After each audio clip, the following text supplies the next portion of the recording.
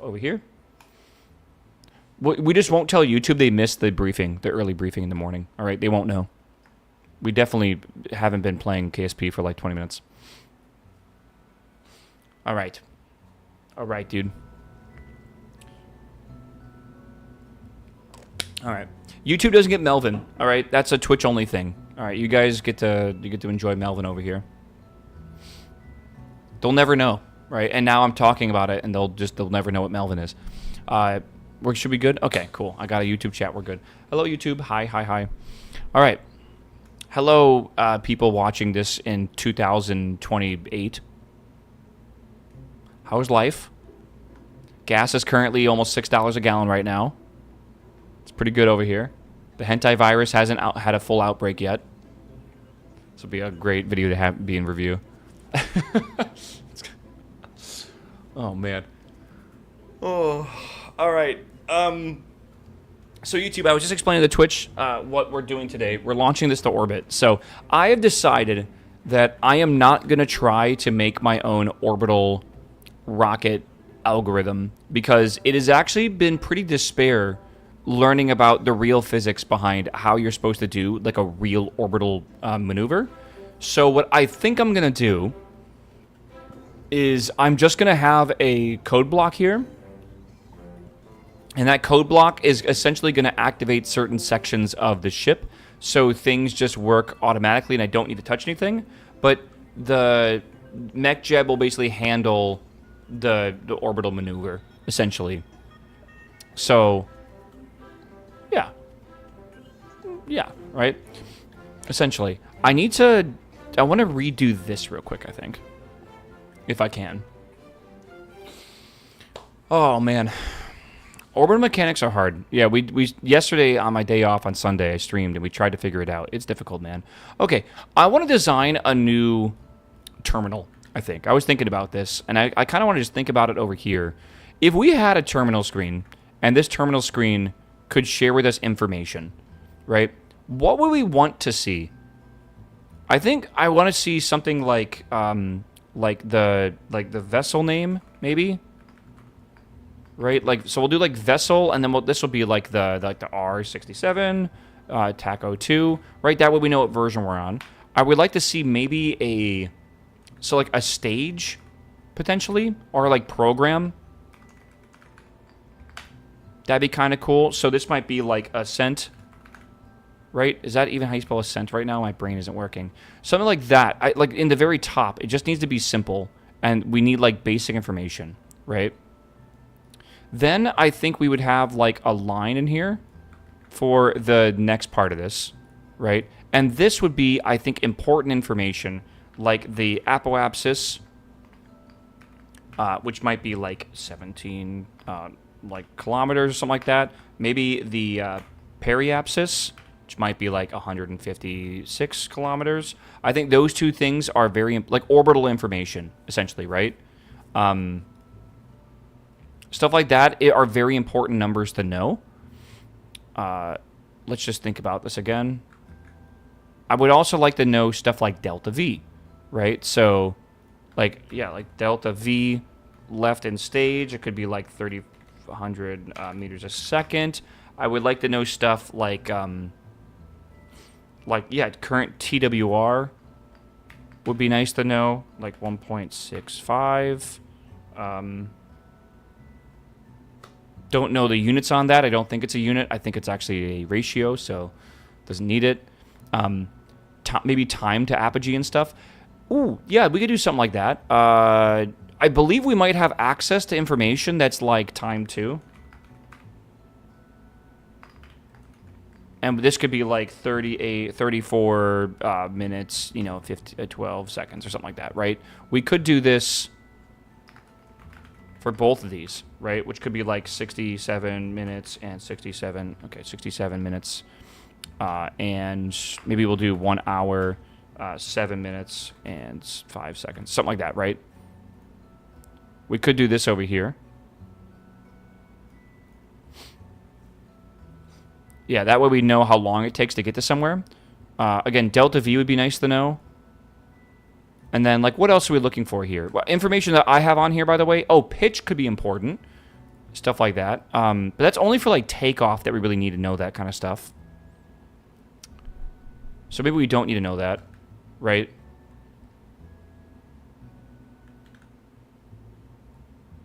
Oh yeah, I would like to know thrust as well, I think. Thrust could be like 730.4 kilonewtons. By the way, the reason I'm putting units is because I'm going to keep things in that unit, and then I'm going to try to organize it if I can. This might be a bit harder to do, because we're just going to have seconds, I believe. Okay. I think this is probably a good starting point, right? We can make something like this, and it should be okay. Vehicle speed. I feel like speed is almost not necessary, and also it's on the nav ball, right? This is stuff that I guess you could find, but it's nice to just kind of have around or whatever. So let's make a new thing here, I guess. So we're gonna print the the vessel.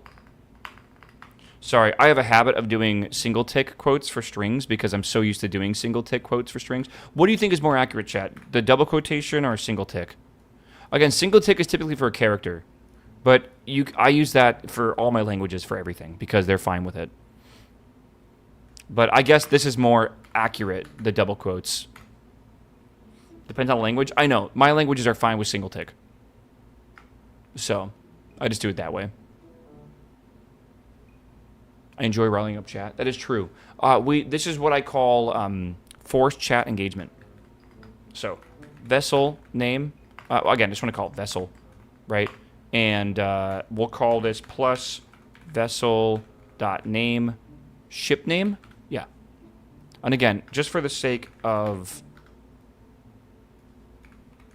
if you guys did not realize, by the way, this language is... what's it called? It doesn't matter on capitalization. There's a name for that. I forget. But it doesn't care about it whatsoever. We got to put a space here. Case insensitive. There you go. That's like chat. Yes, and then so this program is going to be what part of the program are we in, right?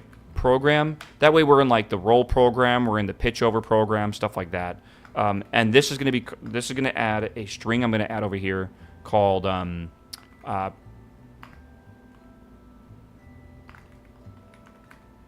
program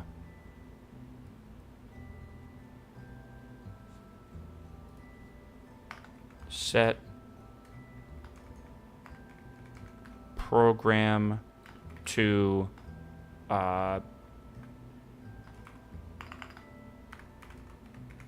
pre-launch? Like, would that work?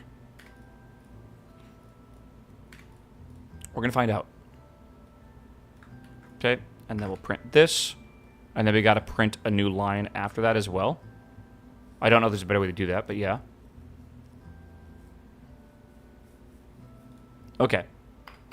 So this is going to be the initial part, right? And then we're going to have apoapsis and periapsis. What I would like to do, I believe, is leave it in meters for now. But I think over a certain value, I want to make it kilometers. So this is going to have to be probably a function at some point, right? Oh yeah, let me also make that similar here. Okay. And then... the next thing I want to do is probably delta V, thrust, and TWR. So the pitch is really nice to have for just some extra stuff down here. I guess we'll have like a miscellaneous, right?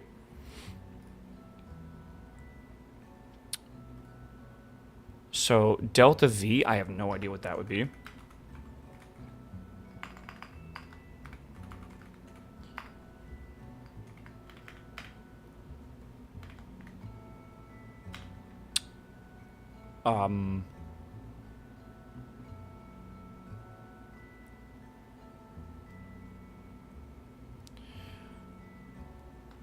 Ship delta V. Oh, okay. Is it that simple?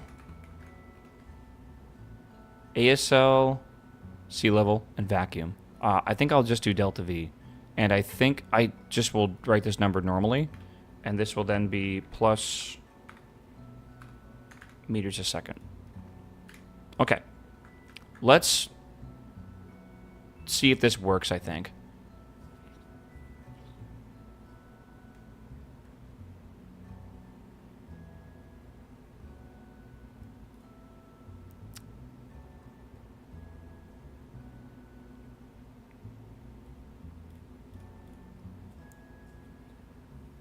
I'm thinking of redoing this countdown and making this program starting in to actually show this by default, and then in the program we'll say like countdown. Vessel ship name. What about it? Ah, it's got to be ship name. Ship. So vessel is a structure. It basically is a structure of how you have data. So if there's any vessel out there, they'll all have the same exact structure. Also, that needs to be a colon. You're right. Ship references this current vessel that we are controlling always, right? That's the important part. So that's why we want to use ship here. It's just basically specifying. Okay. So.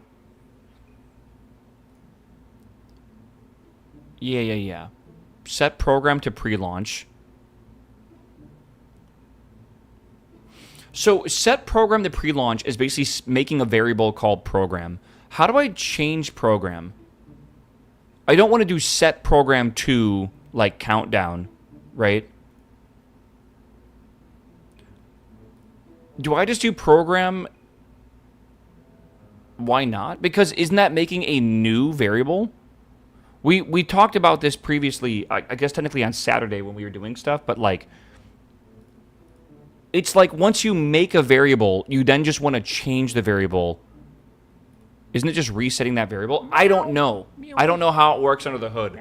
But we had this argument on Saturday that the way I was doing it was not good. So I don't know. Maybe. Shepard, what's up, baby? Good morning, good morning, good morning, good morning. Hi. Good to see you, brother. All right, so this will be like set program to countdown.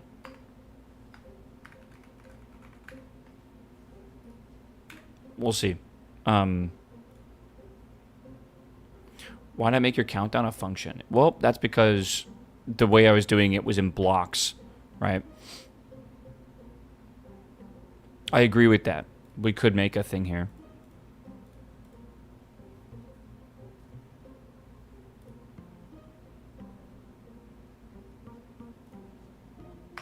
All right.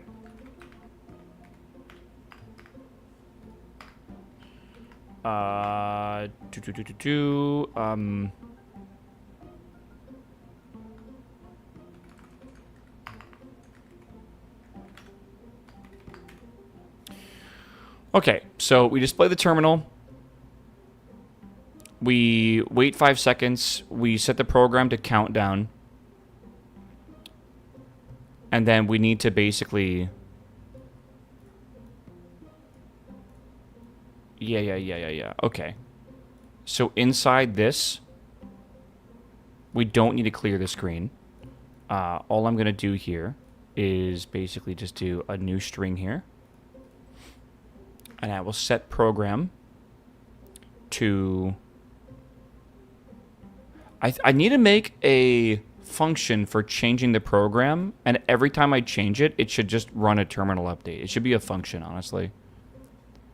Because when I set program to countdown, I need to do another terminal update. Shit.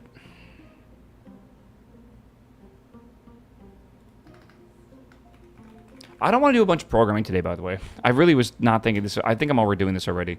Update program.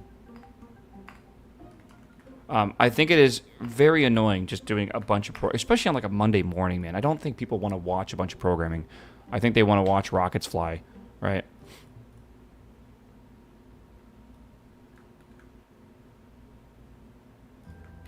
So this is not declared, but like this function's not called until after it's declared anyway, so it should be okay.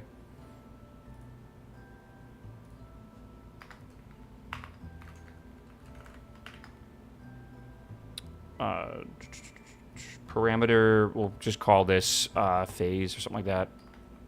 Stage, maybe. Stage is weird, but yeah, sure.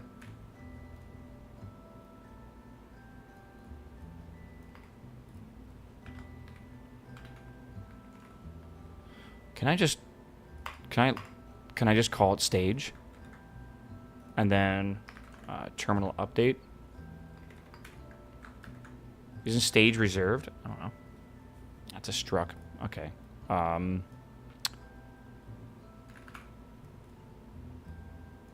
Is name reserved is a question. Okay. Okay, so now here, what I would do is I would run update program, and I would run that with a parameter called a string called countdown. And that is basically how I do that. Make sense? Kind of. And that will basically do all this that we need here. That way, whenever we update it, we want to update the screen anyways. Okay, so this is basically going to upgrade the string I want to... Let's make the string here. So local... this will be the countdown string, right? Which will be 2. Countdown...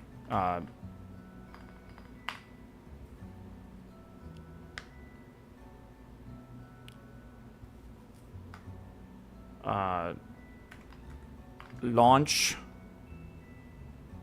in, and then we're gonna add like the count. So we'll do, is it just 5 minus I? 5 minus I guess.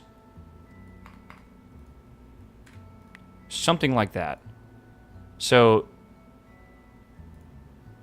and then we're gonna do update program, update here, put in countdown string.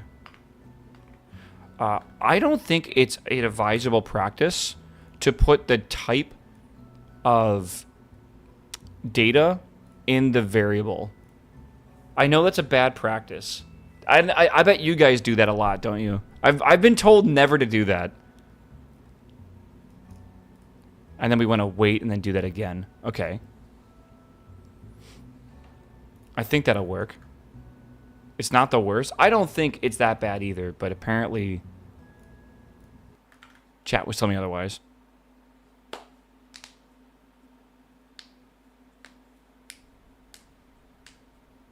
Okay. So, we want to basically do run orbit.ks. Okay. So it didn't like... I'm missing a period somewhere. On line 66.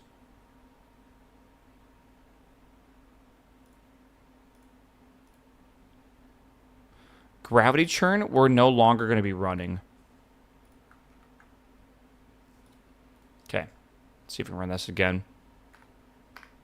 Okay, so that's our new functionality here. We have extra lines we don't really need. Delta V 0 ms for vessel.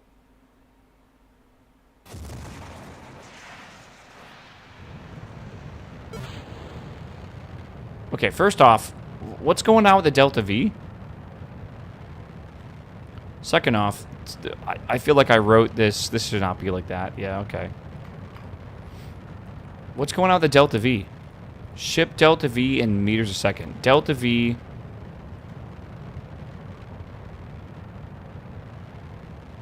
It's a string. Delta V 0 ms for vessel. Ship dot... What? What? Delta V. Ship Delta V current. Oh.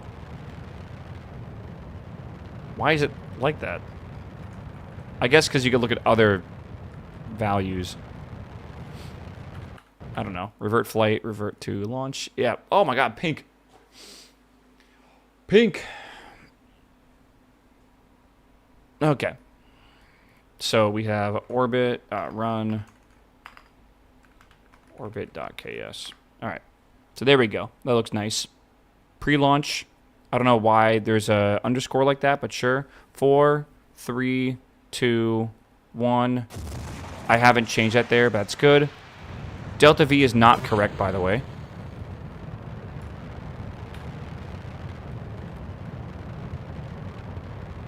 Don't know why. It's definitely not correct, though. Maybe we want to do... It's like ship stage delta V is what I want, I guess.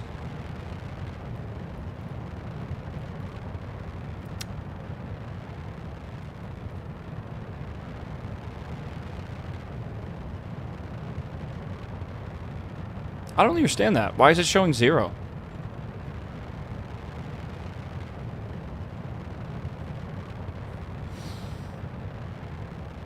You know what it probably is? No, no, no. That should be correct. That should be correct.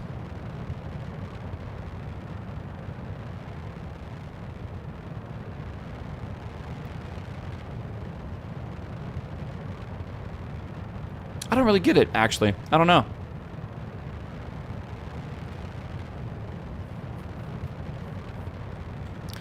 What if we do this?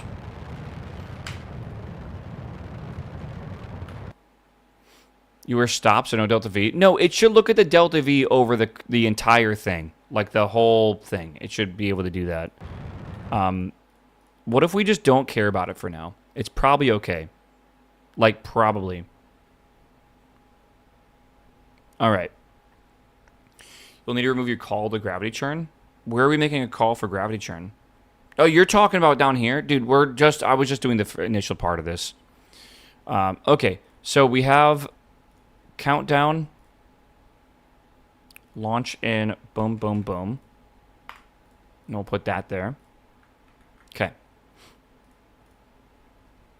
And then we're going to upgrade the program to launch, basically. Ignition. Okay.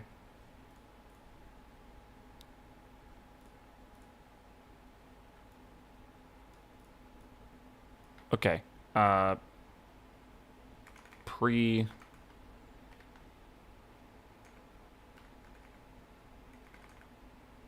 It died? What do you mean it died? The periods at the end drive me crazy. Well, it is what it is, brother.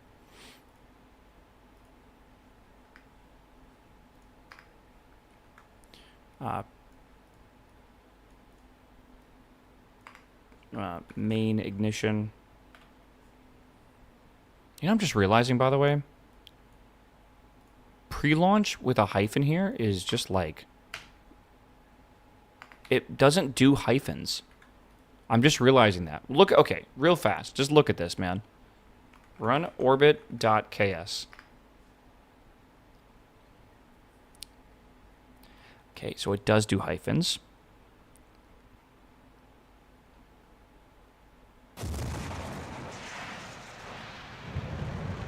And then, boom, okay.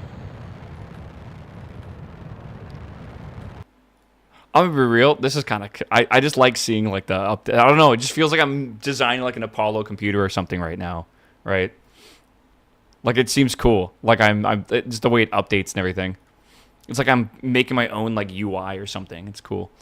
Okay, so main ignition happens there, right? So, let's see, we'll update the program to this. This would be clamp release. Okay. So that's what's happening here. It also helps us kind of like just put everything in the right area so we know what's going on here. Okay. So this is the part we're going to have to fix. All right. Stage. Okay. So we can get rid of this now. And we had this block of code here. So what I told you guys earlier is I no longer want to do my own gravity churn. I will figure out the gravity churn code, and I think I will go at that again at some point when I can just take a bit more time and really understand the problem. It's a very complex problem. This is not something that is solvable with heuristics, in my opinion, at least not in a good way. Heuristics being a approximation of a gravity churn, I need to do the real math behind it, because our heuristic on yesterday kept blowing up the rocket. So we are going to use... Oh, you know what we can do, by the way? I believe that you can integrate KOS into the into MechJeb. So I can actually engage the autopilot and set parameters, I believe, automatically from KOS. That is true, I think, right? I'm almost positive it is. Add-ons, let's see here. Trajectories, Infernal, Remote Tech, Kerbal Alarm Clock. I don't see it in here, but let me try MechJeb. Okay. Well, I know it's possible.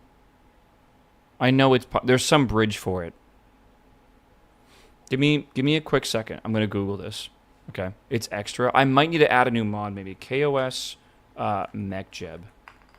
Someone in my chat said they actually control MechJeb from KOS, like it's a thing they do, and that's how they basically use KOS to set up their MechJeb for their flights and stuff. Right.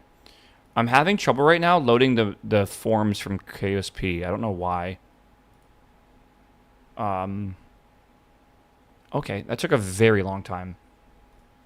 So this is MechJeb add-on. This is from November 15th. That's pretty recent, actually. Integration layer between KOS and MechJeb 2. Okay. Access to most of the MechJeb info items. That's cool. Full vessel state wrappers. I stopped with a quote. I swear to God. Automatic reflection-based deflection generation for high performance. Access to core MechJeb modules like Ascent. Okay. Full covered Ascent autopilot. Classic path only. Okay.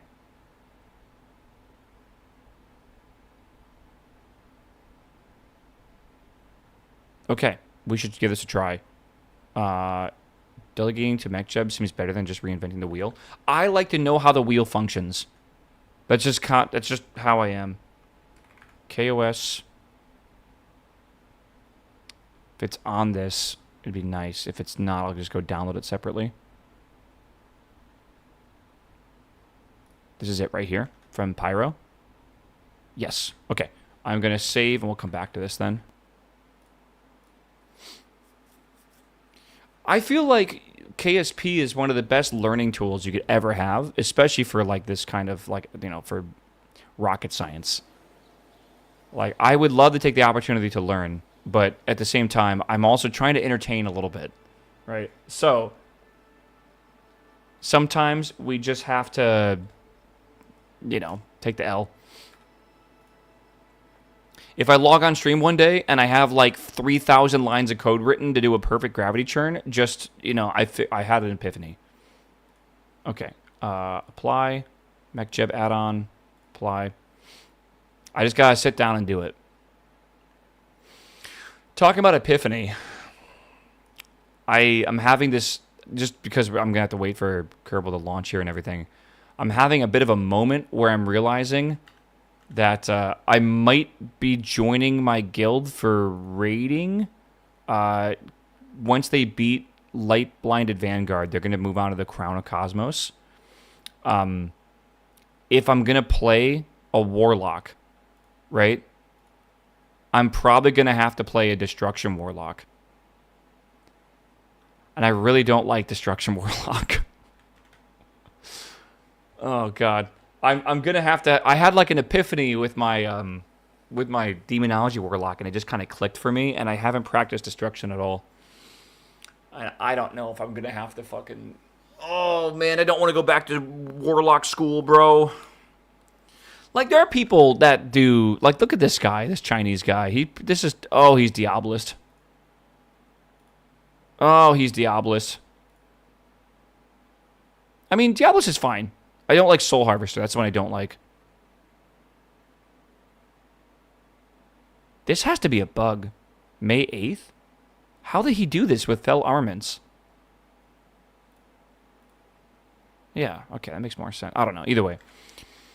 Just press buttons. I wish it was that easy. Have you seen a Fallout mod? Lets you play Morrowind on your Pip-Boy. No? What the fuck? Can you play Doom on your Pip-Boy? Okay, is there documentation for this mod?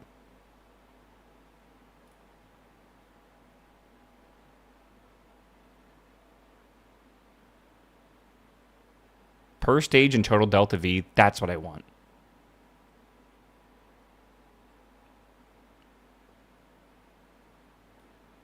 Set MJ to add-ons MJ. Okay.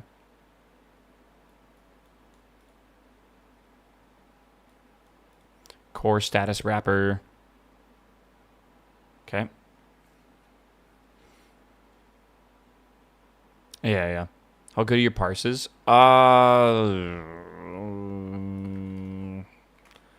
I have never done myth raids before. These are my parses on damage on the heroics we've done, which are just like, we just fucking blast them because everyone's got like crazy gear. So I haven't really gotten a lot of pulls. And this is my boss damage, which I'm a little bit more proud of for some of these. It's not very good. Crown is the one that I have literally done the least. I've only gotten 4 pulls on it, basically. And I still feel like you don't learn a fight in 4 pulls. You just don't, right? It's not 4 pulls, sorry, 4 kills. But my parses are not great. Luckily, my guild seems to be really chill. Are you using 1-button rotation? No, I've never done that for Warlock. I'm much better at Warlock now. Is your name Shrimp Scampy? That sounds fucking good, actually.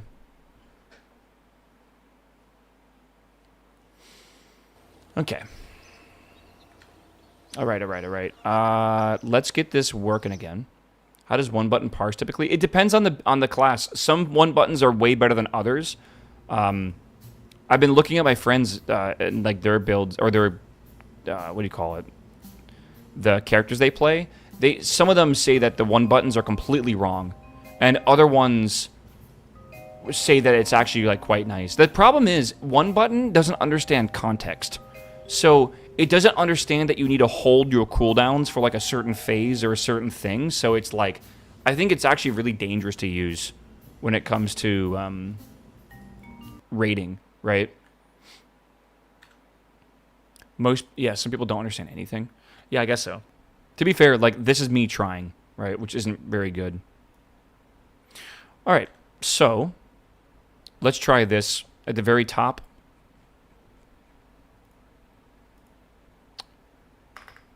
At the very top, I need to run this command, which is going to be called set MechJeb to add-ons MechJeb. Okay? And then there's a vessel wrapper for V. We can make that at least. We can do core. Ascent. Yeah, I think I'll just grab all these, man. Because I'll probably be using a lot of these too. Right. Just a couple tries at each boss. Not really progging them. Exactly, right?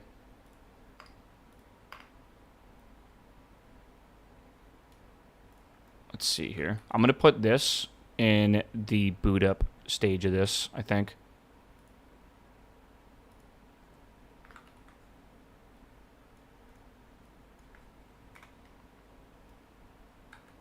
Right before that. Okay. This should flash for like a literal frame. So we'll do wait 1 just to make sure it's okay. I'm interested to see how fast Claude could have done this. Yeah, but I'm not learning when Claude does it. Okay, so we have the wrappers here, and I don't need to know that these are wrappers. I already know that. Core, vessel, info, and ascent. So we have access to all this stuff now, right? Which is good. And we're not using it, but that's going to be important for certain things. This is like angle of attack. That's good to just have, by the way. This would be like our dynamic pressure, TWR. So we can actually maybe get rid of some of our functionality behind this too. But this should be good. Should we have a universal time in seconds? Oh, we should probably actually write that out to the screen, shouldn't we? Ship name. I think like time, maybe like mission time, could be really useful. So what is that core? What is that part of? This is vessel. Yeah. So it'd be v dot time. Like that, I believe. Because we're V is our what do you call it? Skirt. It's this up here. It's our vessel. So that should be good. Again, I should probably just double check this works real quick. Okay, and then this also we can do V orbit, altitudes, velocities, arrow, atmospheric pressure, miscellaneous, net forces.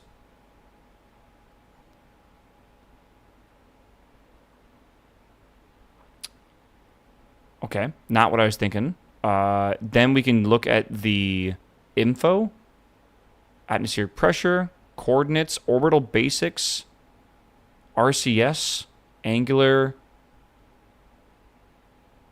part count, strut count, crew capacity. It's interesting. Target distances, biomes, stage delta V. Okay. Stage delta V, total delta V, AC, vacuum, combined formatted, total delta V. Okay, so I guess what I'm going to do is this. Combined formatted total. Okay, I don't know. Schaefer, what's up, my man? Welcome back, my dude.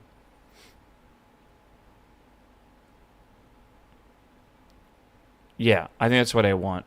So, yeah, like total delta V vacuum would be info total delta V. So we'll grab this, and I'll just do info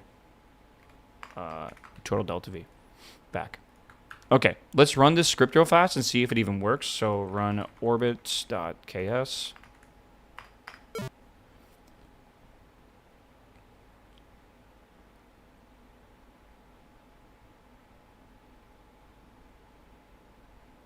It will clobber or hide the built-in read-only variable core. Okay, well, first off, I understand what's going on, but why is it called clobber? So I can't use core?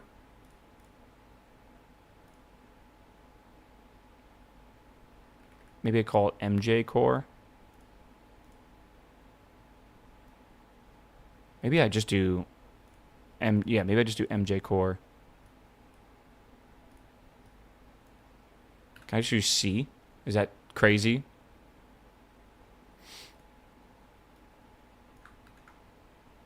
Maybe I just keep it the way it is. It's clobbering time. Yeah, what is that, man? Like, what's going on?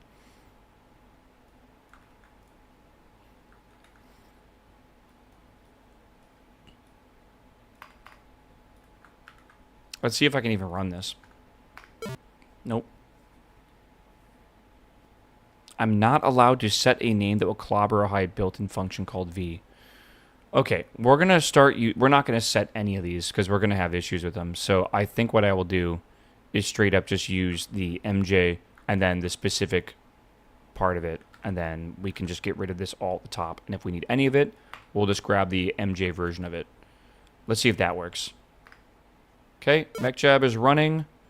Now we have an issue with line 122. Which is waiting for terminal update, which is coming from here. And that's getting an issue with time being V time, of course. So that we want MJ vessel time.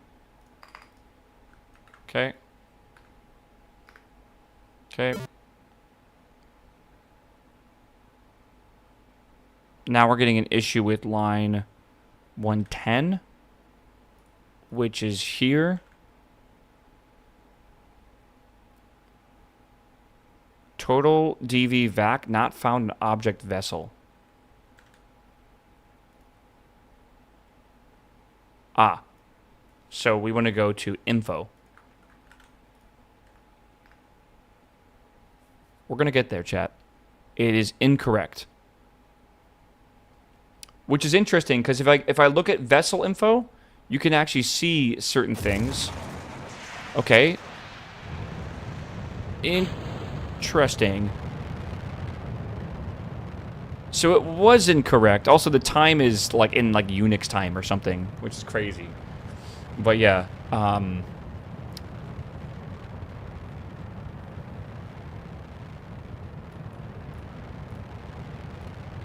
Yeah, it's getting like the actual like time here, which is weird.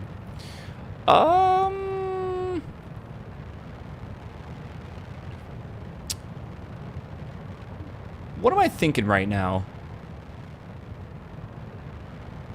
Maybe I'm thinking I'm overthinking this. It cannot be Unix time since it's before 1970.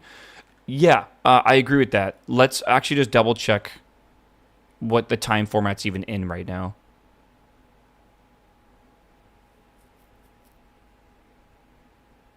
Universal time in seconds. Since when, though? Since, like, 1990 or something?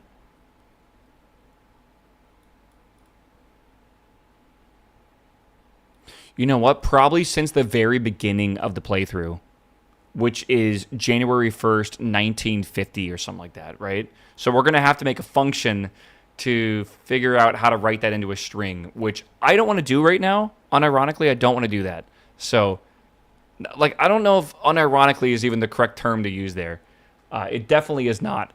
I cannot be asked to do that. So I will not be doing that. I'm going to round this to 2. That's the kind of shit I will do in my free time when I just want to make this just really beautiful, right? Like this playthrough really well. We want to make these into libraries, by the way, and I don't know how to do that. But I think when it says like set MechJeb to add-ons MJ, we can do something like that where we include another file in this file, kind of like a import, right? That way I can make a file that has all my functions that I'm going to be using really often. Like, for example, I want this terminal thing to be used on all my flights, and I don't want to have to use, I don't want to use the same script for this, right? Because every flight might have a little bit of a different functionality. Maybe this one has RCS, maybe this one doesn't. I'm going to make it like kind of a mission-specific thing. So, yeah, save the date in a variable and then use the difference for local time. What do you mean by that? I'm going to have to write a function that looks at the seconds, calculates what month, day, and whatever, like the whole thing. I also, you think there's going to be mission time? Like, you think that's a thing? Not save. Control F. Time.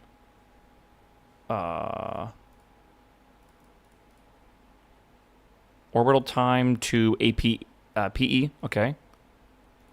No. Time to impact to SOI transition. Stage time. Hover. Hot stage lead time. Okay, that's it, setting the autopilot stuff. That's cool. Time ref values. And then there's also auto warp to time. Yeah, what's the mission goal? We're doing Sputnik. That's the mission right now. We need to get a satellite into orbit. Right now, I'm just making a quick readout so I can kind of like, you know, figure things out as it goes. But it should be fine, I think. Did not mean to do that. What the fuck did I just do? Oh, whew. Wait, what? Did I close orbit? How did I do that? Should be fine. Control S. All right. I hit some hotkey to close it. Okay.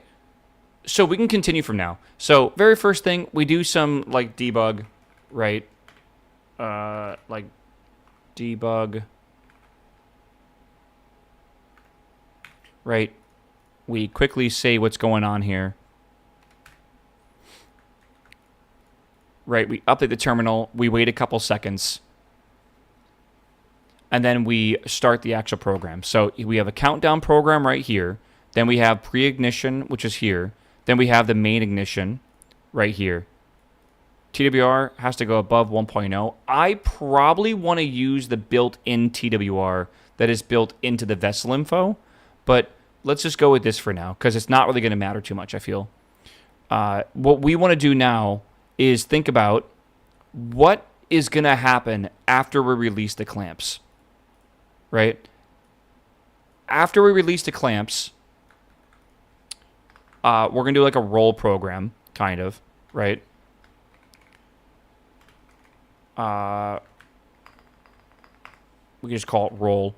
And that is going to align the front of the ship with the direction that we want to basically orbit. So we're going to align the front with this, like the azimuth or whatever, with eastwards, which is 90 degrees compass-wise, which should be perfect. So the autopilot will basically do that. Actually, talking about autopilot, we need to figure out how to activate the autopilot. So autopilot. Let's see here. Classic ascent autopilot settings and toggles. So that's down here. So it's going to be ascent, MJ ascent, and this is enabled. That's just basically it. Yeah. So we're going to do that in the pre-ignition stage, right? So we'll throttle up to 1, set steering to up. We don't even need to set steering to up. We can probably get rid of that, now that I think about it. Couldn't we? Yeah. We'll let MechJeb do it. So we'll do MJ dot ascent, right? Dot enable. Like that. Enabled. Okay. It's read write. Do I need to set that to true? I think so. Okay.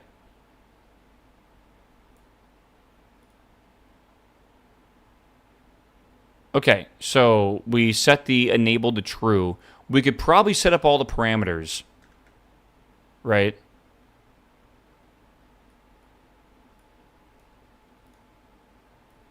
And they're already set up, so we don't really need to do that. We're going to do the staging ourselves. Everything else will just kind of happen. Let's see. This is not engaged right now. If I go over here and I save this, right, we should be able to see what happens. So we'll just run this orbit. What just happened? Whoops.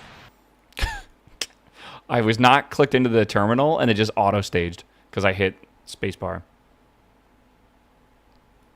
Okay, so run orbit.ks. Okay. Launching here. All right. Let's see what happens. The autopilot's, there it goes. So disengage. So autopilot's good to go. It didn't let go of the clamps. Ah, because I have this set up incorrectly. Let me go set this up correctly now. So because of the way this game works, you actually have to have a stage, otherwise you will not get any downwards distance, because it's a, I think it's a bug, right? But you will not get any downrange distance for any of your missions that require it unless you stage something. So we will stage the launch clamps correctly this time. So run orbit.ks again. Okay.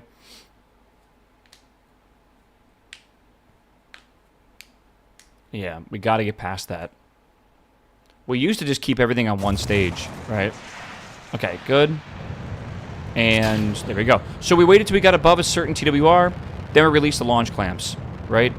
Now we're in the roll program, which, if done correctly, there we are. So now we've rolled over. Okay.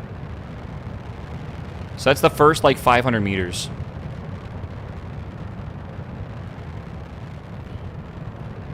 Okay, good.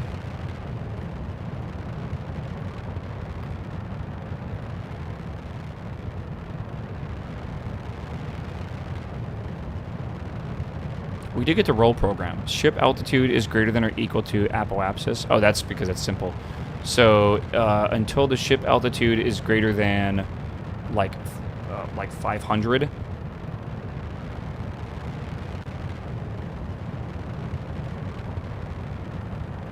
Yeah. Well, we don't want to wait one.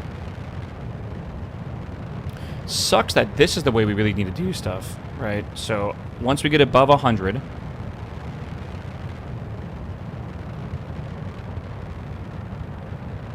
Okay.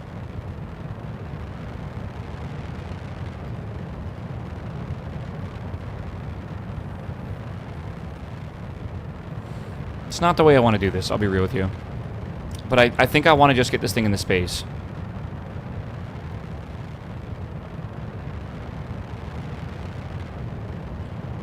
Okay, so once we're done with the roll program, we're gonna do the basically the gravity churn stage. Gravity churn, we'll do like phase 1. Maybe update program name into terminal update function. I kind of get what you're getting at.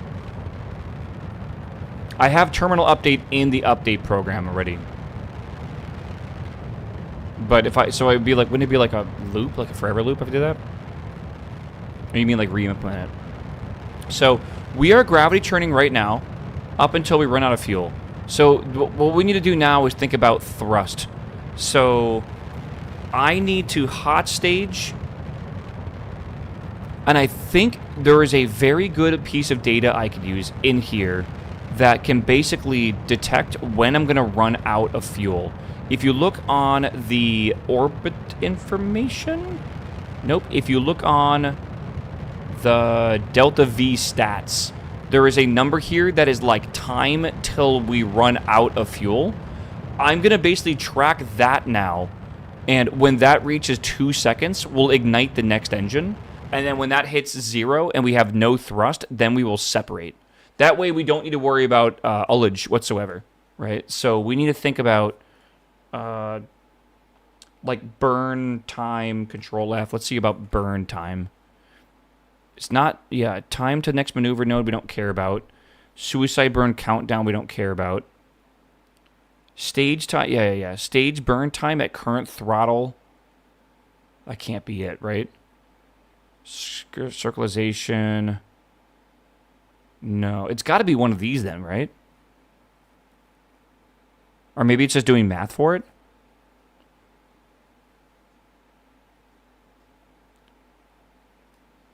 Stage burn time at current throttle. So maybe it's T burn C. Maybe that's what we're looking for. Let's get that as a readout and see what that actually does. What is this an info? Info. Okay. So this is why I want to have like some extra stuff down here, right? So we'll print, right? Burn time. Right, and we'll do this. Whoops. MJ dot info. That. Okay. And that should be fine. Surely. Separate when thrust is 0 just in case it does not burn every last drop of fuel. That is why I'm looking at burn time for when to... Yeah, burn time is when we'll start the hot stage. Thrust is when we will stage. I think that's a good like safety net where when the thrust disappears, then we know we can stage and there's no worry about it. Right? So run orbit.ks. Okay. Burn time is 0 right there.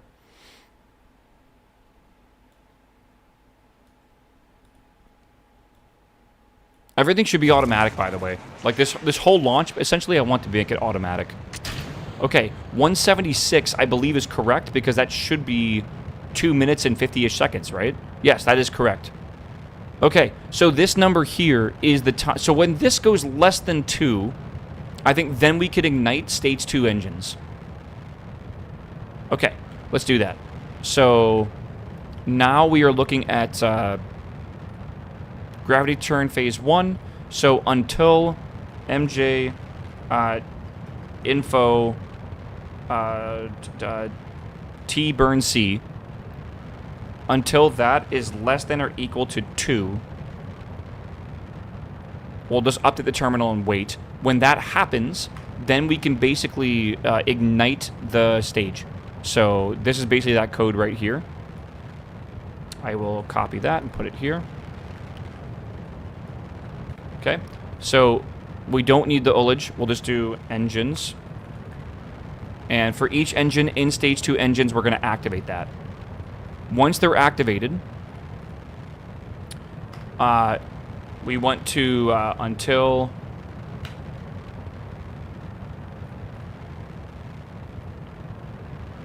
Yeah, I mean, we update this now. So, yeah.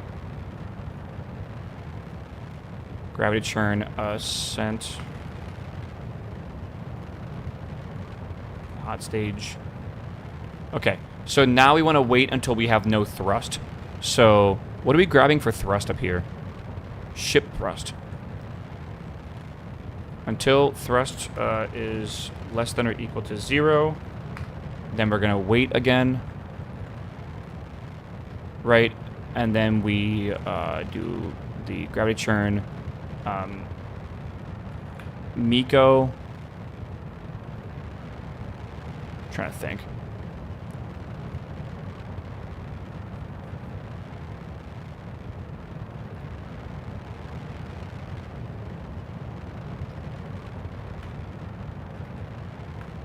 We want to wait a very short amount of time before we disconnect. Just a very short amount. And then we will run the decouplers. Alright, so then we basically use the decouplers. So that will decouple.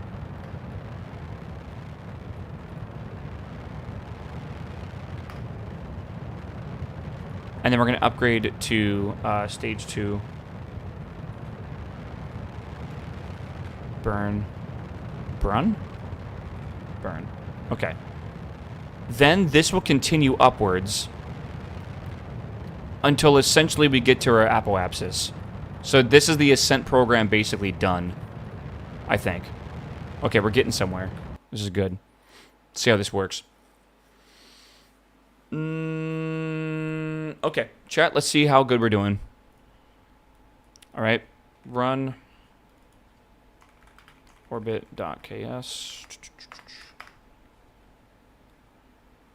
This burn time needs to be adjusted, but whatever, it's fine.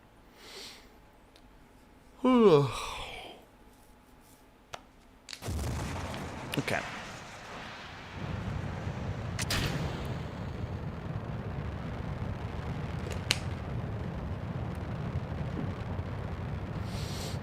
Oh my god.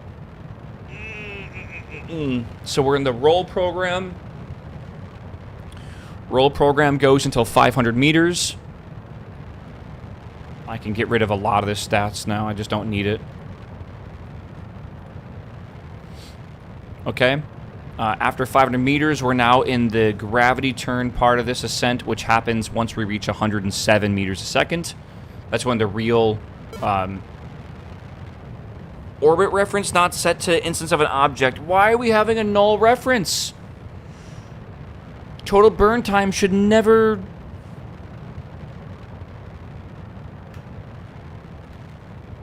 Is that correct?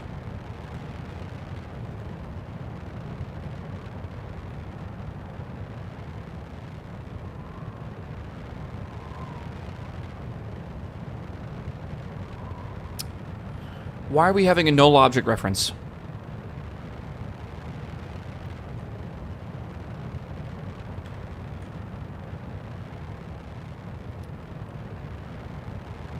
Like, we're getting that exact info here.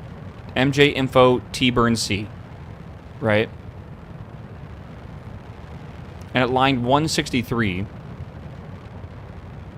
MJ info T burn C. Object reference is not set to an instance of object. If I had a dollar every time I got that message. When this is less than or equal to 2.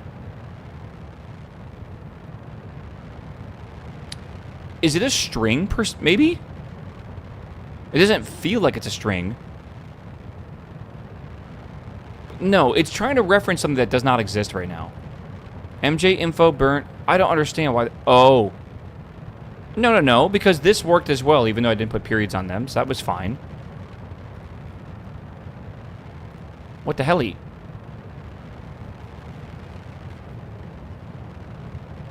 My code's crashing, chat. What do I do?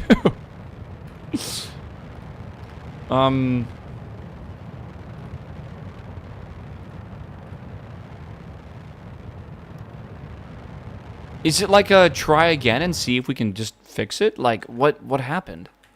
I'm actually so confused why we were able to write the variable to the output, but not write it or not use it as a comparison. Like, I don't understand that really. Round.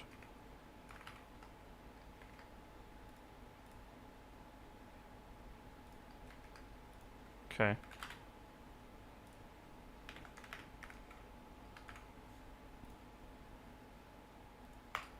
right?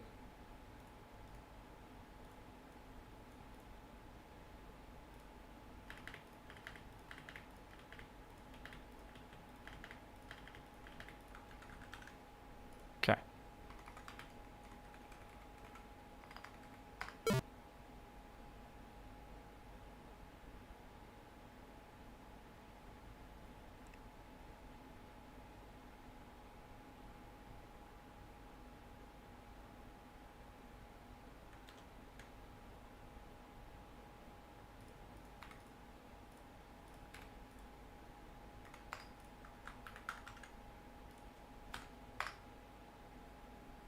Okay. We're good. Yeah, the booping sound is always good, right?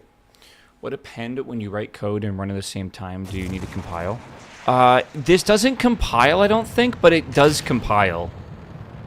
It does like a... It compiles in like a... I don't know how to describe this. It compiles for simulation. Because they want to simulate that you can basically fit this code in a certain amount of space. So rather than saving everything in like plain text and it's just like that, technically things compile down into like instruction words. But I believe it's not a compiled language. It's complicated. KSM is more like a minify than a compile. Yeah, it's interpreted, but it's also like they try to simulate how you would program on a real computer. How you could write really long code, but your compiler will make it smaller or whatever, or sometimes larger, right? Because I only have but so many bytes available to me, since that's like a balancing thing in this mod pack. But currently, we're not doing, we're not really doing that, I feel. Okay, we are not having this issue until we have to access this here. What the fuck is going on?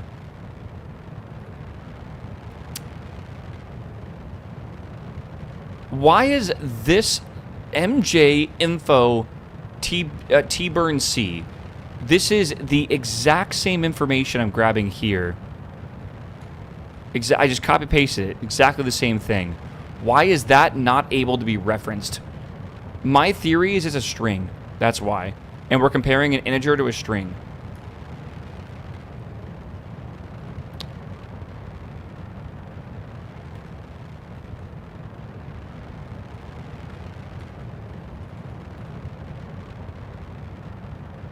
I can't tell. Try it with round? Why would that matter? You think round can take a string and make it into an int or something? Or not an int, but like a float? I mean, couldn't I just convert it anyways? Conversion from float to int failing, maybe? Oh, I don't know. Sure, round. I just think that's a terrible idea, but let's just do it anyways. Because why not? I've seen a lot of worse ideas, alright? Most of them are mine. Monster time? Uh-oh, Patty. It's already fucking 10 o'clock here. Holy shit. It's weird also, like, the date, the time pass is so weird on Mondays, man. Yeah, when we're trying to, like, write stuff to a string, of course it wouldn't matter if it's a string, but if we're trying to compare it to a float, some languages allow you to do that. Actually, a lot of languages allow you to do that. Maybe not this one.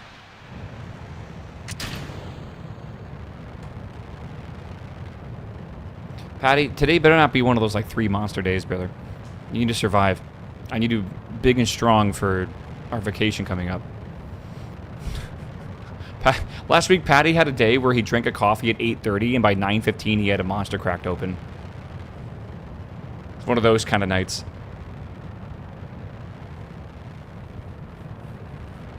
Double Red Bull Monday, I call it. Yeah. Okay, bro. That can't be healthy? Oh, surely it's healthy. Yeah, surely.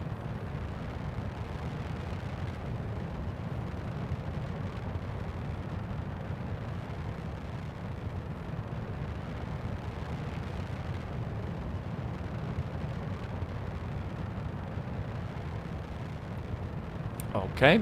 Will it fail after reaching... It didn't fail. Fuck. Why is it not understanding MJ? Why? Like, actually, why is it not understanding that? Where's MJ from? I'm setting this variable equal to this. Should I try it just directly? But why would I have to do that? I reference it every single frame update for these, and it's working fine.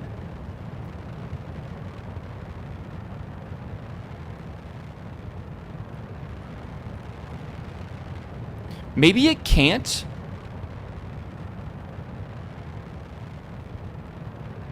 I don't know.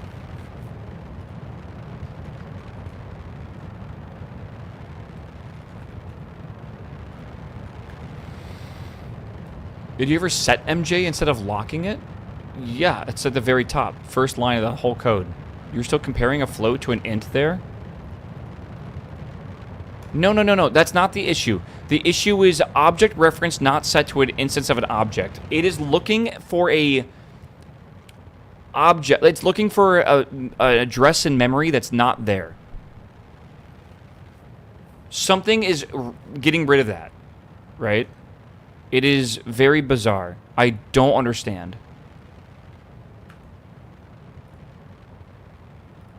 It's very weird.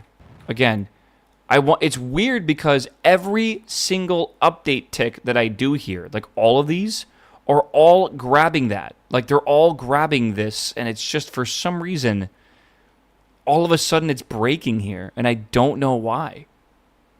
It actually makes no sense. I will try one more time here.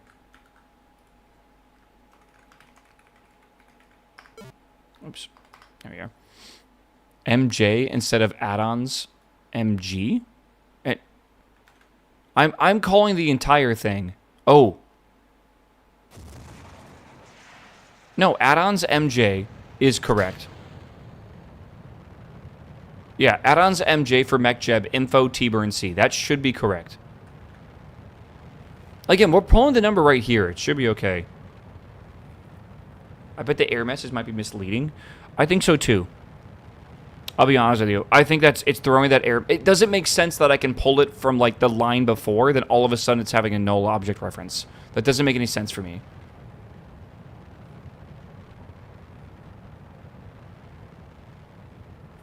I don't know. Very weird, for sure.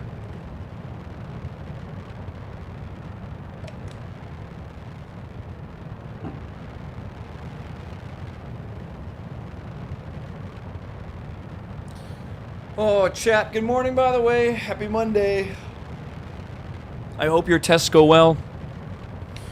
I hope everything goes well for you this week, man. I know, you guys done with finals soon, if you're in school right now? Hopefully soon.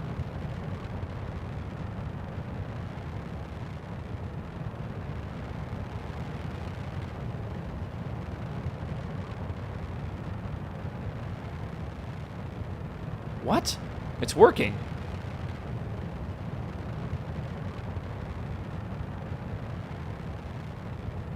But why?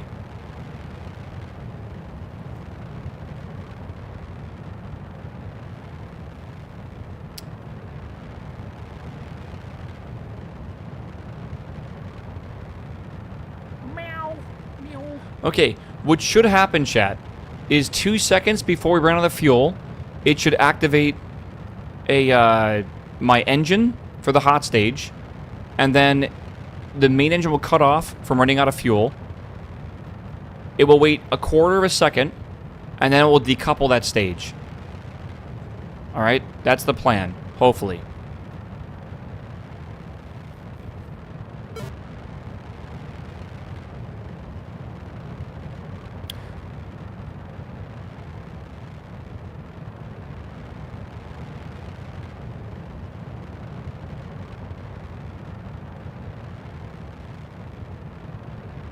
I have a theory.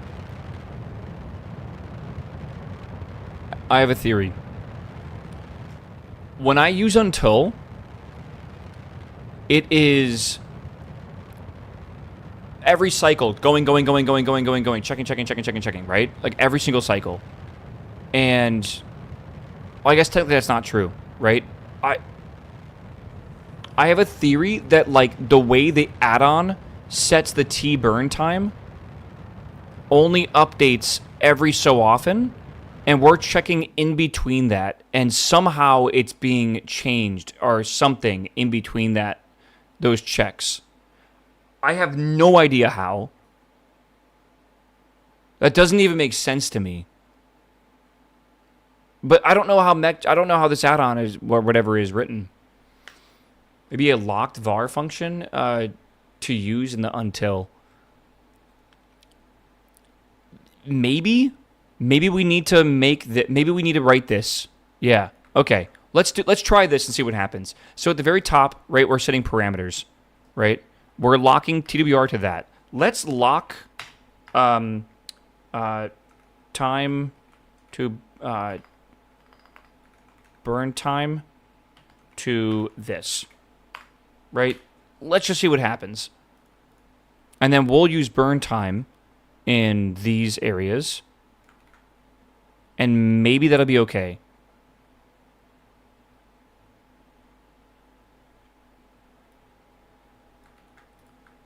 Right, because this is definitely extremely weird that this is happening.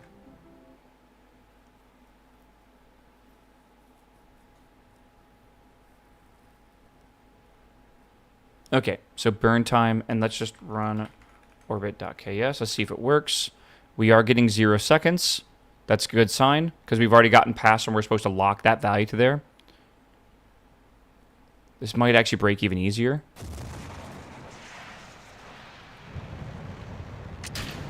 Okay. Good. That should be good, right? Set it to a variable and update the variable in your until would probably fix it. So when you lock a variable, every cycle it updates. So this is basically updating it without us actually checking by updating it. Right? So it is basically set to update. That's my theory, is it's something's going on with some disconnect somewhere with it. And it's pulling, this burn time is pulling the exact same number as our ascent function as well. Or I guess our gravity turn function here. So this number is being compared to 2 when it gets to the gravity turn ascent part, right? Which I guess is in right now, because we're past the angle change here. Yeah. Probably for 1 frame the variable is being set to null or something, which is super bizarre because it would have to be set to null. And like I don't want to do a null.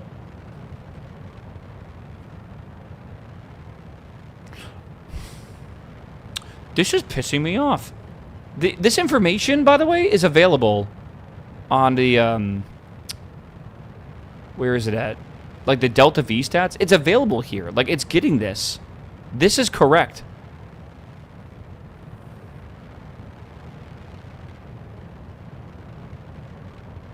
And it's random when it happens.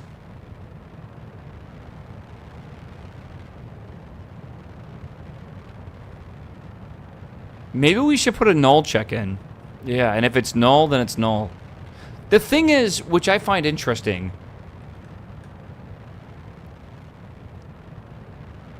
I guess not, actually. I was going to say, like, when's it checking that? It's before the terminal update.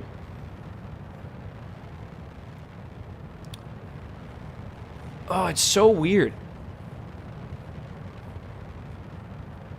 It might be a bridge bug, yeah.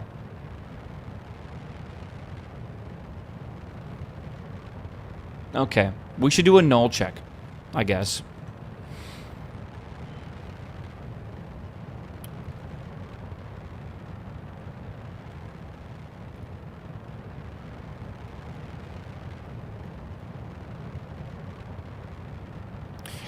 How do I do this, though?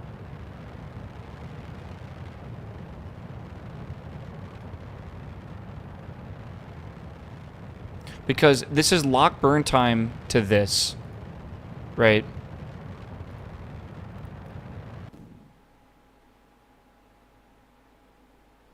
And it actually crashed on line 95. because that was, I guess it was called from line 166. So maybe the null check should be on line 166 here. So until burnt time is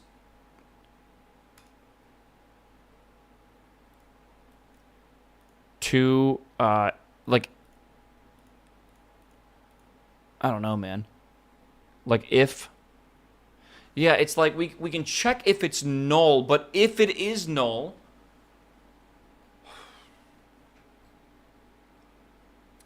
what do we do with it? Like, is that just another, like, invalid state? Like, it needs to not be null and also under 2 seconds. Maybe?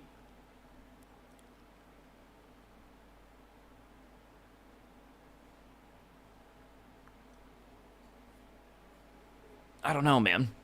It's weird. It's definitely weird. Maybe we need to make it in the lock function here. Like right now, we're just saying this is T burn time C, right? And when this tries to access this, it might be... No. See, the issue is...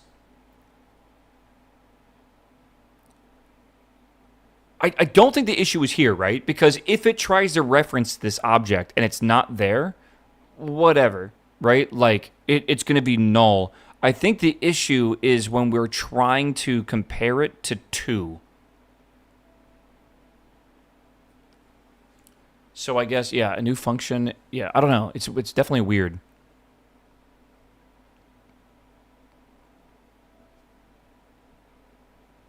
What's wrong with vessel burn time? Is that a function that we have access to?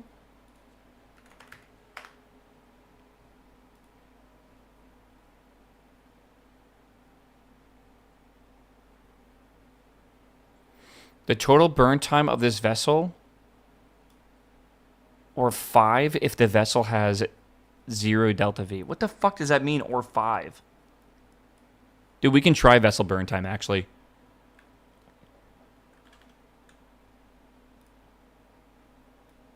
Hold on.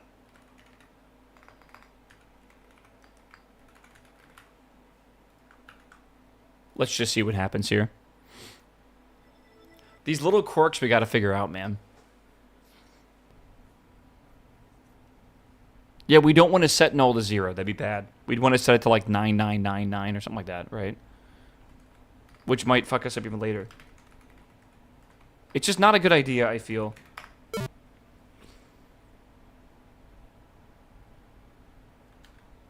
Ship burn time is definitely not a thing.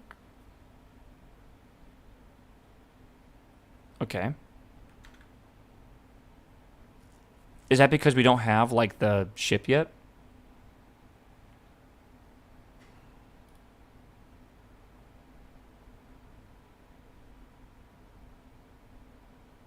I'm a little confused. Why is that a problem? It's vessel? Vessel's a struct. Or whatever. I think this does not have a burn time because we're not in a phase where it can have a burn time.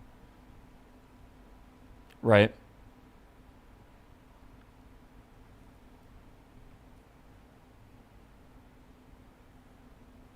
Oh, dude, the people that write code that actually is like used in real life rockets, it must be so scrutinized. It's crazy.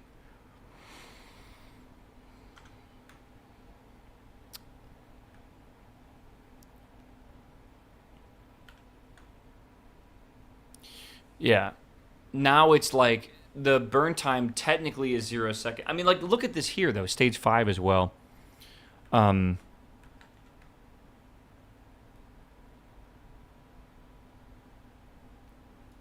don't understand why it says total burn time of this vessel or 5 if the vessel has 0 delta V. It's a bit strange.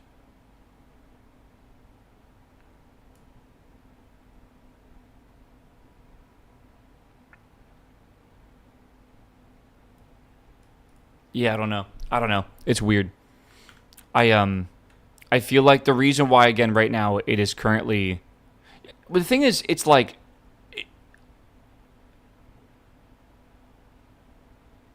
Look, what's the problem here?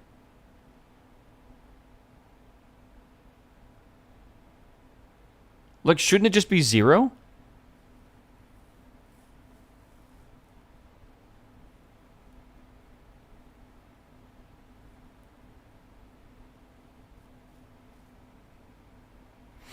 Yeah.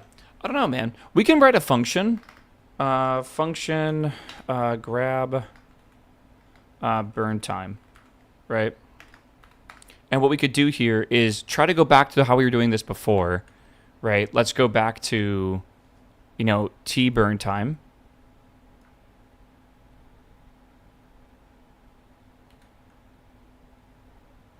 Wait, alias? Stage time current. Is that what I want? Or could I just use the alias? I guess it doesn't matter. You think the alias is what's fucking this up? Wait a second.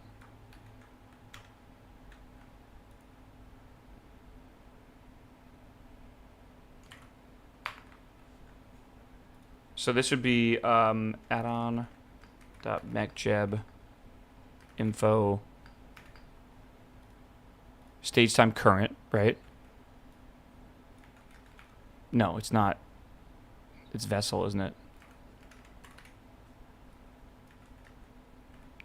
Okay, okay. What the fuck is this again? Oh, God. Okay, I think it's an info.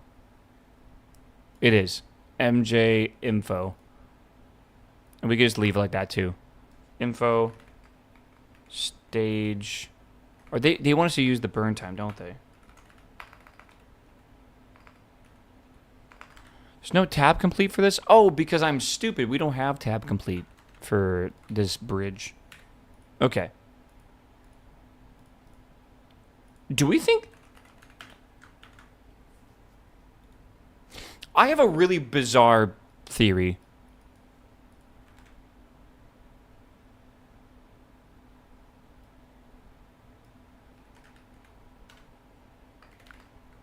There's no way this works. There's no way. There's no way that works. Oh, I don't know. My theory is the process of making the alias is what's fucking it up. Does case matter in this language? No, and it's really ugly. I'm going to be real with you. I don't know. Override, by the way, thanks for the sub, by the way. Thank you, my man. Welcome, welcome. This is one of those things where, like, the problem is not KSP, and it's not me. It's the fucking programming language that's just being stupid right now. Remember, software only does what you tell it to do. So, I don't know, man. Maybe it's my fault.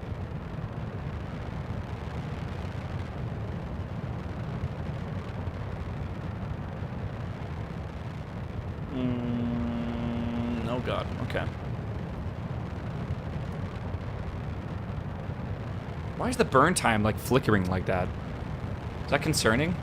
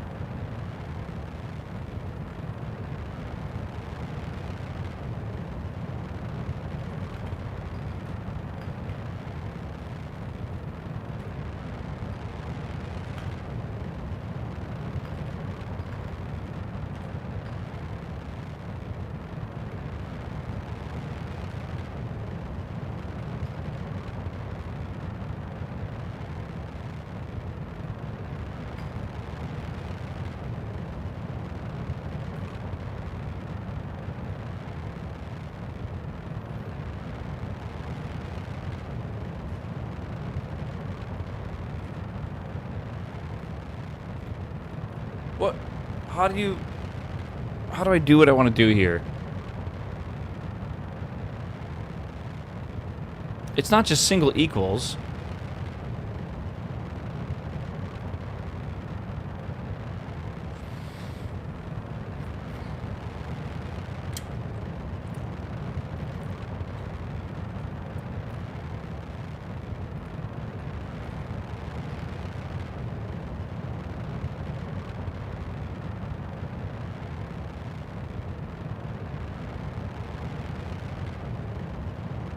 What?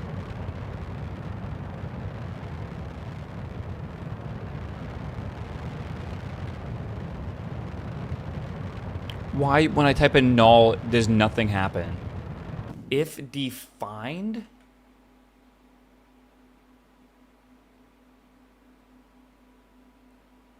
If defined. What does that mean if it's not defined? You need to do if defined to see if there is a defined before returning the value, or just return 0. No, we can't just return 0. We can't. Again, this says local time to MechJeb info stage current time. This will just set time to a null, which is fine. Right? It's referencing something that's not there, but it should just set it to a null. I'm almost positive. And then when we compare that null to like an integer or something, that's when we're running into issues, I feel.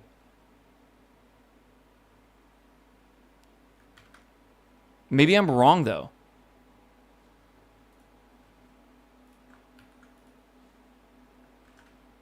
Maybe I am just being stupid and that's not true. Let's see here. Define returns a bool true or false according to whether or not an identifier is defined in such a way that you can use it as part of this program. Huh. So, if... Hold on.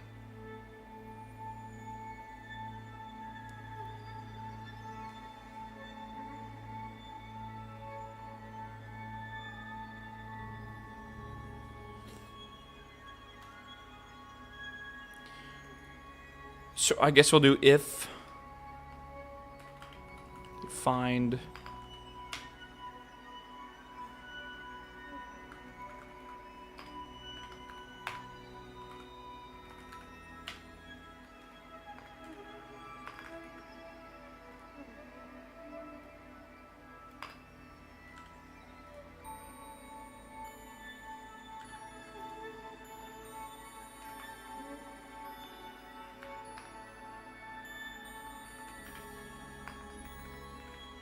or something, right? I don't know.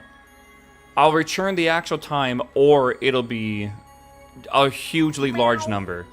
And then I could look for that or whatever. 5, like MechJeb?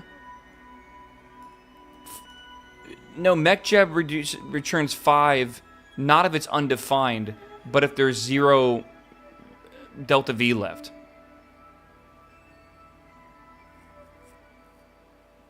I don't know. Brewer says, I would like to pet the cat. Brewer, here's your cat pet.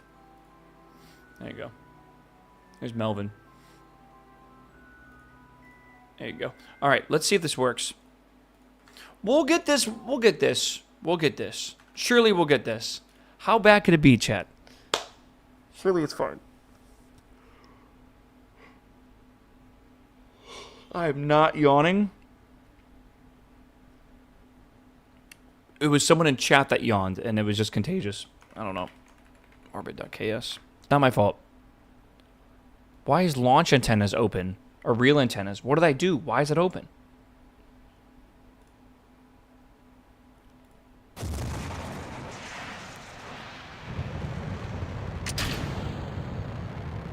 Huh?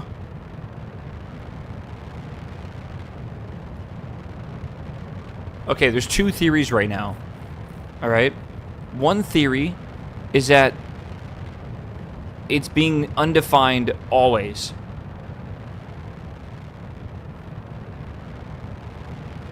Or it's like, it doesn't even look like it's swapping at all.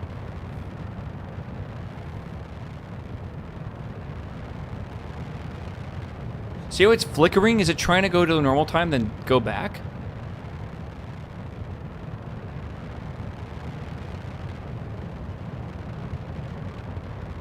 Like, we're in the ascent part of this. Why isn't it... Why aren't we getting... Well, I mean, we're not going to get that weird issue anymore, right? Wait. Am I... Is this supposed to look like that?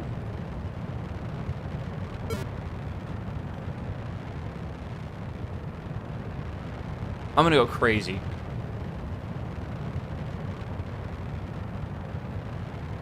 Does that error even make sense?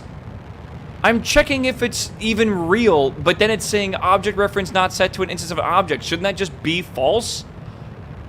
What? That makes no sense. That doesn't even make sense. I'm doing a null check, and it's like saying, like, oh, you can't check null because this object is null.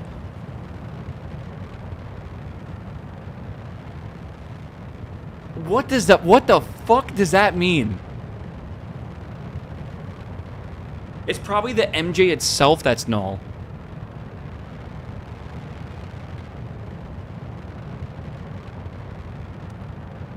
How does that mean? How can it be? I gotta stand up. We're gonna go about this a different way, I think. I'm gonna make my own fucking burn time function. I can figure it out. If you know an engine's efficiency, and you know how much delta V you have left, or whatever, or maybe we just look at delta V in stage. We can just fucking figure it out, bro. We can, how bad could it be, bro? Surely. I'll be right back, chat. How can it be?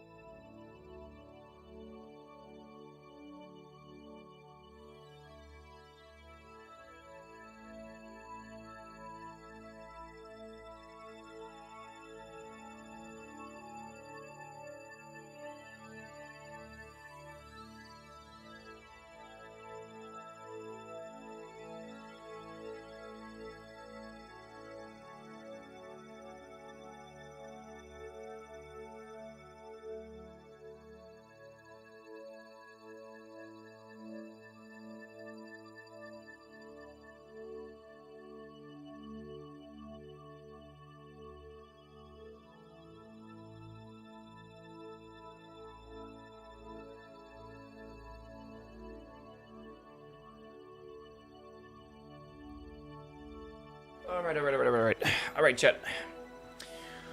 Oh, let's see here. Okay, actually, so this is a weird question. If it's MechJeb that I can't reference, wouldn't, no matter how I try to do this, break? Like, I couldn't even grab... Well, you know what? Let's try this. This is the Delta V total. That's in the whole ship, which is... Is that even accurate? That can't even be accurate. Is that... Does that ever even change?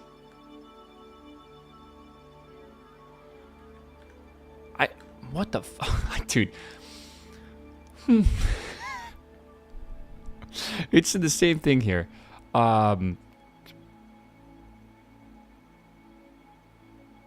Dude, I don't even know anymore.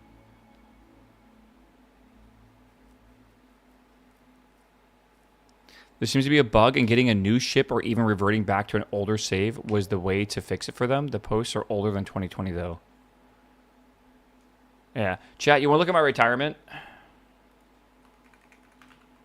Here's my retirement, brother. It's a good day, bro. It's a good day. We're up 12. It was up 30% on Friday.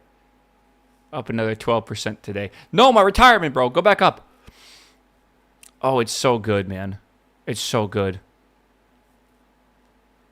The greatest stock I've ever purchased.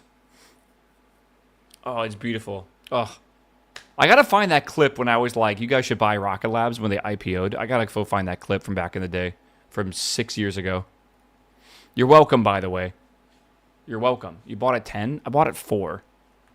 Okay, I didn't buy at 4. My average cost now is like 7. I bought technically at 15, and then I rebought at 4. And by rebought, I mean I bought more. All right. When the IPO happened back in the day, it IPO'd at 10, and then I bought it when it mooned up to like 15 or so. I bought a bunch, and then it crashed really hard, and I was like, man, that was a bad investment. But I didn't sell because I don't sell stock, because you only lose money when you sell. All right. And it took, look at this, man, from October 2021, it took till, and I just kept buying when it was low. It took till like 2024 November till it actually went back in the green for me.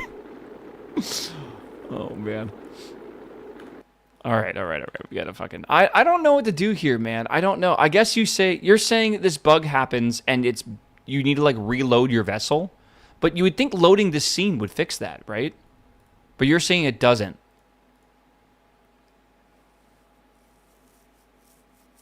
How much did I buy? Oh, yeah, not enough. Absolutely not enough. Oh, shit. Okay, thank God. I hit the wrong button. I almost just spent, like, a lot of money by accident. I'm very tempted to sell, like, 30% and sit on it and rebuy when it drops again, or invest in SpaceX IPO. I'm not gonna... hear me out. Never sell. Unless you actually need the money right now for something, I wouldn't even sell, ever. Run orbit. Not financial advice. I feel like there are very few situations in life where people are probably happy they sold, right?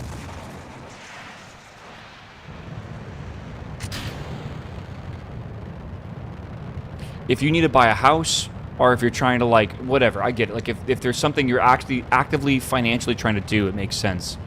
But otherwise, like, what are you doing?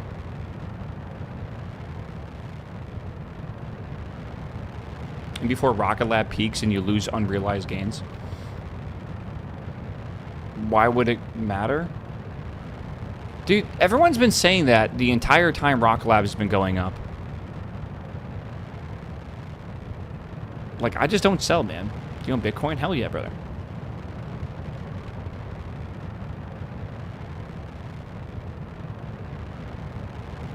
It will panic if there's no MechJeb module to be found. Could be something with the electric load or modules being disabled. Not a code problem. I don't think it's electric load.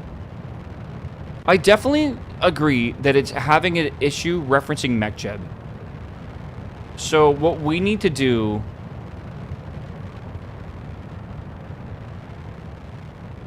What the fuck just happened?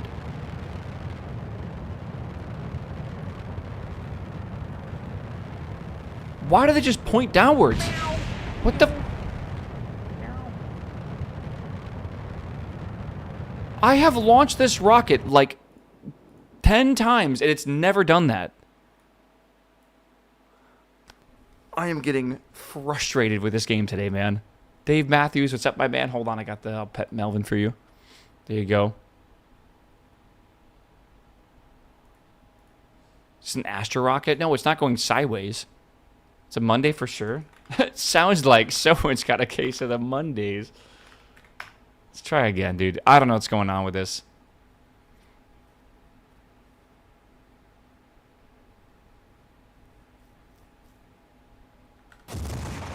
Why is burn time...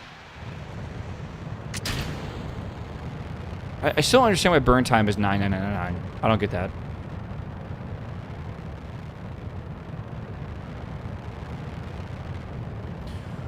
Oh, I don't know, dude.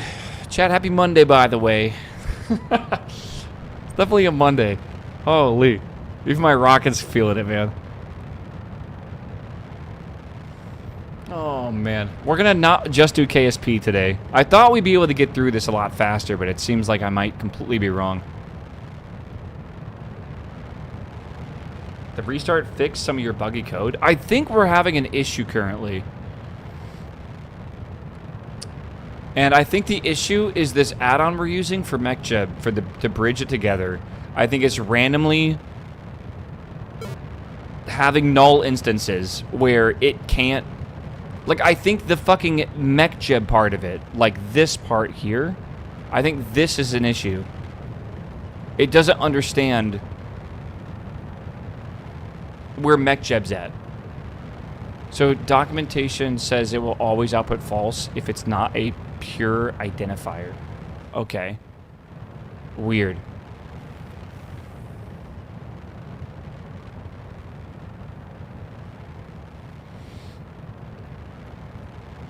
Yeah, this add-on might be buggy. Maybe.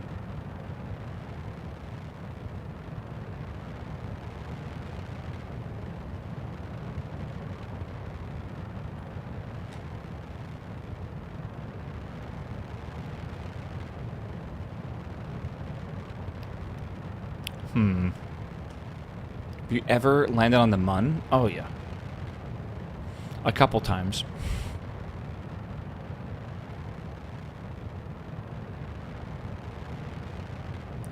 So, core running. Again, we couldn't even check that if this was not accessible. Yeah, I'm not entirely sure. You see kind of latest version for this mod? I have the newest version for these two, yeah. For MechJeb. For MechJeb, we were on version 2.15.2. And for this, it's 0.0.4. And I don't know if we can look on the repo and see if they had, like, bug fixes or whatever.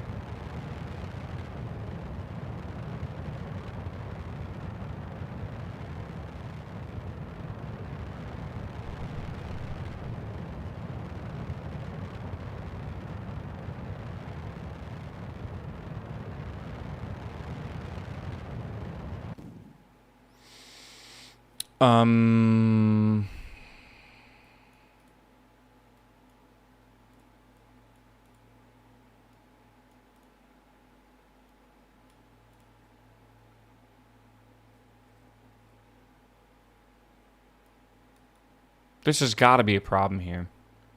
MechJeb data not appearing in KOS. That's got to be the issue. Right? So it's partially fixed. Maybe it's not fixed all the time. I don't know. Try overwriting add-ons with MJ. What is that? What do you mean by that? Yeah.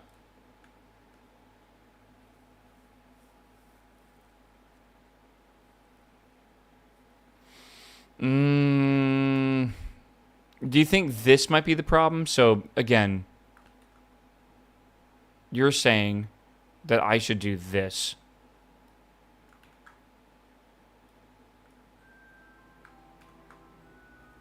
Right? This is what you want to see.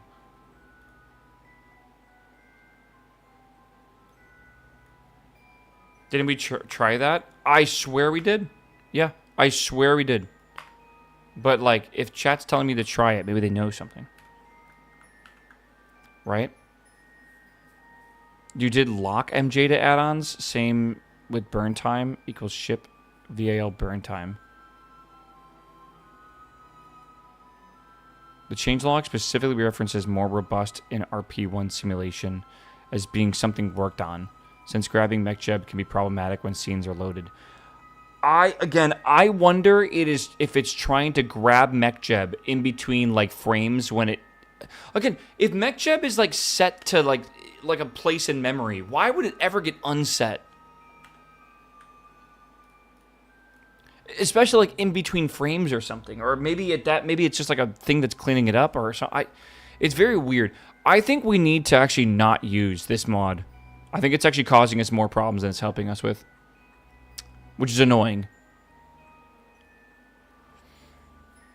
It definitely is annoying, for sure. Because, like, I don't want to sit here and have to debug something that's not my own problem, right? Like, that's the issue.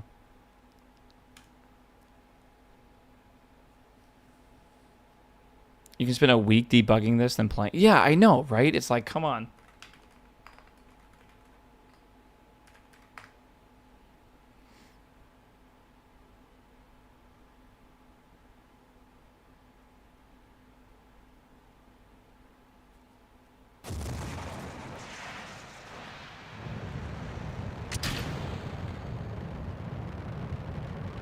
Okay.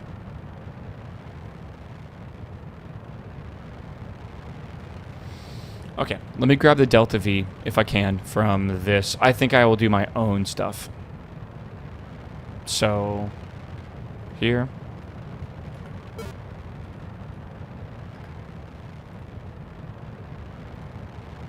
Ship Delta V. And again, we were grabbing this over here. And we're grabbing that from MechJeb. So I think I will do ship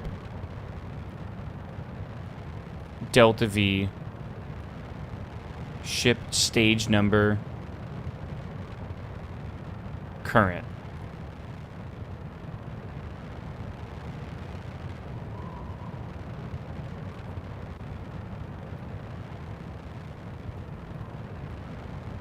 Okay, I think I get it. So I'm going to try this then.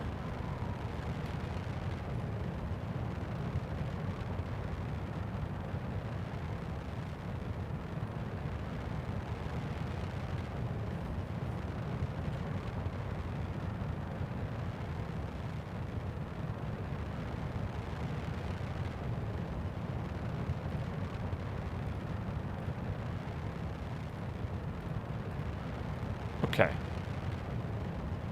We can try this and see what happens. I have a feeling it will not work.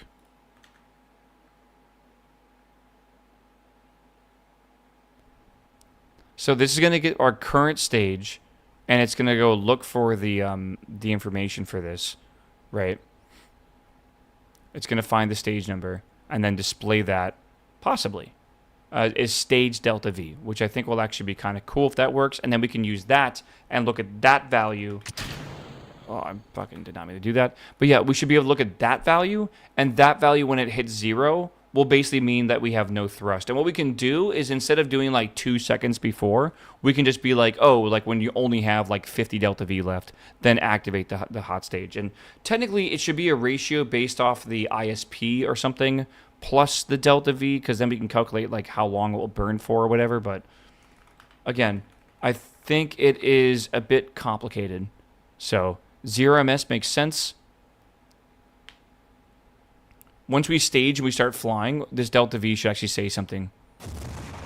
And when it launches. Okay, it's a bad sign.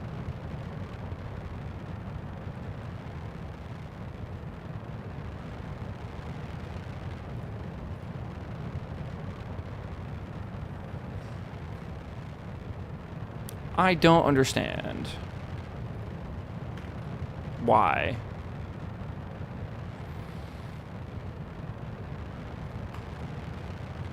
Stage delta V. Oh.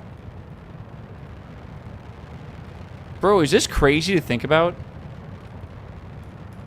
I don't think it's like my game or whatever.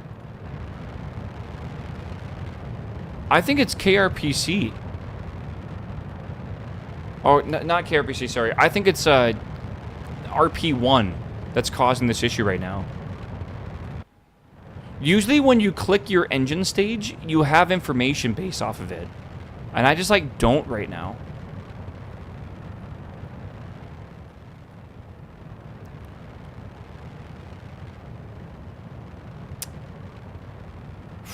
Dude, I don't know how to do this.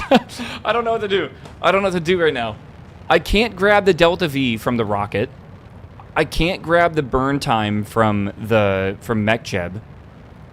What do I do in order to figure out when this... Maybe... I think I have to maybe grab the fuel value, bro. I can see thrust. That's fine. Thrust is a value I can calculate correctly, right? Maybe I just look at fuel, and if we have less than a certain percentage of fuel left, then we know we're going to go. Right? Like, it's not like... It's going to burn stuff inefficiently or, like, whatever, but... I don't know what to do. I'm not sure. ISP and fuel amount should do the trick. Well, ISP will never change. That is like staying the same, basically. Yeah, and I also, like, I think the reason why we can't grab this is because we're playing in this crazy mod pack. And I think this value would be the value that would... You know, when you go in the game in KSP, you know when you click the stage, you can see, like, the thruster weight, stuff like that, right? That should be in here. That info isn't popping up. So my theory is that it does not work. Maybe with these engines, or maybe just that functionality was turned off somehow. Can we do total fuel in tons or something? I actually have no idea. Let me look it up. Resource. We should be able to see what a resource is in a tank. Amount, that's what we're looking for. Maximum amount and the current amount. We'll look for when there's like 5% left. Is this tank currently in the fuel flow? Yes. Okay. That's cool too. So,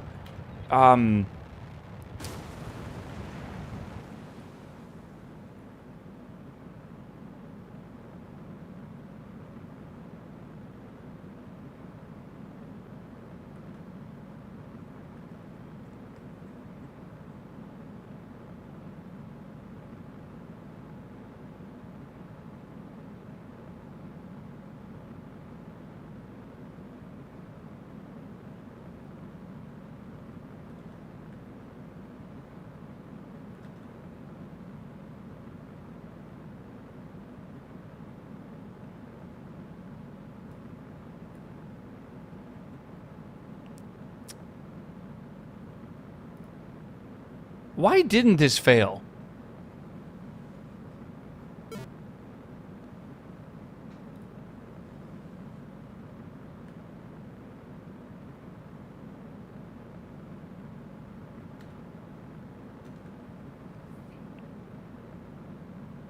A single resource value a thing holds. Fuel, electric charge. This type is returned. Okay. So, this is on a part.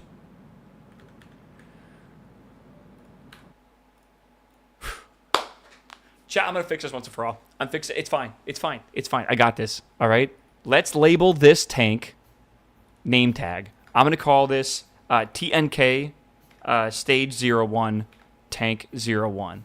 All right? Then we're going to do this one. We're going to name that TNK stage 02 tank 02. 01. Sorry. Okay? No, I got this. I got this, chat. Do not worry. Change this tag, TNK, stage 03, tank 01. All right, now what we're going to do is go up to the very top here and grab our tanks. So set RCS, set engine, set decoupler, set fairings. Let's do the same thing with tanks. So stage 1, tanks. All right. This will be TNK, stage 1, everything. Okay, copy, paste. Stage 1, stage 2, stage 3, 33. Stage 2, stage 3. There we go. Okay, we now have all the tanks. What I'm going to do is make a function here that it's not going to grab burn time. It's going to grab, it's going to be fuel, rem fuel, I guess, right? So remaining fuel. Sure. And what I need to do is look at the current stage, which is actually kind of a cool thing. I don't know what stage we're on, actually. But we'll input, I guess, what part we want to look at. So parameter tank. Okay. So we'll know that'll be the tank here. And then I'm going to say tank, it'll be a part. So we're looking for the part resources. So resources or something like that, right? I don't know. I know I'm not using caps anymore. It's almost kind of pissing me off. Capacity. Okay.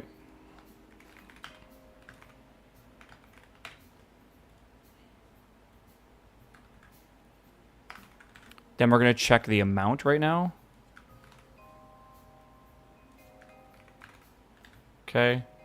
And then we'll, don't you name your strings backwards? Didn't you name your stages backwards? No. Return the amount over capacity. The thing is, like, I need this to be return. I feel like I need this to be...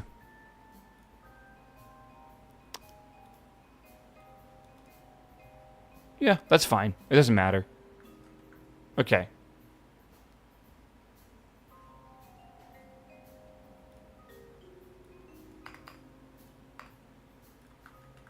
Okay. So we have this. So what I am looking for is when... What the fuck was that function I just wrote? What was it called? Rem fuel? So instead of burn time, we're looking at rem fuel for stage 1 tanks. All right. And this is going to be multiple. I only have one, though. How do I grab the first item from this? Do I just do that? I guess technically what it should do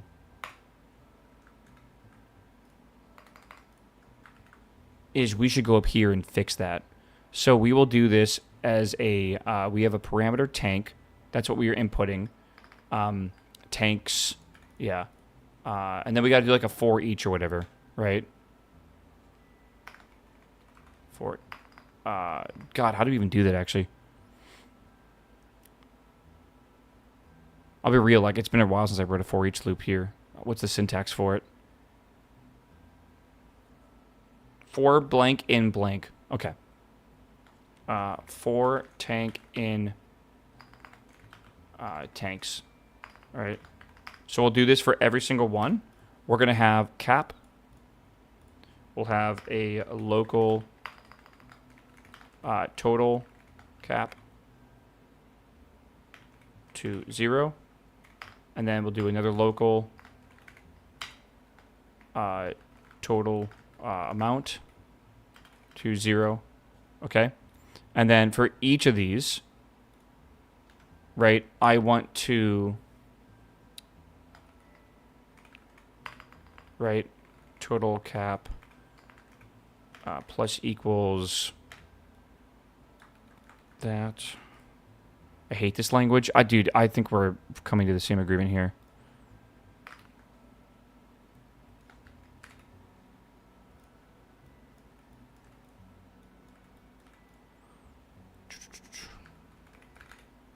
Okay.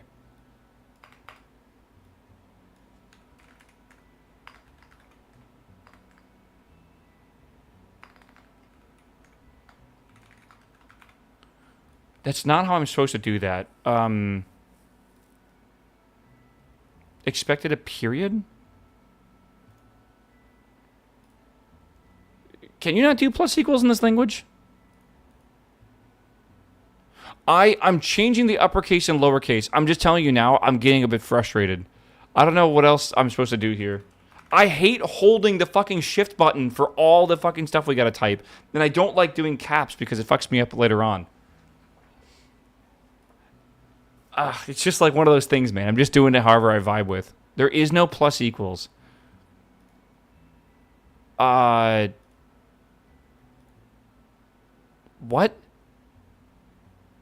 There's no plus equals in this language? Don't you need to use set? I thought you used local. If you set, does it use the local variable? I don't fucking know. Yeah, I don't know, chat. I don't know. Oh, man.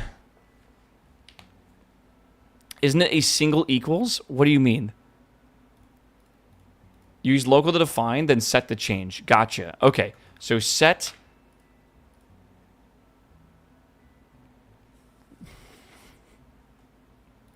So for every tank, I need to set total cap to total cap. Oh God.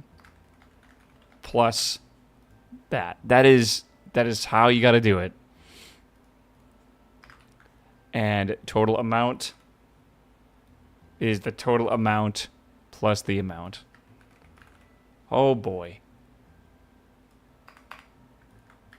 Okay, so there we go. Now we have total cap, we have total amount after all that. A little bit cursed, not going to lie. And then we return these two. All right, cool. So rem fuel, and that should be rem fuel R. I think is what I'm going to call that because it's a ratio. It's important to know that. So let's call this rem fuel R. Those storage tanks. When that is less than 0.0 or 0.05, so less than 5% fuel. Honestly, let's do like 2%. Let's even see if that's going to work. We should be good here. Update, terminal update, still using burn time. Yeah. Let's completely get rid of that. Okay. Good. Jesus. It is what it is, chat. So when that is almost no fuel remaining, right? I think what I would like to do as well is, well, I can't print actually the way I want to. Let's just believe it's going to work. We're going to activate these engines. We're hot staging. The thrust will never hit 0, by the way. So at this point, it's like, it's a bit confusing, but I think what I would need to do is just put in like a weight, and I think I might just hard code this at this point. We'll do something like this for now. Okay, let's see if this works. Just see. Hopefully no tank ever has a capacity of 0. Shut up. Shut up. It's fine, dude. Run orbit.ks.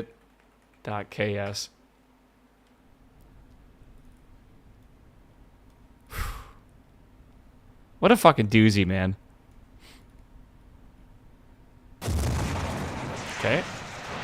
Thrust up. And go.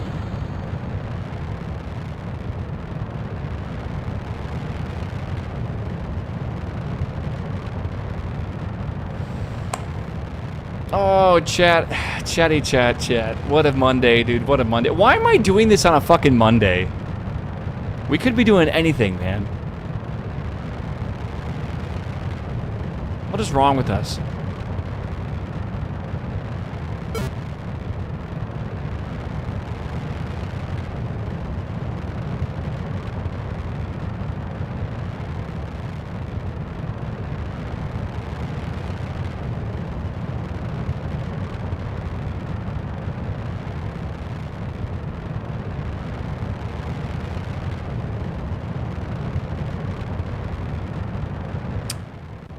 Okay. So when we grab resource, right, it gave us a whole list of a few things here, which makes sense, right? We have a resource, kerosene, liquid oxygen, and HTP. So what we want to grab, I think, is resource 0 specifically, because that will just be the top one. And they'll be about the same anyways. We're making a lot of assumptions here, all right? But yeah, we have resources. And I think that's going to work. So we'll grab resources 0. Right, and we have a bunch of values, right? The total amount and the current amount. Yeah. Okay. Surely this fixes everything, dude. Hell yeah. Ship it, literally. In before nitrogen bug. Oh, I didn't even... No, because this is not considered in the tanks, because the only tanks that will be considered are tanks that have the proper designator. So, checkmate, bitch. Alright. I thought I had somehow. That's why we do the designator thing. The designator thing makes it so we don't think about other shit that's not important. Oh, it's crazy that we've been doing this for fucking 3 hours, and I technically haven't even started programming the hard part of this. Is that fucking mind-blowing or what? The hard part of this is going to be the ullage burn. Should that be wiggling like that?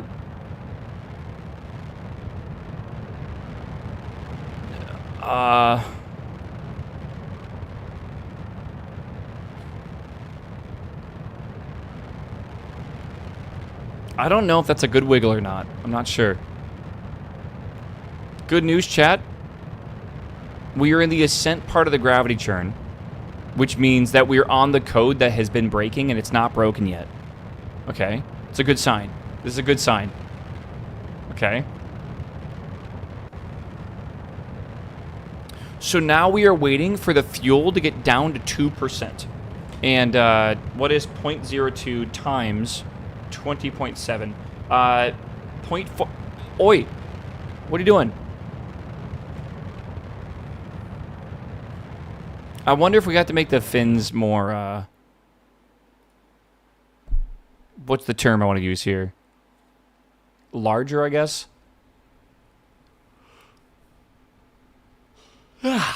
Okay. That shouldn't be happening, by the way. Well, no fucking shit, it shouldn't be happening, obviously. But yeah, like, if we build this rocket and it costs us a bunch of money and that fucking happens, we have problems. All right, autopilot enabled. Awaiting liftoff. Okay, yeah. I think that is happening because of aerodynamic drag. The problem is, there must be a bit of variance in this because, like, we're doing this launch and we're not having that happen, but sometimes we are, right? And, like, again, our program should not be fucking with this at all because we're never changing the steering anymore in our program. I think if I, like, search steering, yeah, like, all the stuff here that we have, it's all not being used right now, so it should not matter. It's confusing.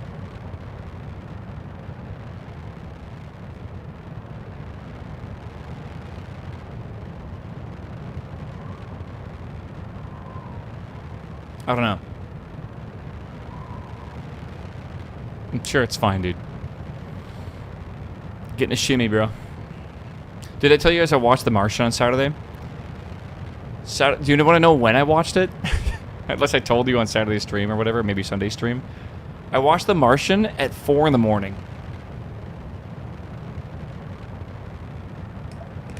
I didn't want to go to bed because I wasn't tired. So I was like, oh man, I want to watch The Martian, so I did. Good movie. Good movie. Last night? No, on Saturday night.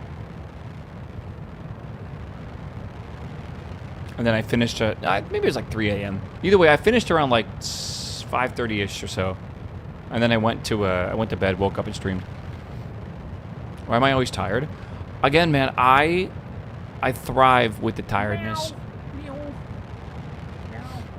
Back end, what's up, my man? Welcome back, 19 months. Hold on, I'll pat the cat for you. I got this. Hold on. Hold on, Melvin. There you go. You're welcome. Thanks for the sub, my dude. All right. Will it work? We are waiting for 0.4. When this says 0.4, it should activate the second engine. And then it's going to wait half a second, and then it should decouple, I think. Or something like that.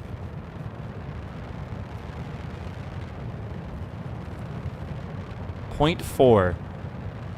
We will have residuals, but I don't know exactly how much. I'll have to look at the percentage. All right, here we go.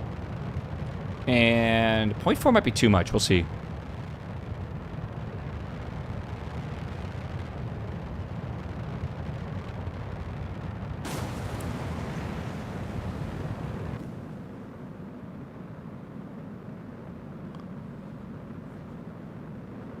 Hold.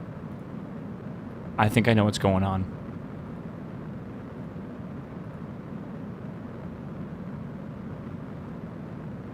Very clever, I think. Maybe. Maybe not.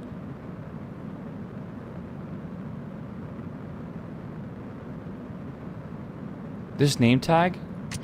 Oh, that's not what I wanted to do. This is DEC SO1 DO1. Okay, so decouplers, stage 1 decouplers. DEC SO1 DO1 should be that. That's correct, right? So why are there 2 decoupler buttons? Don't worry about it. We already tested it. It already works. I'm not entirely sure if that's true, actually. Stage 1 decouples. Decouple, decoupler. What the fuck is going on? That should work. That should work.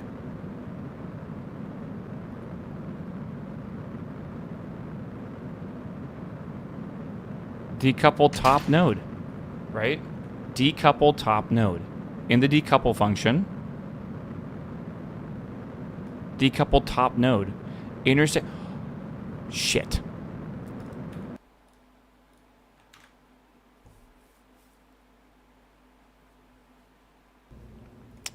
This is called IB procedural hollow interstage ring. What I was looking at is something different. Shit. Okay. It's got to be this then. Interstage fairing adapter flat. Right? This is procedural hollow interstage ring. Good God, I hate this, bro. Dude, you know AI would be 10 times worse doing this, like vibe code-wise, with all this fucking weird nuances going on.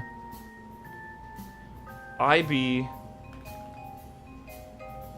procedural hollow interstage ring. All right. More than likely, it is module decouple and decouple top node. Probably. Interstage fairing adapter flat is such... It's like... It's because that's a whole different one. Oh, it's so weird. This is not showing me what I want to show you. That is the old one, right? But because I wanted the exhaust not to blow this up, I used this one. And I already tested this one, and it does work, and it's that, right? If I click this, interstage fairing adapter flat, right? Same thing with decoupling or whatever. This is a whole different fucking thing, dude. That is kind of funny. Okay, the good news is It works, like it kind of worked. Like maybe a little bit too quick. Like maybe we gotta wait till about 1% left or something like that. But like let's just send it and see what happens. Right? Like it should be okay. Hopefully. How is it still only Monday? What do you mean, bro? You can give AI the craft file? No. I feel like that is a disaster waiting to happen. And that would be, I just feel like it would be extremely annoying to fix or whatever, or try to hold his hand. Okay, roll program is looking good. Very aggressive roll program, I'm not gonna lie. It's faster than I expected.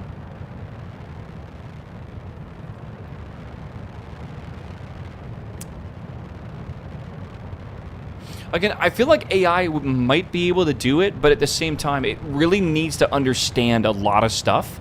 And, like, there is not that much training data for KSP. So, like, I don't know how much it's going to know how to do.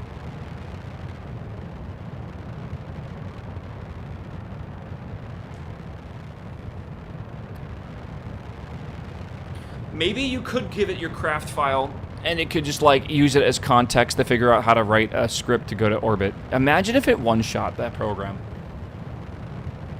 Can you imagine, like, actually how crazy that'd be?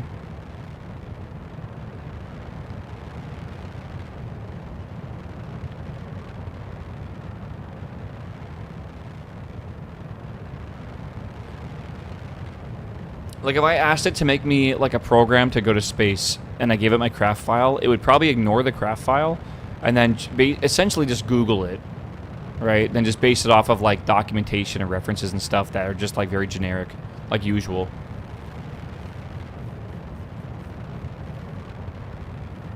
I tried it with a sounding rocket, and it's shit.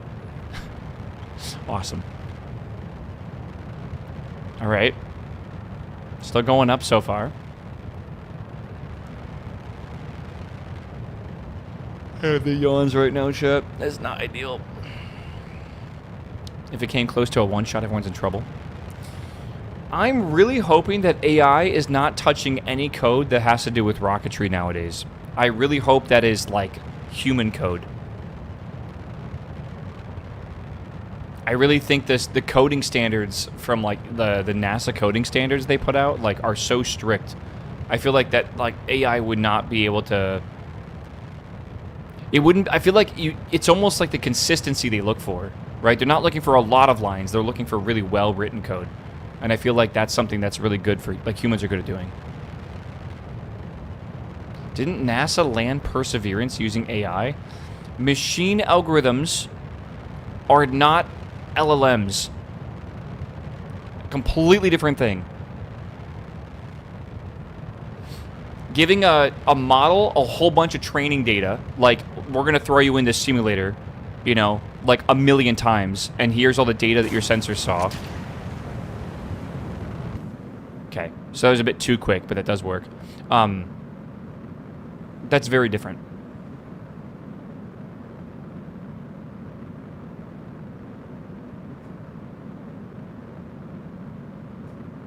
AI is everything now, man. It doesn't even matter what it is. Okay, I'm going to try... This might be bad, but I think I'm going to try 1% fuel. This currently... I don't even know what it had. I think the residuals are less than 1%, typically.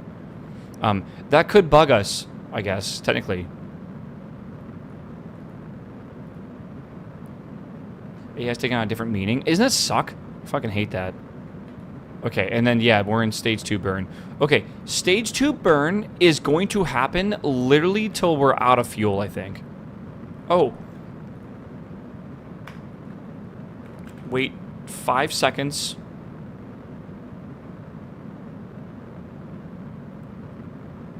Wait 10 seconds. And then we are going to jettison our fairings. So it should just be decouple fairings, I think. Decouple fairings, yeah. And fairings are in stage 2. So stage 2 fairings.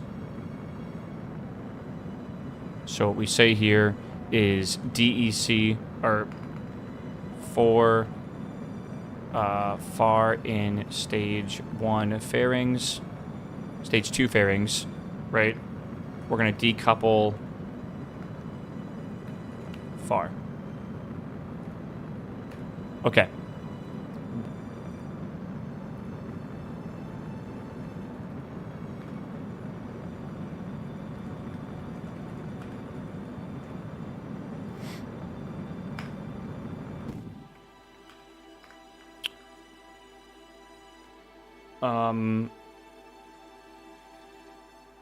Yeah, okay.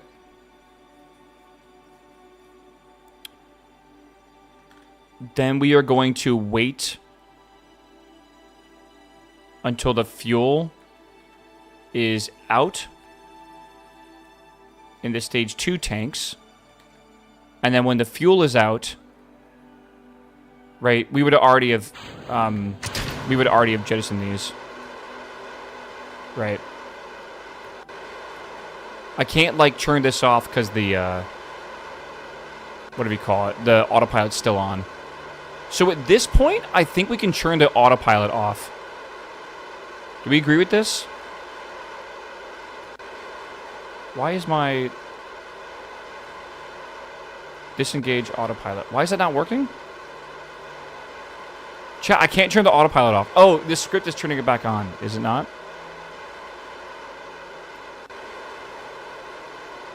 Actually, though, why is it not turning off? Is it actually because the script is turning it back on? That doesn't make any sense. It only does that at the very boot process.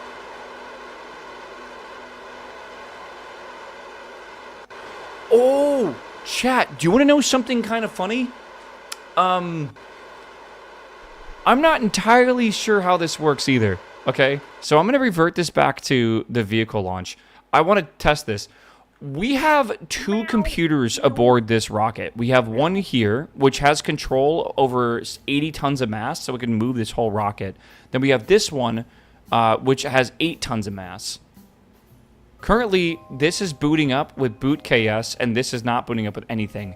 I'm going to see if I can actually run the main computer on this, and see if this could also grab authority of this.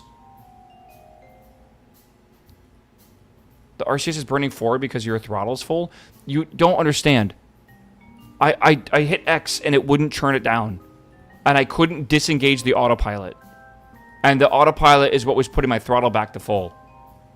That is definitely the problem. For sure it is. For sure, for sure.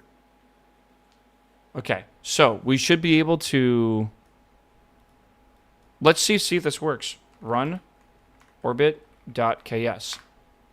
Right? Does it have authority to rotate the rocket? Like, can it use this avionics? I have no idea. Sure, you can turn on another one, or maybe even launch your script. Well, we're gonna find out here. We might not have to run a script on both of these. We might just have to have the avionics that can move that part of the rocket, right? We'll see very soon. I'm not getting Delta V. Is that normal? I think that's normal, right? Because I stopped grabbing it from the ship. I don't think it's steering right now, unless I'm just stupid. It looks like it's angled incorrectly.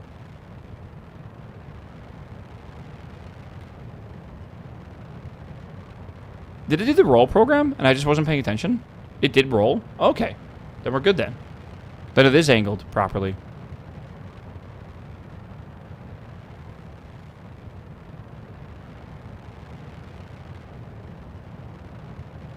Yeah, look at that. Okay, cool. We don't have to... Okay. Does this mean that I can run this on the satellite? I think it does. I can run this on the very, very, very top stage without having to worry about it. Okay, so we're going to do that then, because that is what we should be doing, since we want to run the... We want the code being ran on the... Whatever is going to be left at the end, because that's what's going to be the last thing anyways burning. So up here... We'll do boot KS. Here we'll turn off boot KS. All right, put that back, and then we'll save this. Okay, so once we go to stage 2 burn... My voice is killing me today, man. It was killing me yesterday, too. So, well, like, I was streaming and my voice was just breaking all the entire day, man. need some tea. I just ordered off of Amazon, and I didn't order tea. And I told myself the next time I did that, I was going to order some of that tea that C told me to buy. It's exploity since you're supposed to use near-Earth avionics. Well, how is it exploity?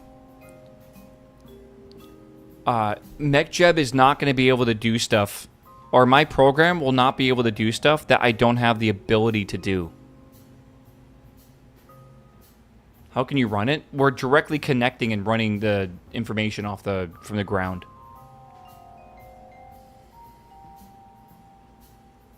The avionics is what controls stuff, right? But the very last few stages, we're not doing that. Okay, so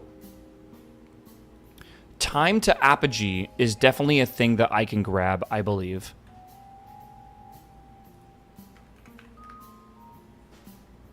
ETA, orbit ETA. That would give you the ETA value for that orbit patch. Seconds from now until apoapsis. Yes. Okay. So that's going to be...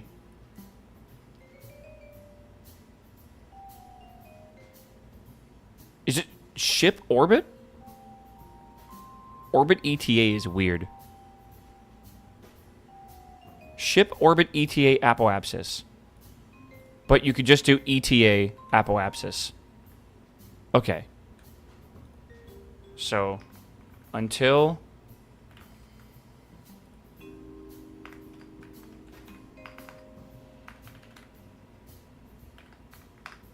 Okay. So, 50 seconds. Sorry, 50. I gotta figure out how this is gonna work.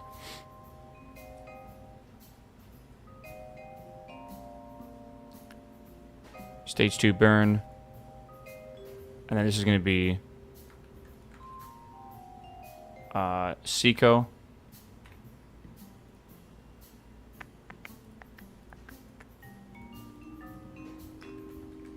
Wait, 1, and then stage 2 coast.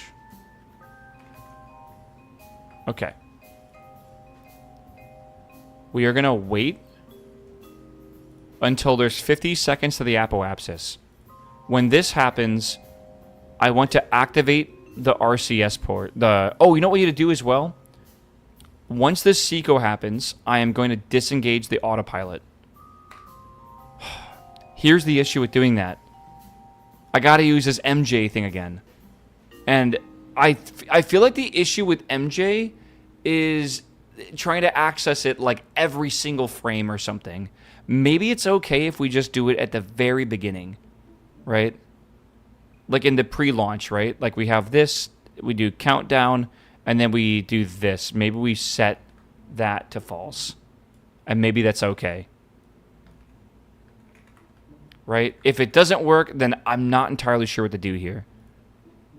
But once that is set to false, we're going to set throttle to 0. Is that correct? Expecting a parameter. Is it not throttle? Huh?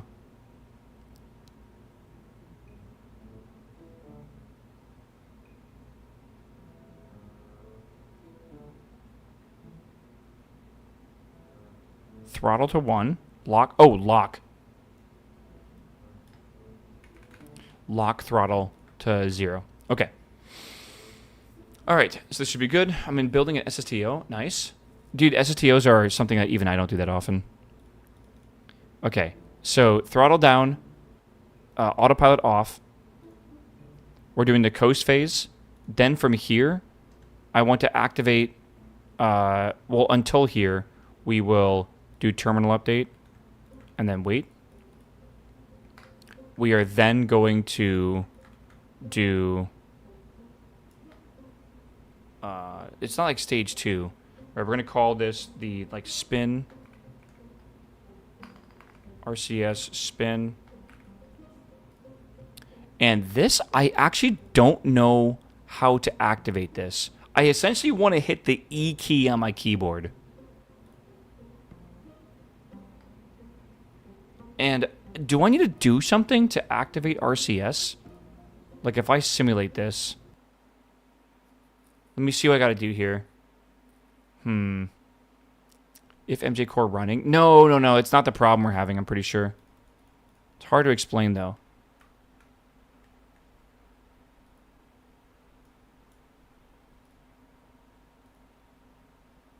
Why is this not...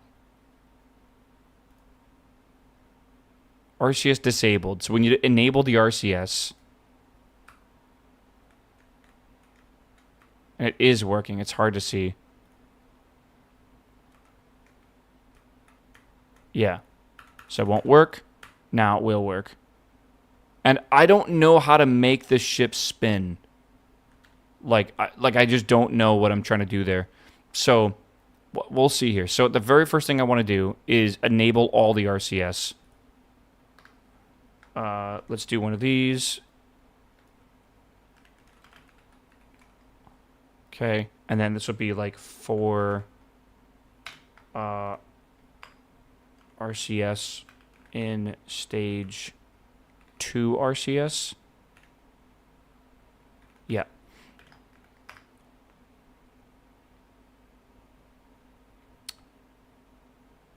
RCS dot activate.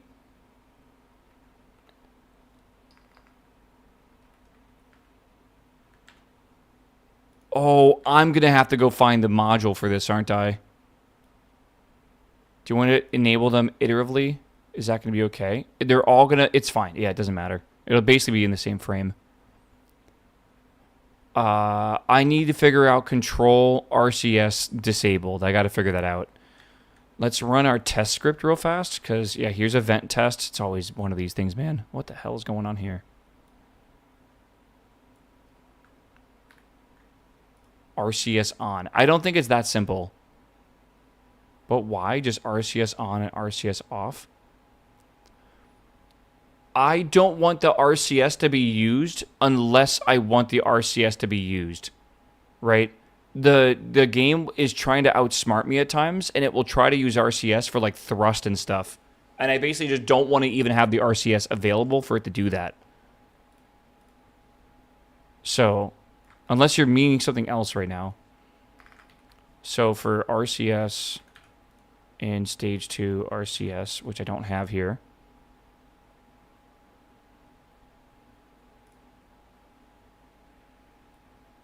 Well, turn it off. Turn it off all the time. I understand what you're trying to say. I understand that. The problem is, when I engage autopilot, I believe it will automate the RCS instantly. And I don't know if there's any way for me to stop that from happening. So I need to be able to activate this RCS port specifically, not just the RCS toggle here. Because I engage that, and it, again, usually it toggles the RCS on. I don't know why it's not. Again, I think I just keep going with this because this is one of those things, like I said, like sometimes it's as fast as to get done. Not to worry about it. Right, sometimes it doesn't matter. Stage 2 RCS, we need to just do this. So I need to do modules.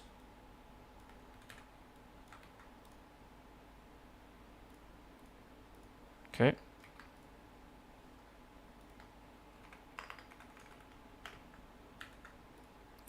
There's likely a listener for toggling autopilot. Maybe it's when I do something else, yeah. You can disallow autopilot to use RCS, but I'm sure. I don't know. Who cares right now? I don't think it matters. Variable already exists here. This variable shadows it. Where the fuck does RCS exist? What?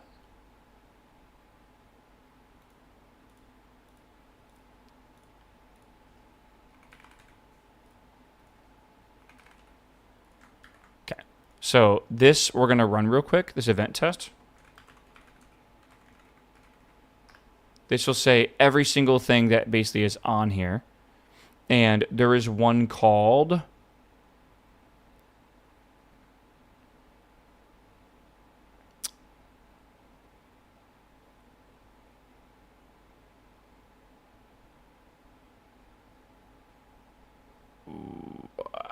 I have no idea. What do you think control is part of?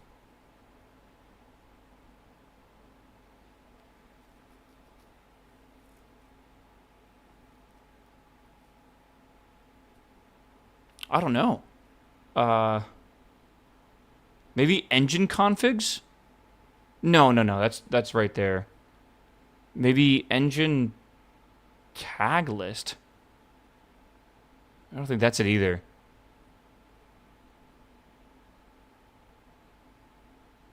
It's not geometry part, I'll tell you that.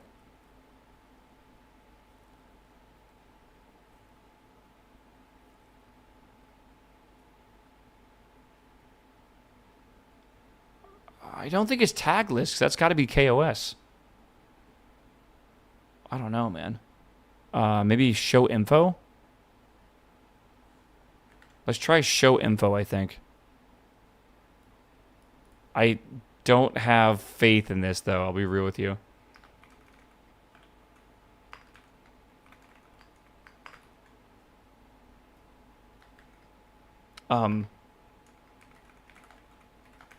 By the way, this is actually a thing that's like required to have this like work properly. There's nothing in module show info. Okay. What else would it be in then? I don't know. Module decouple, module procedural decoupler, module decouple. I don't know what it'd be in.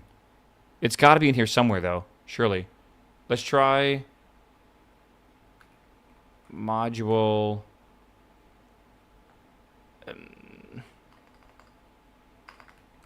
I have a spin stabilization function on my old KOS if you want it.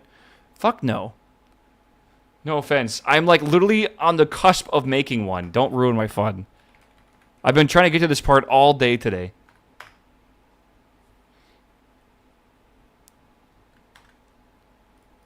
But we've been dealing with stupid hiccups, and here's another one, basically. I don't know. Like usual. Module engine configs. Why not?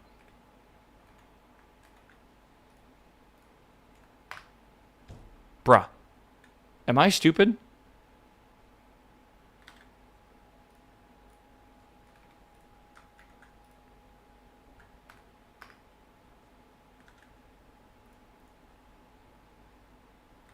How there? I know for a fact that this is right here. Enable, disable, enable, disable, enable, disable. Right? So what is this on? RCS port enabled to true. I don't think that's true. What you're thinking of is this RCS for the entire rocket being enabled and disabled. I am trying to turn on a specific port.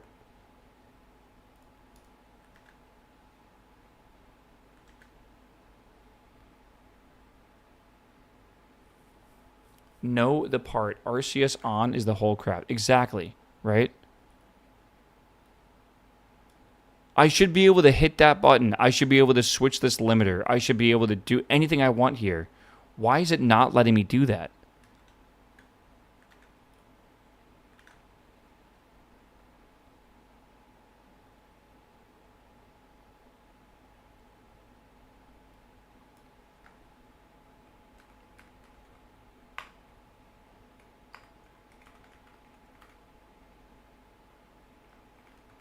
I don't know.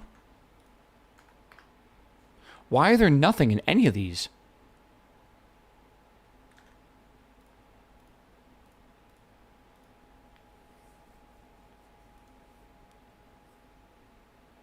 Set RCS port enabled to true does that button. Okay. Again, I don't want to do that.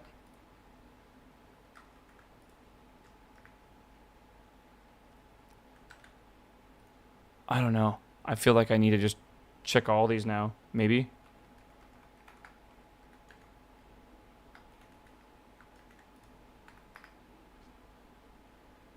Callable show actuation.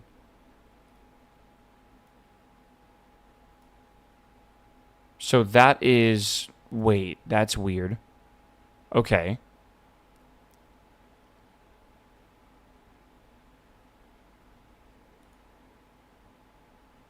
Huh.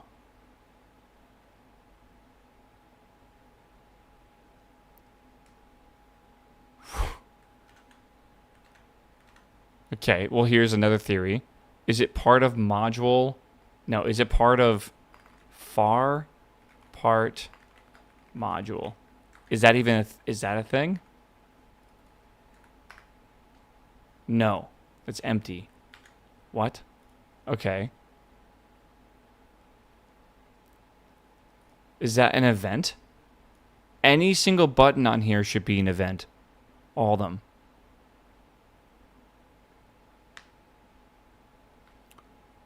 Module B9 part switch. It's not this. I'm gonna go crazy, I think. Okay, so we have modules.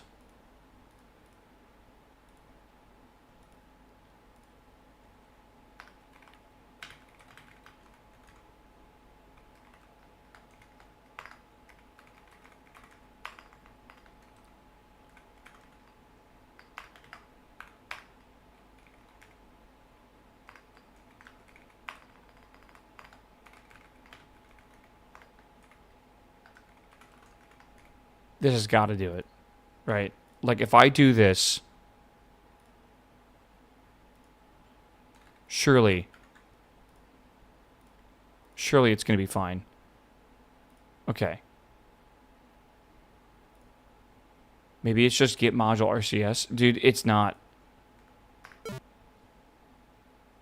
Mod all events. Why can't I do that?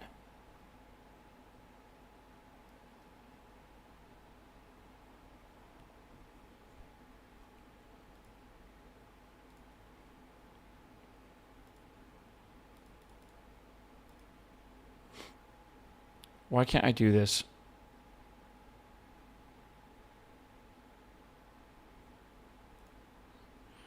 Modules should make a list of modules. Mod is a string.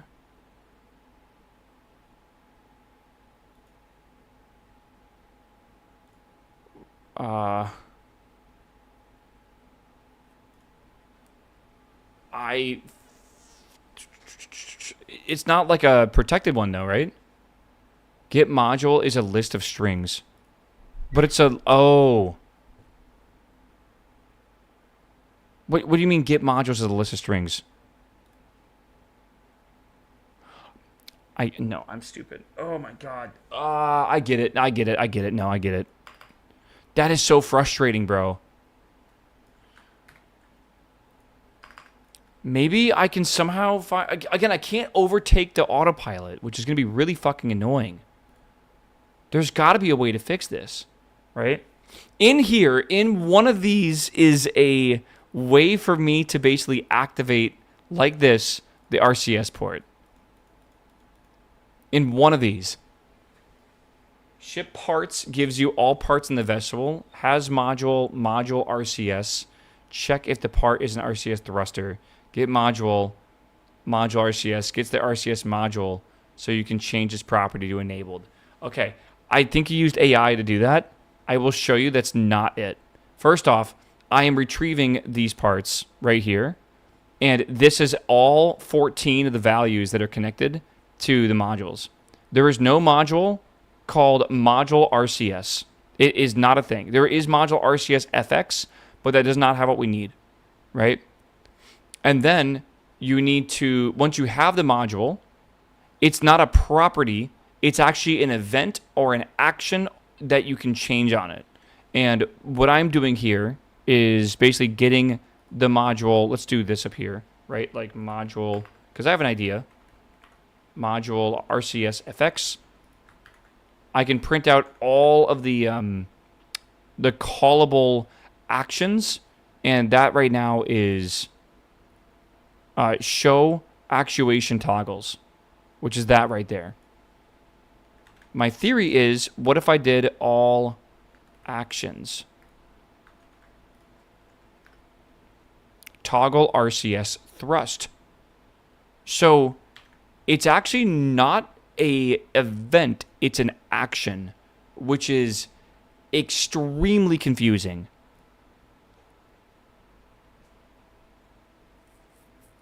Why the fuck would that be the case?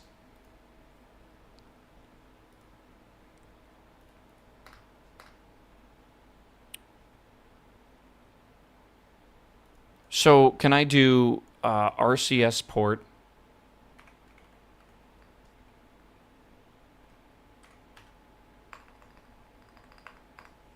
Get module.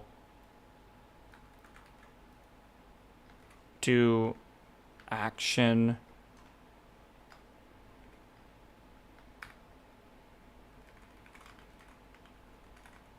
Okay.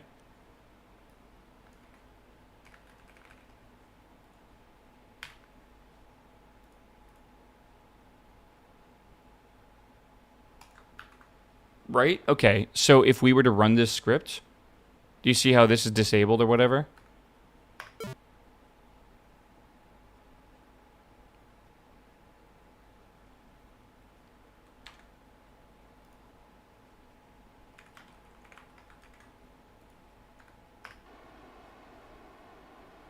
Okay. So with RCS off, I can basically enable this RCS port. What's up, Soap Baby? Okay, chat, look at this. I'm going to disable a couple of these. Like this one, and this one are now randomly disabled. The rest of them are enabled. All right? If I run this script again, now if we look back here, this is...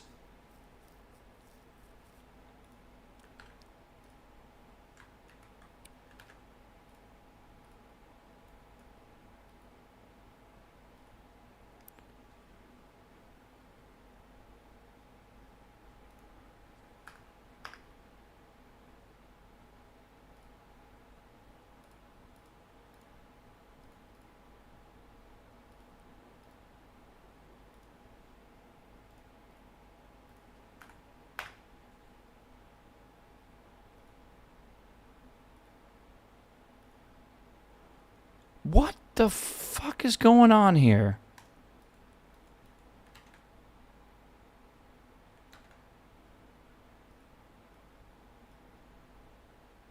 Print the status because the GUI is not always right. You are correct. You are correct. You are correct. So, how do I use my RCS? Okay, yeah. Is that Black Rat Clouds? Yeah. Dude. Soap, I'm losing my mind, bro. I'm losing my mind. Hold on. RCS. There's got to be a way to control RCS, right? Part control from RCS script ship systems.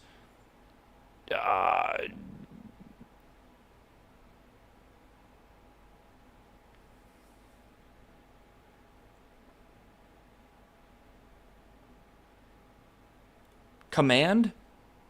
Is that a thing we can do? Flight control? Piloting. The stock wave controlling the craft, the state in which can be read by KerboScript. Okay, raw could work as well, maybe?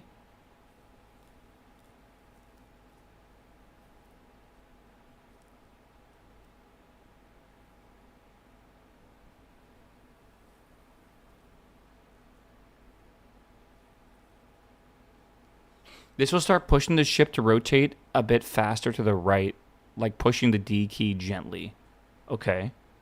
That's kind of that's exactly what I want to do, actually. Is it really yaw? Or you can use ship control rotation to see the ship's current situation. Okay.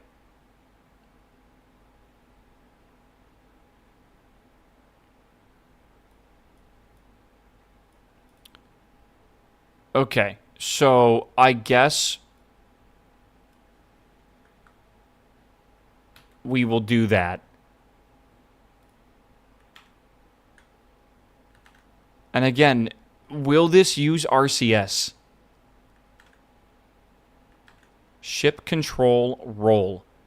Is that what I want to do?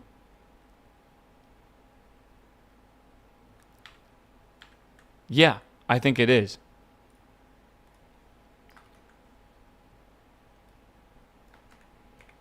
And then I think what I need to do as well is just like enable the RCS. Is it possible to not let this use RCS? Like, how do you do that? Activate SAS on warp. Module disabling does not... No. There's got to be a thing that I can set here. Like autopilot, ascent guidance settings, something, right? Where it does not use my SAS. Or sorry, the RCS.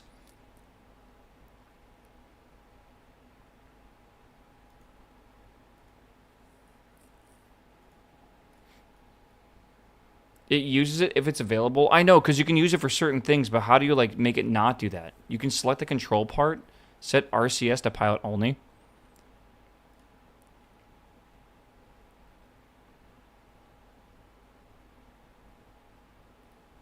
So you're saying go back into the assembly, set RCS to true and SAS off before you start the roll.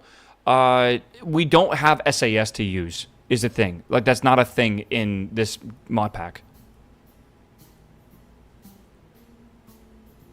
So you're saying that I can do, like, this RCS port.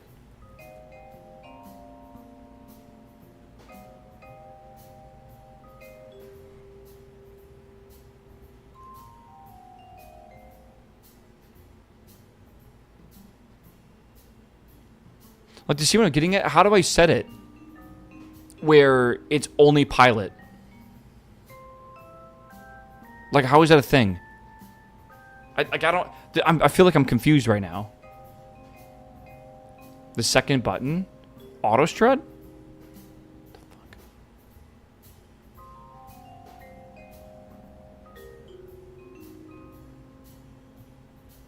What? You see what I mean, though? It's like, I don't know, dude. That's why I think I have to do it this way, but this way is like very weirdly not working. But maybe it will work if we do this. I need to set the SAS to true though. So like set ship SAS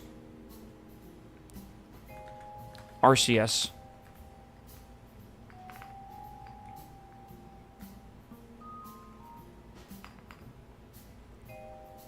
How do I enable this? Is it like a bool?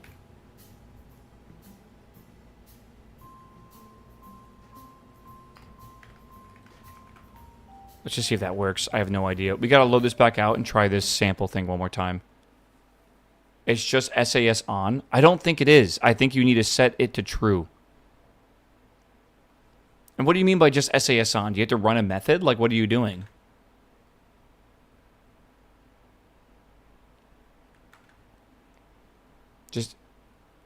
Just RCS on, RCS off. So just... What do you mean by that? RCS.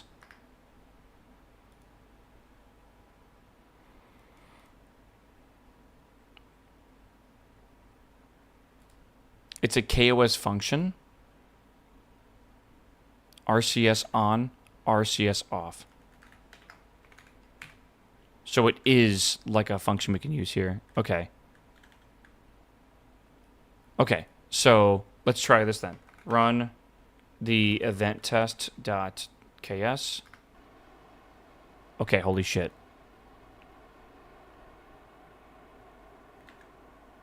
Hold on.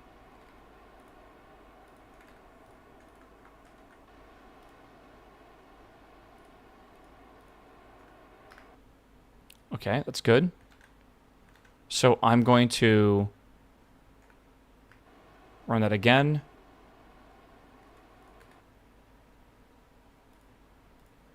Right. So the rolling thing is not working, for sure.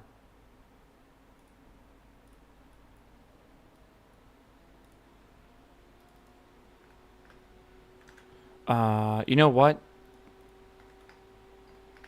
Wait 5 seconds or whatever. Okay, so this should... It is applying a full pitch roll maneuver right now. Why is this not being used? It's enabled. RCS is on. Why are only those two working? Oh, because I think the center of gravity or whatever. Okay. Right, okay. So RCS off, RCS on. So if I were to keep RCS on and disable this one, and then I reran this script, right? Run event test. Right, okay. Run event test.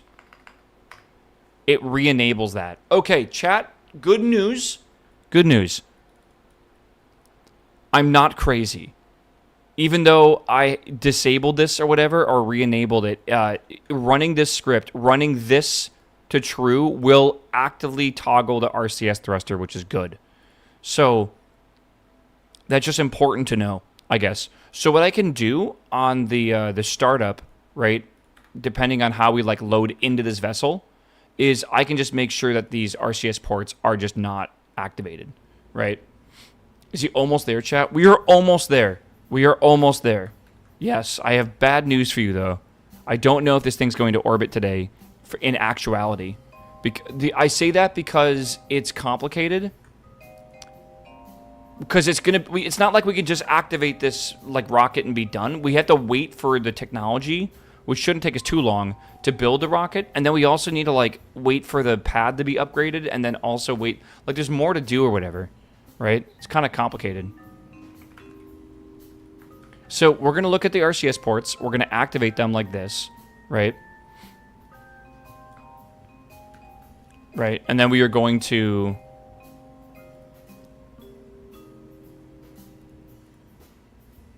Yes, okay. So we activate all those. And then we're going to enable the spin. So we'll do RCS on. And yeah, the wait 5 seconds actually is not good to do it that way.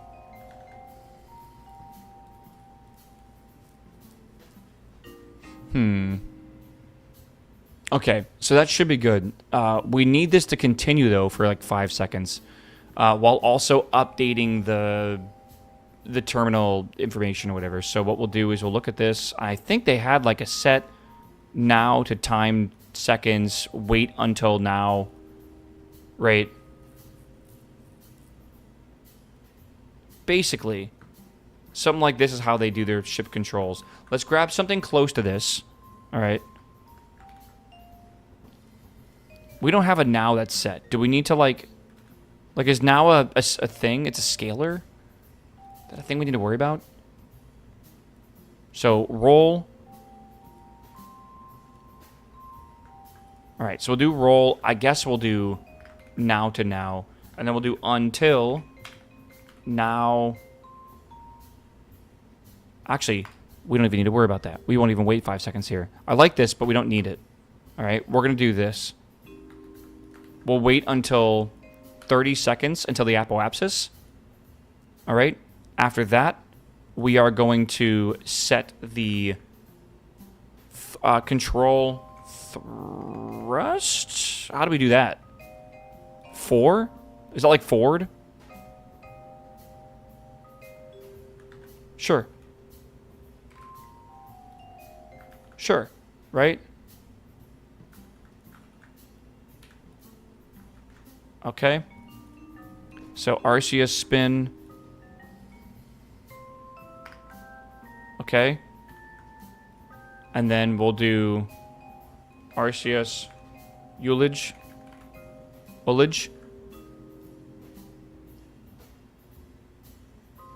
Okay, and then we're going to do... Oh, we're not in the gravity churn anymore, are we? I guess we are. I think here... Gravity churn, stage 2 coast. I think at that point, I got to get rid of this. Okay. Okay. So after we do that, we are then going to activate the stage 2 decoupler, which this should be easy. So we're going to do for deck in stage 2 decouplers. Should work. I'm going to decouple deck. Should only be a single one of these. Then we are going to literally just wait 0.25 seconds. And then after that, I'm going to activate stage 3 engines. Stage 3 ignition. And that should be, we should be okay with ullage and stuff. I'm almost positive.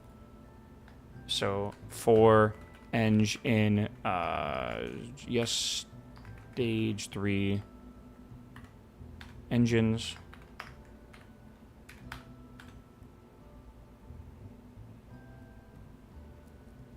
I'm being stupid. How do I activate these? Eng activate. Okay.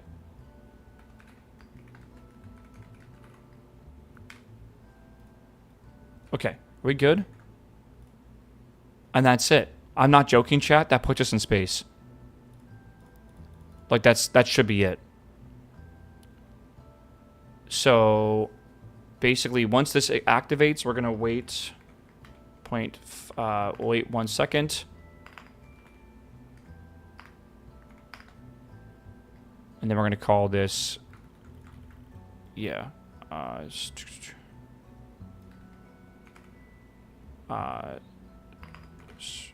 Circleization burn.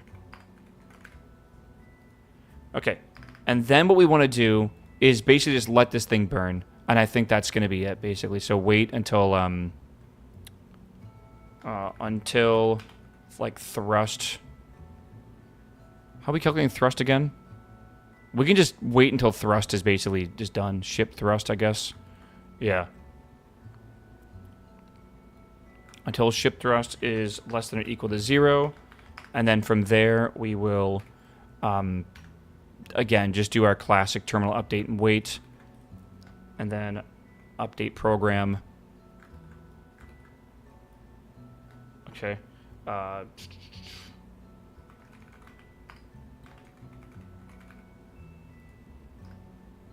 Okay, that's it.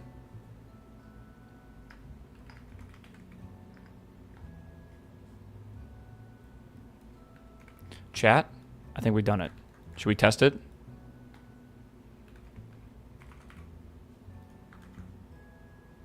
Also, I went from like all caps to not using all caps.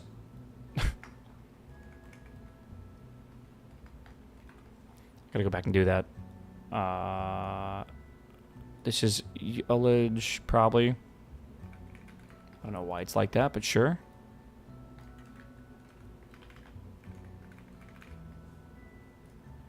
Okay.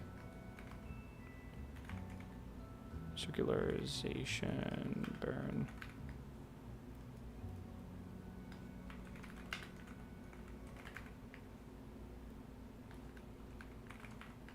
You don't have to do zeros as a preface to this. It doesn't matter. Okay.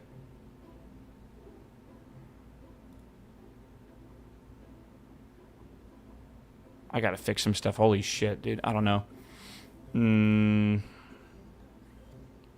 I want you to know that it does not matter if things are capitalized or not. It's just like an aesthetic thing. Sometimes it does not matter, I feel. I'm going to simulate this on the pad. Surely nothing goes wrong. All right? We kind of like just sent the last bit of code without any sort of testing, so it's probably fine. Run orbit.ks. It's probably okay. Again, why is real antenna start? That is extremely concerning.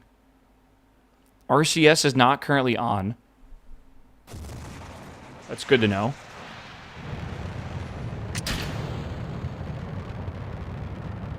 RCS ullage twice. Yeah. I don't know why I had it on there twice, but it doesn't really matter.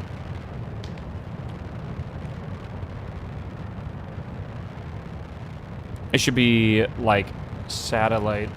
It should be like stage 3, like separation. Again, me updating this won't update the script right now since it's already running. Okay. Let's just see if we got it right and it successfully works on our first try, because surely that happens. Surely.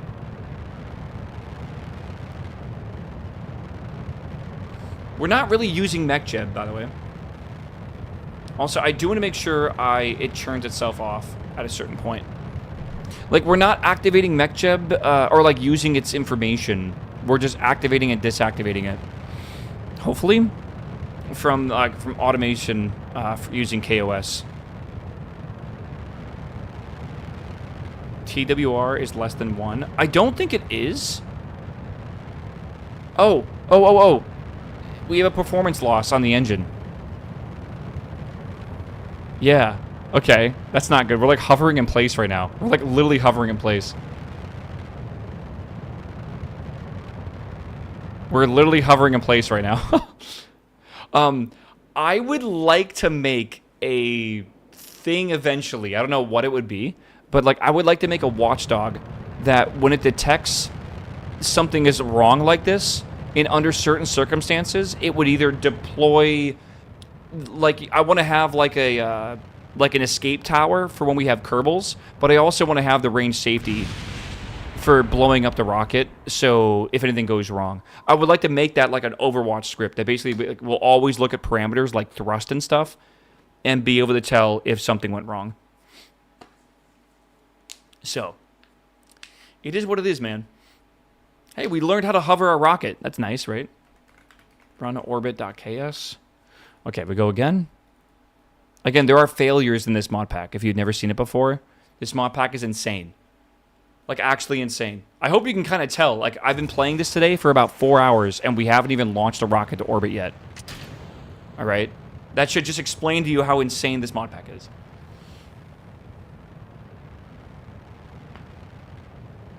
Oh, man. It's crazy to me that the modules command, by the way, does not return the module objects. It just returns the strings of the modules. It just seems so weird, doesn't it? Does it launch when you control it? What does that mean? You can control this and like yourself, but I am challenging myself to basically not touch the keyboard during these. I want this to... I do the test flights and stuff to even see if like the design's viable by hand, but then I start programming the whole thing. We'll see.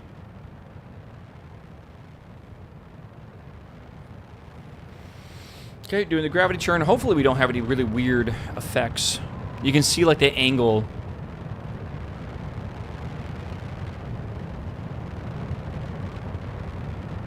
Okay.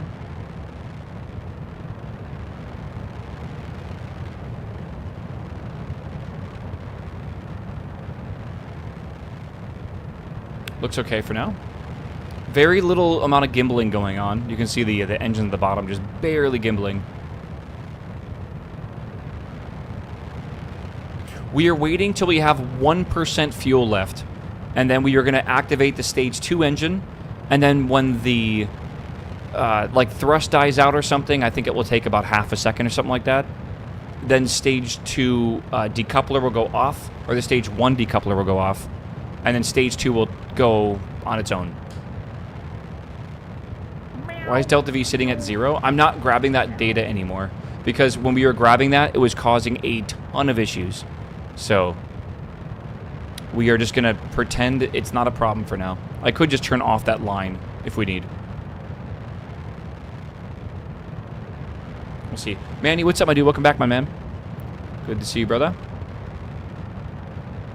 So far, this looks great.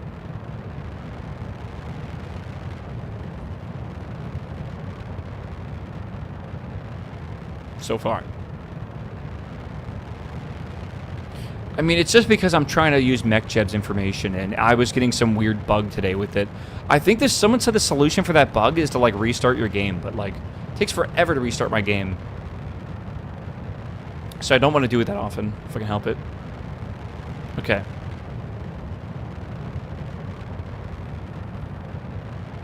Here we go. Should be any second now. We should see engine 2 start up.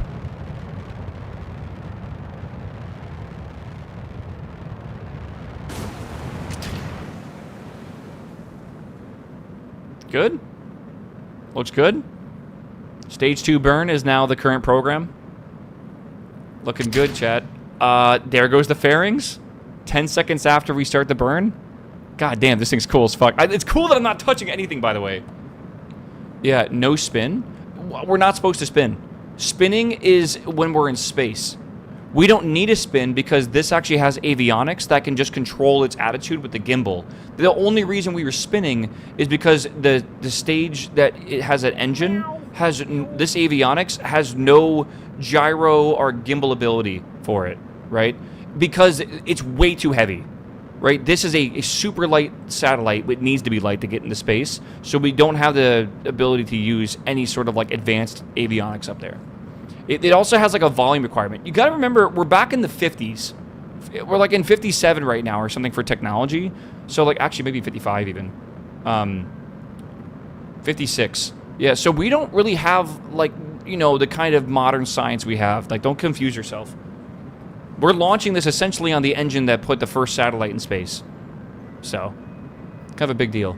Monk, thank you for the sub, by the way. I appreciate it. Chat, don't forget your Prime subs. You get to pet the cat for a Prime sub, all right? Thank you, Monk. Here's your baby. How big is your program in kilobytes? Pretty large, but it's currently being the instructions are being beamed to the actual vessel via radio antenna to execute. So all the processing power is being done on the ground, and then it's being told, the ship is being told what to do, if that makes sense. Thank you, my dude, Sean, or Sans. Thank you, my man. This is Melvin, by the way. Why is the text output flickering? I don't know. It might have to do with the fact that I'm refreshing the screen very often. Okay, hold. Now we wait. Stage 2 burn. I think when we could detect 0 thrust, we should say, like, stage 2 coast. Let me, disengage autopilot is not happening. It's not supposed to yet, is it?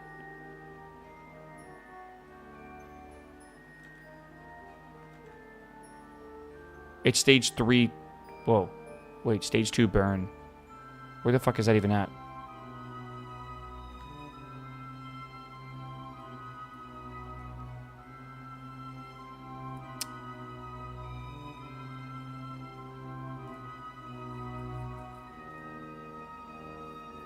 $50 seconds. Let's just see what happens. Okay. It's not working. What did they do wrong here?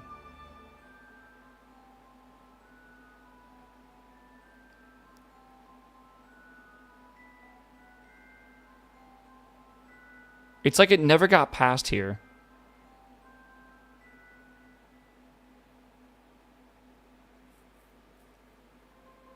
Fairing jettison was good.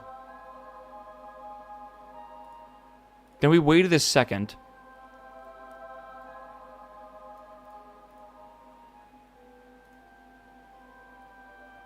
Until the remaining fuel and storage 2 tanks are less than 1%.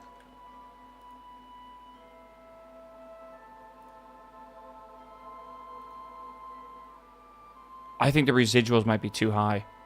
Yeah. Right, because 1250 times 0.01, just for my own, is 12.5. So the residual is actually 2%. Or something like that. This is something I fear. But the way to get around this, by the way, is to look at... I think there's a percentage of residuals. I think. When you're looking at an engine, like this one, right? This has a residual of... I have no fucking idea. 0.8%. Min 0.8. What's that mean for max?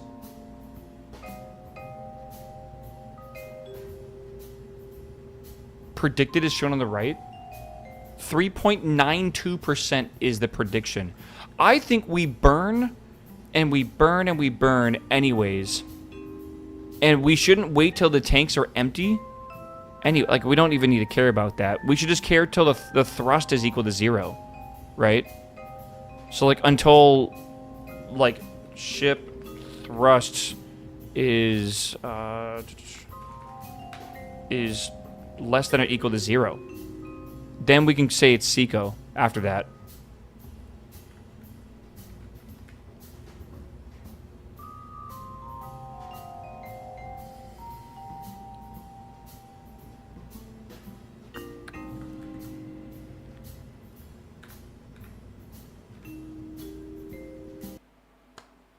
You can read thrust produced from the engine directly, so not ship vessel stuff. I don't think I want to do that, though. I want to just use the normal thrust, because it is what we should be producing at this point, which should be perfect, I think. I might be wrong. I don't think I'm wrong. Right. Yeah, so the predicted residuals are 3.92%. That seems kind of high, doesn't it, for like residual fuel in your tank? If you guys were going to make a rocket, you'd want the rocket to consume like as much fuel as possible. Otherwise, you're just like wasting the mass. I wonder if 3.92% is like normal for real life. I have no idea what these values should represent in real life. Okay, chat, we try again. Chat, the plan today was to play some Factorio for a little bit as well. So what I'm probably going to do is get this program functional, and then maybe it might be time for some Factorio. We've been at this shit for 4 hours, though.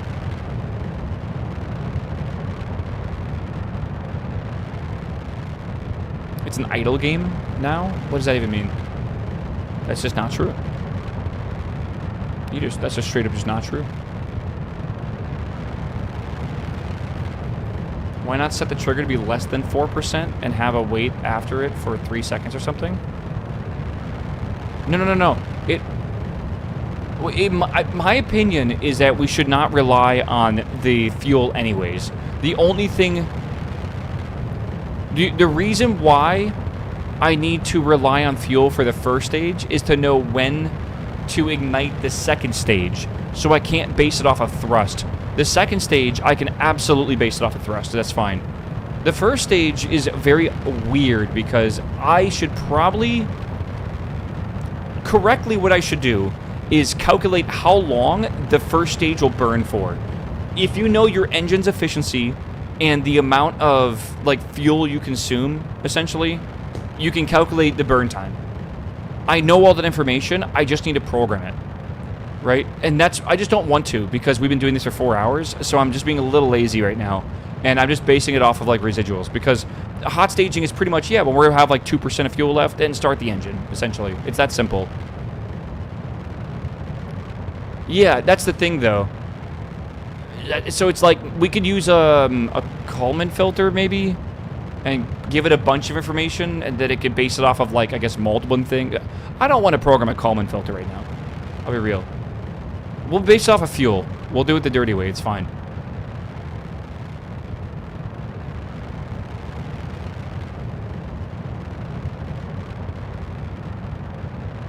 I could just hit spacebar if I need, right? I could try to save the rocket. All right. Should be good. Yeah, you can see the thrust going up and down, like it's being efficient and non-efficient or whatever. It's kind of cool, actually. And it will drop off at some point. All right, here we go. Get ready for hot staging. Engine activation. Good. And separate. A little bit of a shimmy there. I think we could fix that by just increasing our wait time for the hot stage. There goes the jettison. We can probably upgrade this to a half second, I think. Okay. Chat, a couple things to look at here now. All right, we want this to accelerate. And the thing that we're really looking for is time to apoapsis, right? And our apoapsis as well, right? So we'll let this burn for a long time, if we can. And by the way, it did get past the jettison phase, so now it's in stage 2 burn continued. After the burn continue phase, we're going to be basically waiting for thrust to be equal to 0, and then this should say Miko. Yeah. It should be. Yeah, the time to apoapsis should be simple. It's based on very easy orbital mechanics.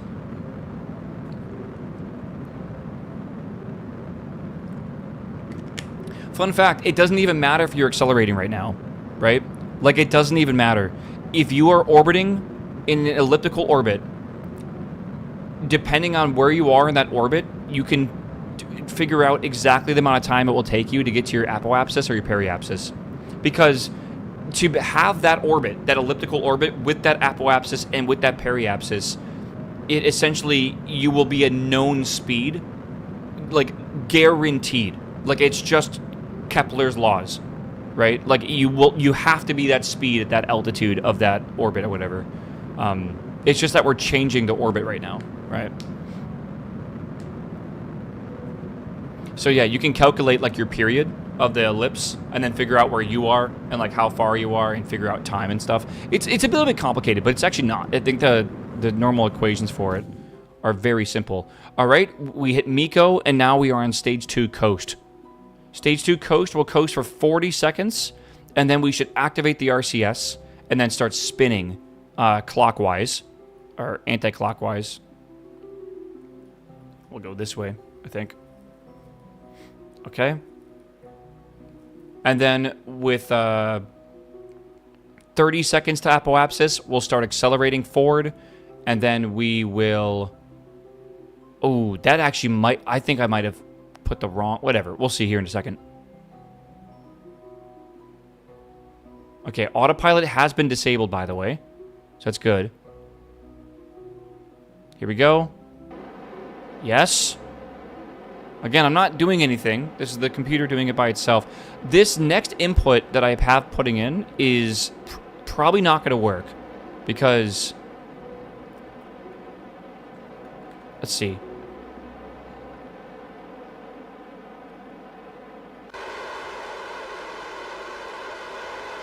Okay, it is working, actually. It's working perfectly. Okay, and...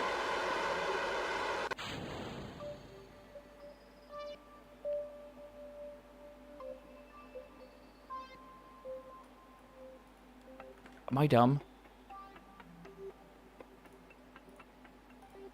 Stage 3 engines activate.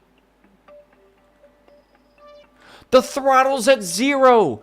The throttle's at 0, man. Okay.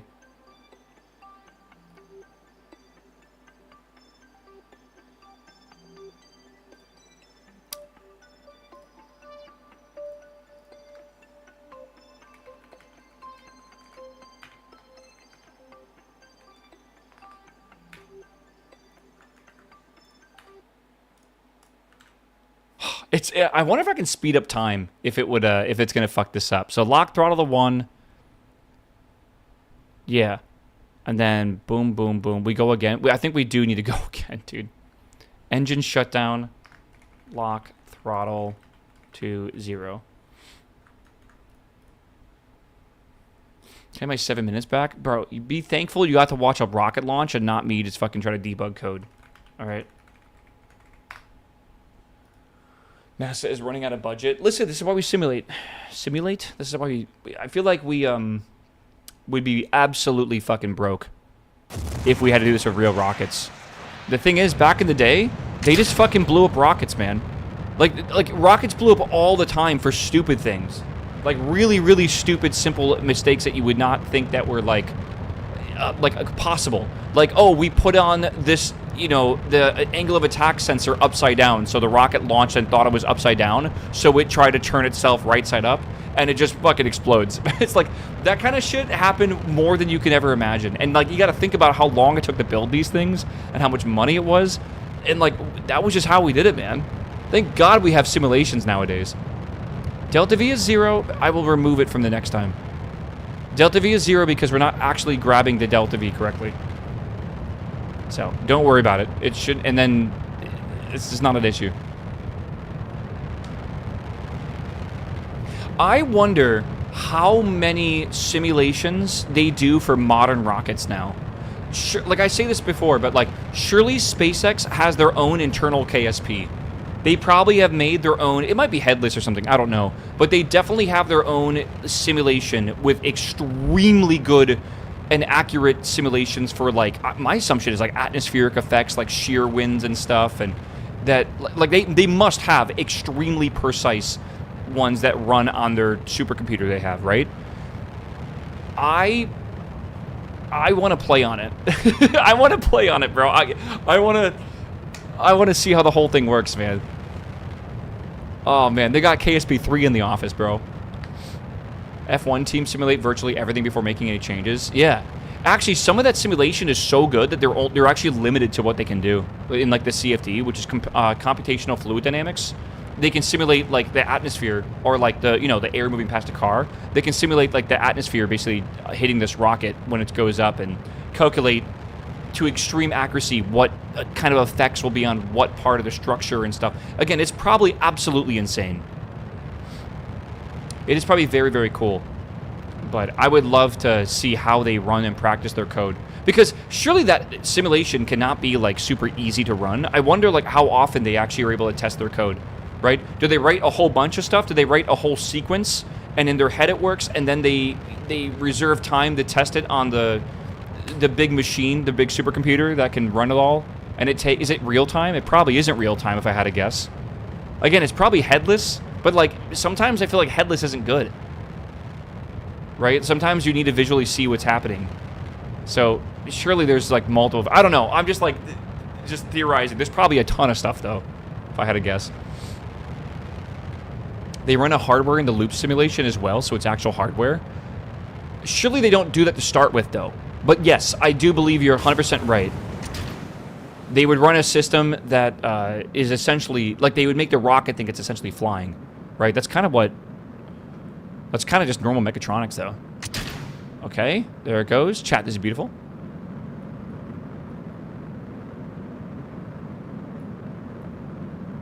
Okay, looking good. Looking very good, actually. Okay, we're on stage 2 burn. Next is going to be main engine or second engine cutoff, Seco. After that, we coast till 50 seconds, and then we start rotating and accelerating. Yeah, you're initiating a spin now after Seco when there's already drifting happening. Doesn't initiating spin before Seco make a straighter path? So, I agree with you. What we should be doing is doing an align function before we spin.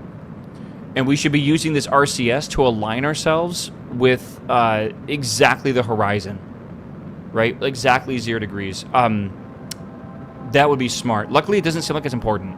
Well, actually, we'll find out if it's important really soon here when this separates. But yes, I totally agree with you.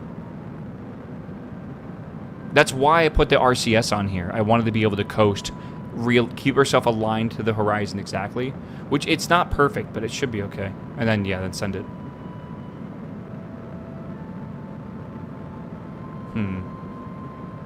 And then, like, when we point the rocket with RCS, the RCS should just do its thing automatically for us. It should know how to do that, at least.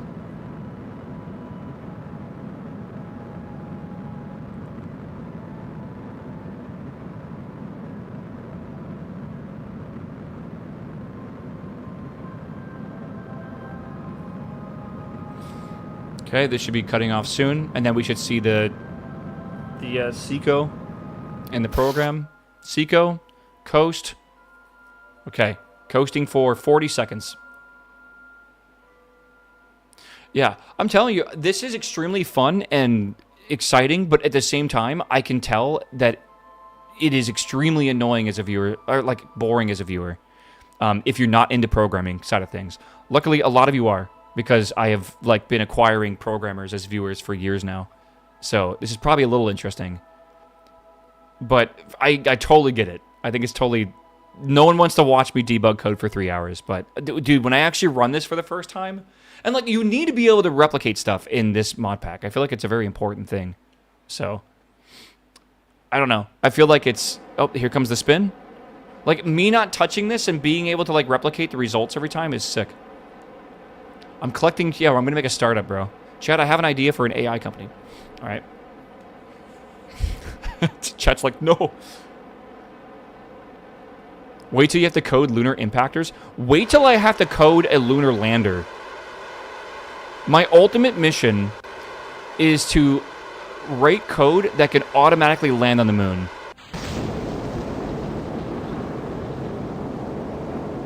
Okay, it's pretty much perfect, by the way. The spin could be a bit better.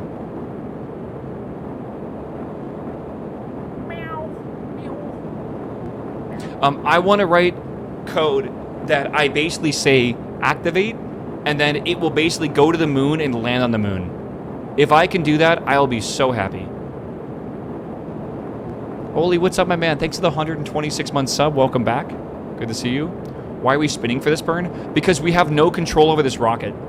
The engine cannot gimbal. We have no SAS. We have no RCS. We are literally a flying object in space that just has a booster on it, right? Or an engine. And if we are not spinning, and we're not pointed in the correct direction, we'll start flipping over, right? Which is not good. Chat, look at that. Look at this. That is officially, and I didn't touch the keyboard at all during that. That is an orbit right there. Now, I can shut off this engine if I want to early, right? Atmo is 0 and 140 kilometers. So we are good to go here. We're at 197 and 2 million, right? Yeah. You can cut it to circularize easy. Yes, I can do that. I can just look. So the problem with doing that is it's not like you're waiting for your periapsis to become 200 or whatever it might be. It's your periapsis will flip with the apoapsis, right? Because your apoapsis is your highest point, and all of a sudden, like, the lowest point becomes the highest point, or the highest point becomes the lowest point. So it's a little confusing. You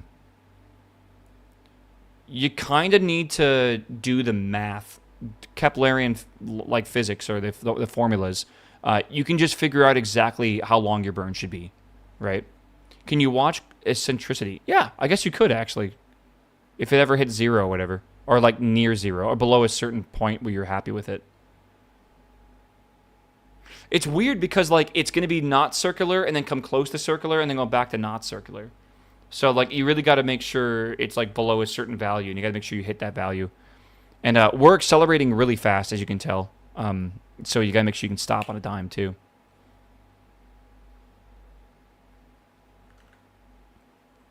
Chat, that's it. Complete, program ended. Okay. Not bad, not bad. We are officially ready. I think it's wobbling. Oh yeah, it's gonna wobble for sure. Now it's just in space, and again, nothing crazy needs to happen for this. I think it just needs to be in orbit and has to have battery for about 20 minutes. Check the contract for periapsis. Okay. Fun fact.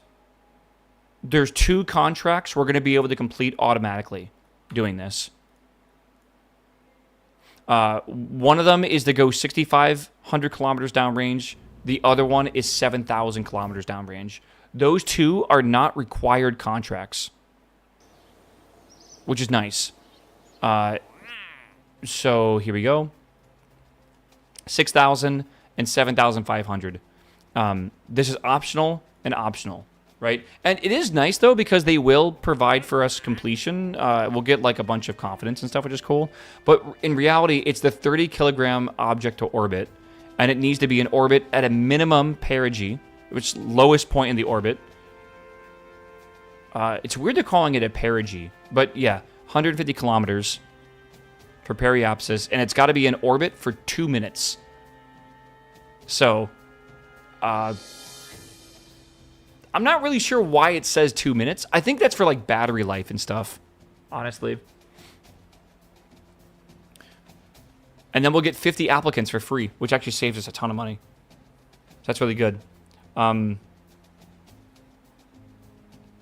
Does it have a radio? We have a antenna aboard, yes. You can cut about 7,880 ms surface velocity to almost circular orbit. For what? 2 minutes, yeah. We'll be fine with what we currently have. Okay. Honestly, I should have made this a balloon. What's the difference between perigee and apogee, periapsis and apoapsis? If I understand correctly, one is orbital, one is suborbital. Apogee, perigee is when you're suborbital. Periapsis, apoapsis is when you're orbital. Do you shift this to be a polar? I don't know. We need more technology right now.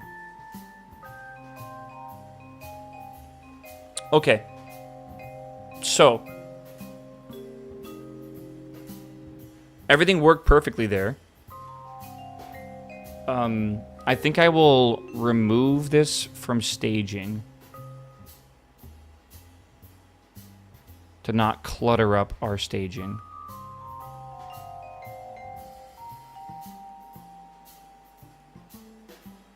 Again, I'm going to do one more test flight with this later, though.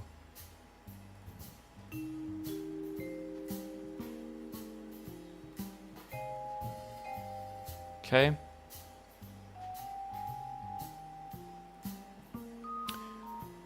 Chat, is there anything we are missing right now? Something I kind of want to do on, I think, this for the GUI. For the ends, I'm going to make it, I think, I mean, do I want to make it metallic? Or copper metallic or whatever? Where's copper? Maybe I'll try to go green. Maybe I'll go black. Okay, we can go black here.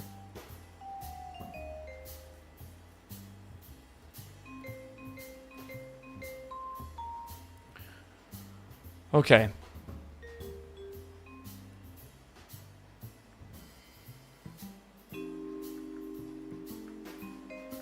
So a couple things I need to think about. I'm not going to have these solar panels for a long time. And I don't even see the reason to have them. I just don't think there's a reason. So I'm going to leave them like that. Next thing here. Stickers. I want to put some stickers on these if I can. This text I'm going to set to like a silvery color maybe. Maybe something like that. Okay, set text. Did y'all do your homework? Okay, gotcha. So it has to do with Earth? Gotcha. Did y'all do your homework? I said we needed to think of a name for this satellite. And I said, bring your name to class. I don't have a name. Chat, I gave you this homework. Did you not do it? Okay, well, I'm gonna take a quick break and go to the bathroom. All right? We need to name this thing before we send it up there. All right? So think about it. I'll be RB. Noto-sans. I guess we can maybe change that if we need. I hope you guys can think of some good ideas. I'm gonna play some. I'm gonna play like 2 ads though, like a minute. So also a good time for you to stand up if you need to. All right. All right, we're back. Galaxy gas. It kind of looks like a Galaxy gas bottle, doesn't it? A little bit. Oh god.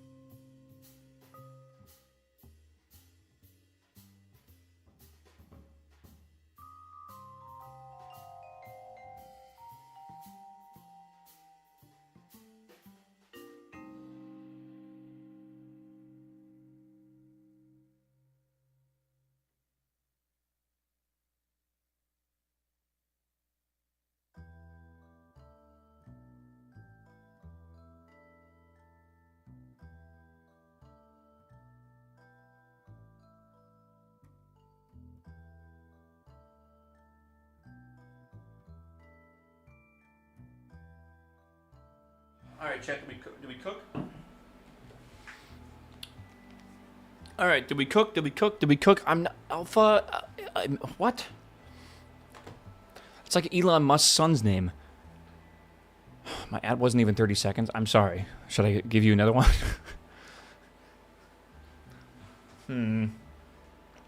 The Ascendant One. Come on, we got better names than this. This is all you came up with when I was gone? Surely? Maybe we call it Melvin. Right? Melvin, what do you think of that? He's asleep. Uppies. Get some help. Graphitus. I feel like that's too grandesque for us.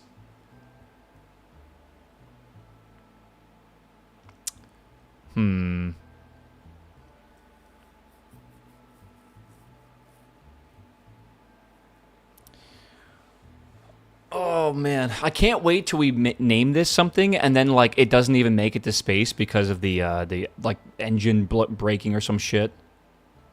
Too fancy, not fancy enough. There's like, yeah, man. There's like a in between, like a fine line that you have to try to hit.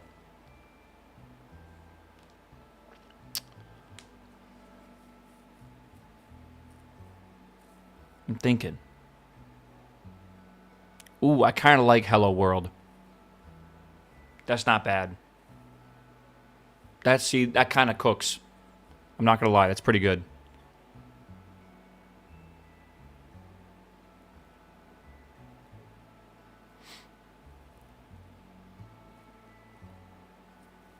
I wonder if we should. I wonder if I can even do that. Can I make it bold? It's not bad at all. Overused name? Who has ever named their rocket Hello World? Or not their rocket, but their satellite. Actually, that would be something that, like... I don't know. Have you guys seen the name for Rocket Labs? Like, their rockets, like the missions they run? They're always hilariously cute like that. Can't wait for the Hello World 2. I don't know. Do we keep this white, or do we try to change it to silver? And if it is silver, we could do black as well, but there's like, yeah, we can do silvery colors. I can't do it as like a metallic, though. An outline enabled. Outline color, black, maybe?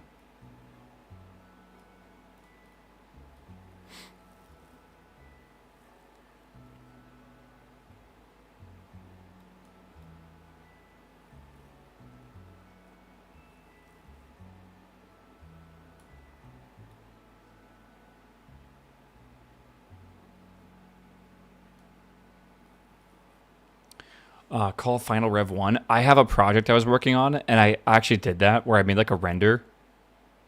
And then I was realizing like, oh, this is not done. So I had to like redo it. And then I had like another one. And then I had one, like, it was like, I think I ended up with like final render dot final 2, I think was what I ended up with. And it just felt so classic, man. Okay, something like that I kind of like. Maybe.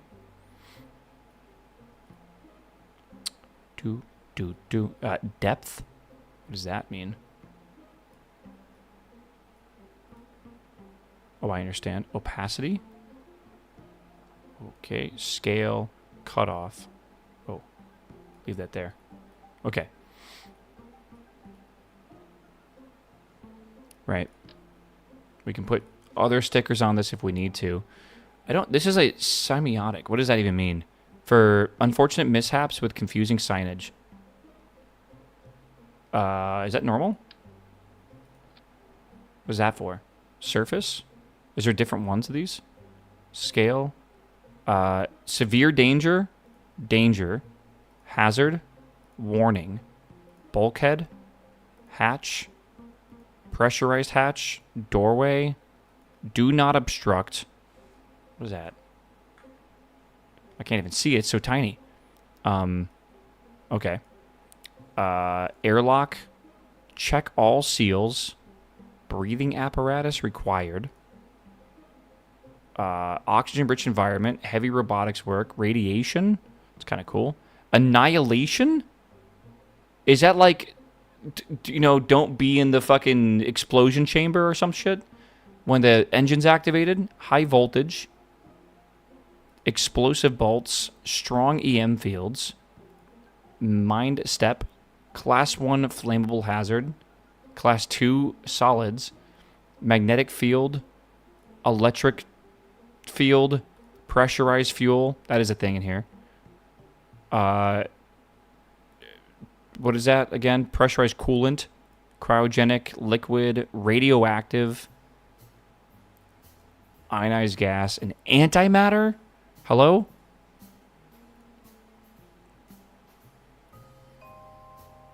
That seems dangerous.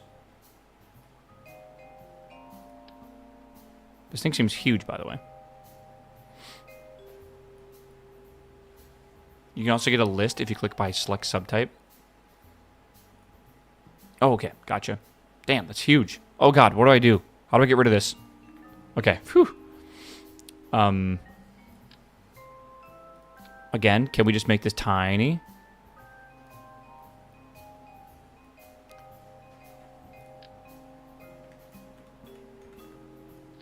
Okay, tiny. Gotta get NASA on here. All right. Oh, I guess we can actually rotate that, can't we? I'm trying to get some logos on here, man. This is cool. What else we got here? Okay. This is Twitch chat. So you guys are coming with, all right? Funded. Hold on. Funded by Twitch Prime. Okay.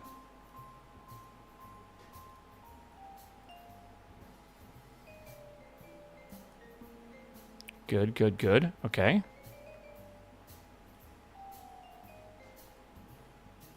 Okay, that can probably be... We can try making that purple, possibly. What am I doing here? Am I going crazy?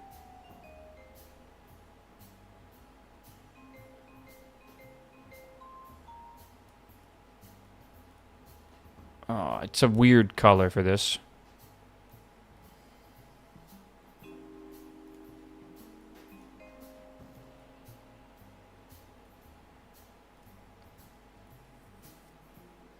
You know what? I'm obsessed with capital letters.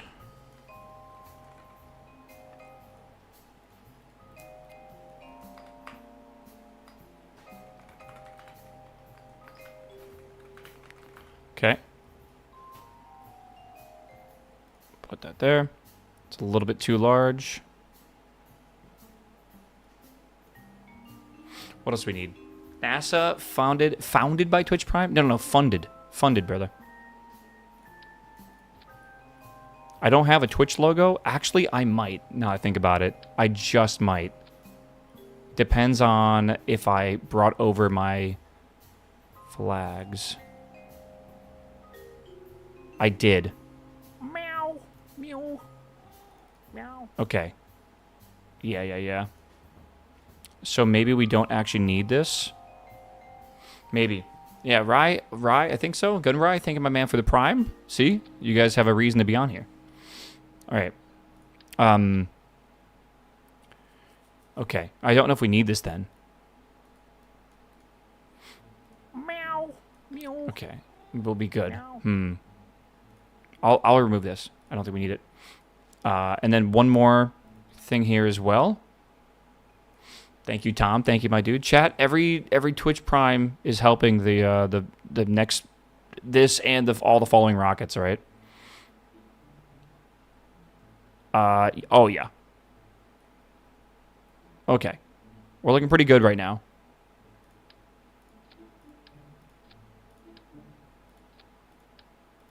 Okay. Are we missing any logos that we need? We're looking pretty okay. too much? Hell no, it's not, bro. This is our first ever... do you understand? We have been doing this playthrough for over 2 weeks. Like, we are many, many hours in. Actually, I can look. We are currently 41 hours into this playthrough. You can see in the very bottom right down here. 41 hours. All right? We have not put an object in orbit. This is going to be the most sacred object ever for me. Like, I've never actually... I don't know. This has just been like a huge fucking challenge. This is great.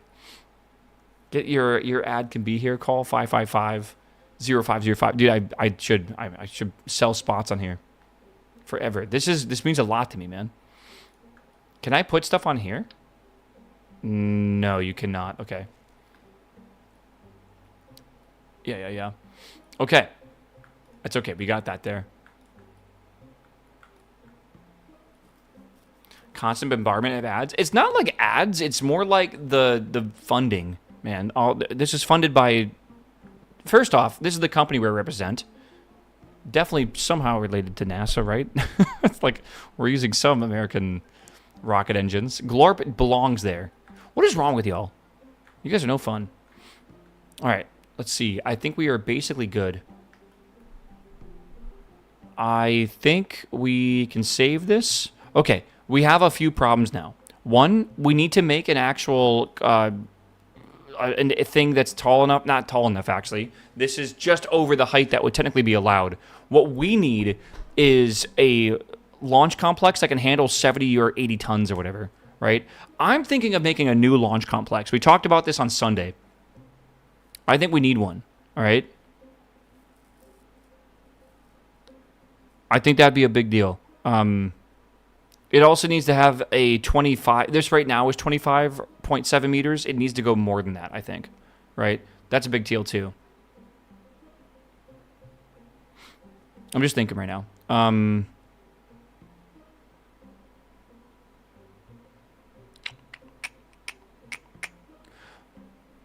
Do we want to have a second launch complex? Or do we want to upgrade the current one we have?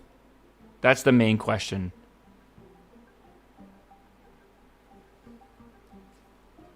If we upgrade this launch complex, we will not be able to basically make other rockets that we've already paid for the tooling for to get them into space.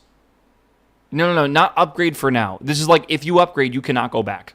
And launch complexes are important to have specific sizes, right? So if I save this and I leave, I can kind of show you the menu for it. You can go back. Why would I want to downgrade a launch complex?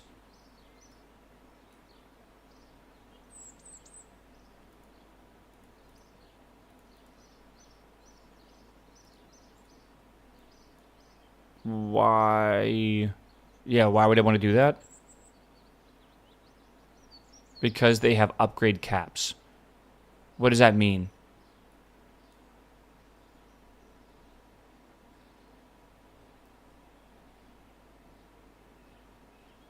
Location. I can make a new location here? New pad? How does that work? You know what? I got to go back in here. You can only upgrade so far beyond the original construction size. So why are you saying upgrade for now and then I'm confused what you're saying. Upgrade limit for max tonnage. Yes, you're right. So this cannot upgrade past 34 tons. So, but yeah, but why are you... But I think it was two different people suggesting to upgrade than downgrade. I think I need to make a brand new launch complex. So I need a new LC. Chat, I have more homework for you. I want to name this thing something a bit more normal than like the deli counter or whatever, right? I want this to be, I think, 95 max tons.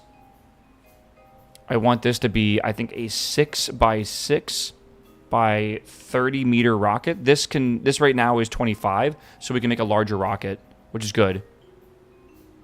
LC67A. Ooh, I do like that. I do like that a lot. That's a... Imagine you're Melvin. All right. It's a Pat moment. All right. And what else do we need? The Large Area Rocket Platform. The LARP. I hate how the word LARP is being used nowadays. Kind of pisses me off. People use it, like, in the dumbest of ways, man. Okay. This is good. 31,000 to build. 7,000 for the pad cost. 160 days to construct it. And a 5,000 yearly upkeep, which is not that bad, I guess. Assign free engineers on complete. Doesn't really matter unless it has those. Okay, and build. We will need this. Okay, so we need to unlock everything that we need for this. I'm not even sure how to do that right now. LARP is being used these days as the new poser. Yeah, it's a good way of putting it. I just think it's like being used so incorrectly, though, as a term. Yeah. Why is LARP even the term people are using? Right? Like, doesn't LARP mean, like, live action roleplay? Like, lightning bolt, lightning bolt, lightning bolt. Like, isn't that, like, LARPing? So, like, why the fuck are they using it for the word poser? Like, I don't like that. They're live action role-playing something. I guess I understand. But, like, I just don't like it. I don't know why. When I think of LARPing, I think of, like, people playing D&D and stuff like that. I don't know.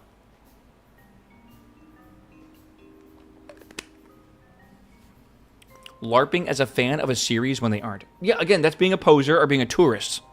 I feel like there's a difference.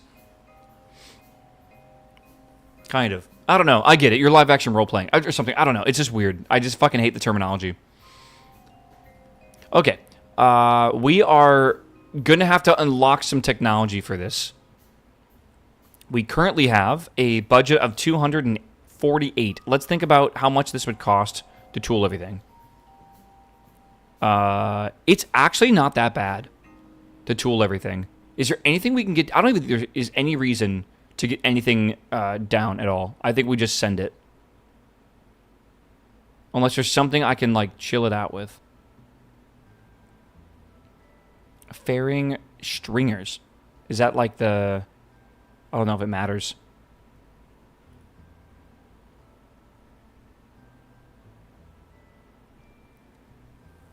All words are made up. I know, but, like, I don't like how the youth is redefining all these terms when we already have terms for it. Says every old person ever. Listen, man, I think the word rad is awesome. I don't think we ever should have stopped using the word rad. Sorry, I have a pretzel or two.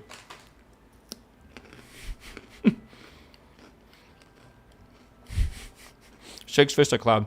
I'm telling you, boomer is not an age, it's a mentality, all right? That's the mentality.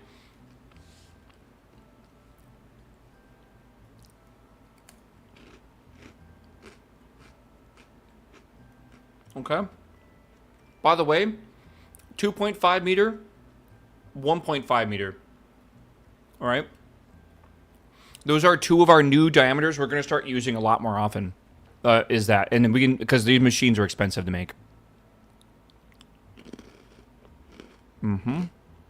Mm-hmm. Mm-hmm. Avionics, it is what it is.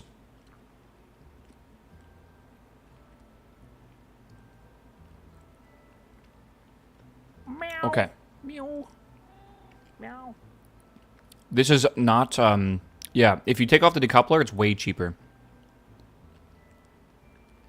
Check contract so you don't miss some part.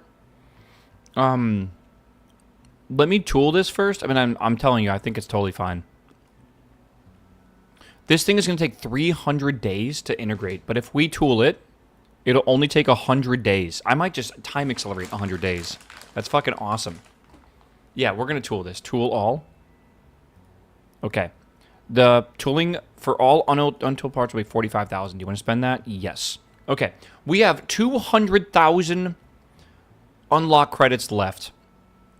All right. The problem right now is I don't think we actually have everything unlocked here. So what I'm going to do is I'm going to unlock the engine we're using, which is this here.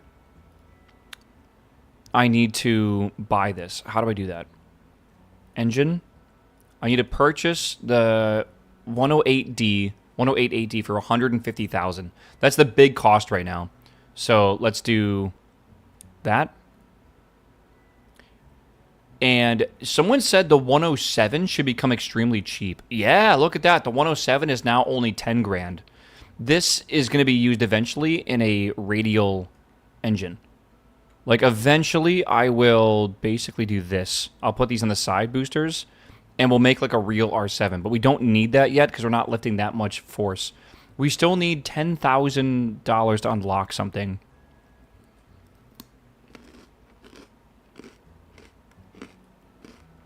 I don't know where it's at. Can you link a new farming game? Sure.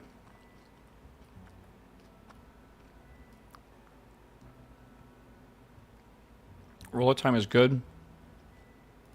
Let's see what we got.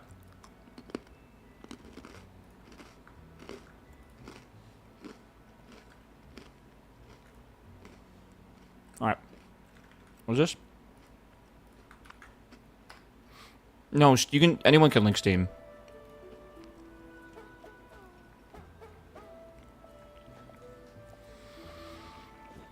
Oh, this art style seems so familiar, and I don't know why. Is it like an asset pack on Unity, or am I just... Does everything look the same nowadays?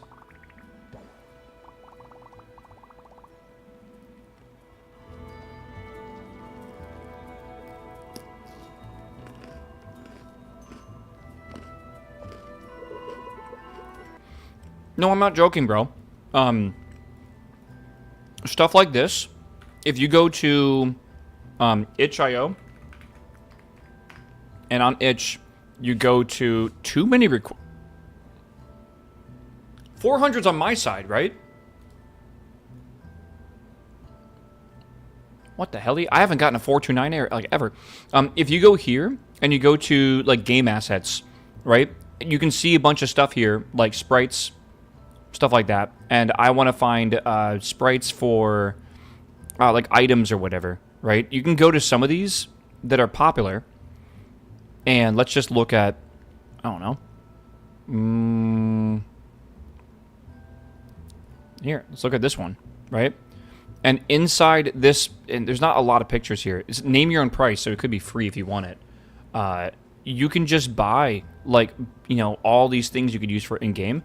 A lot of games use similar assets to these, right? Essentially. Like, a ton of them do. Like, they'll recolor them slightly, or they'll just use the direct one or whatever. I always say you should try to, like, alter it a little bit. But, yeah, like, so you'll see things that look exactly the same. And I think the worst part is the UI. A lot of people use... I don't know if I can actually show you UI here very easily. UI, maybe, user interface.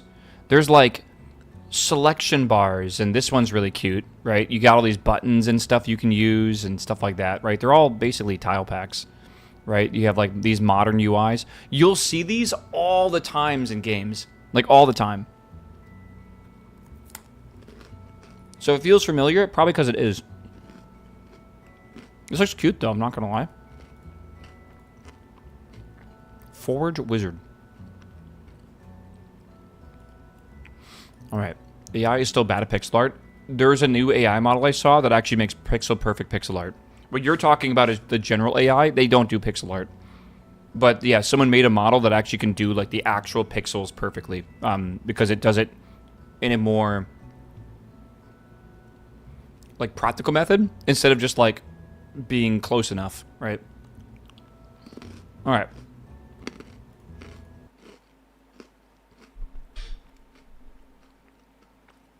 Alright. We need to wait 159 days. And we can't do anything but wait. Okay. What should we do? Should we, mission specs double check? Well, we're not even building the rocket yet until this is up. We could launch other missions, but, like, do we want to? I kind of want to just fucking launch this rocket. I'm kind of tired of waiting. I feel like it's like, whatever, right?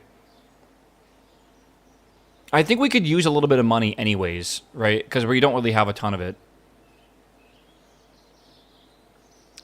I don't know. You can upgrade some facilities. Can we, though?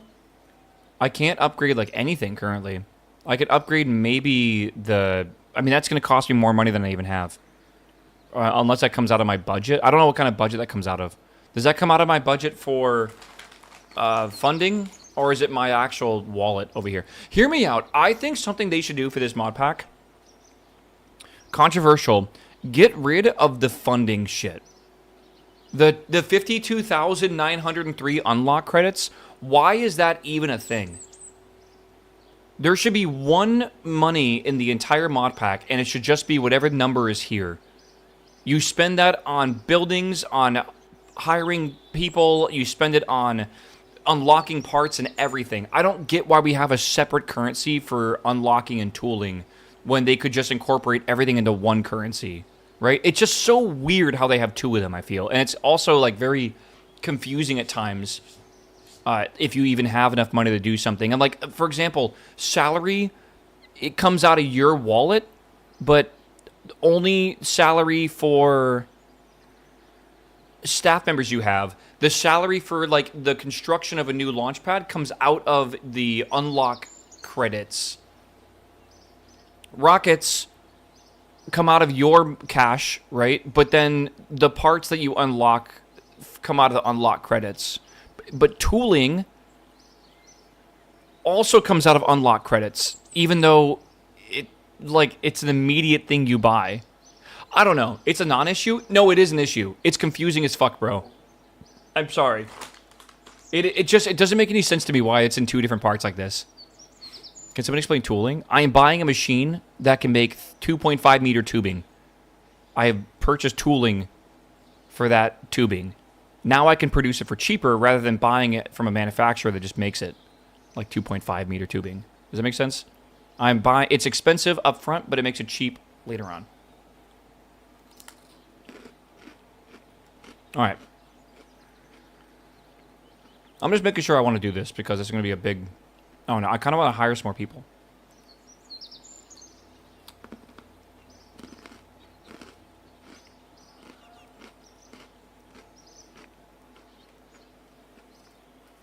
When you gain science, it increases the unlock credit. Good, just pay me more then.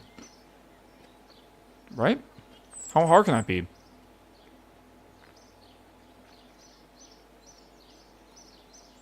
Okay.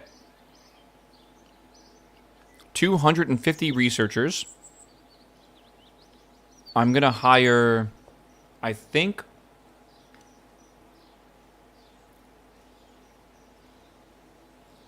300 in total.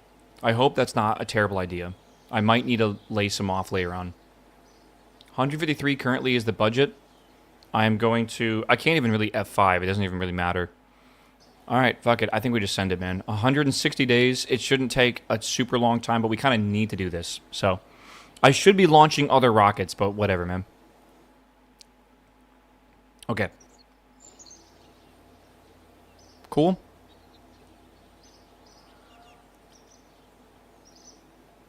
From ground experiments. What do you mean? It's easier to balance the things when you separate the currencies. What I'm saying is, I don't care if they can balance things easier. What they need to do is make it easier for the player to understand how much money they have when it's a fucking super important part of the game. Right? Like, the funding part of this game, everything has a cost, right? It's so confusing when you don't know what part of your money it's coming from if you don't remember, right? I think they could absolutely improve it, for sure. Okay. So, we have 100,000 unlock credits. It's going to cost a 10K. Let's go over here, actually. Alright, yeah, 10K to finish buying everything we need for this rocket. So, let me hit save real fast, and I guess we will launch. So, I need to buy these things specifically. Unlock 7 parts. Okay.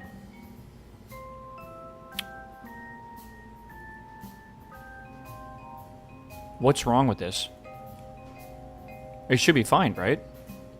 Yeah, everything's good. So, why can't I... Oh, was it already put in? Okay. Wait. Estimate infinity. Hold on. Staff. This is probably going to fuck me over budget-wise. Let's go over to engineers. 495 engineers is a shit ton.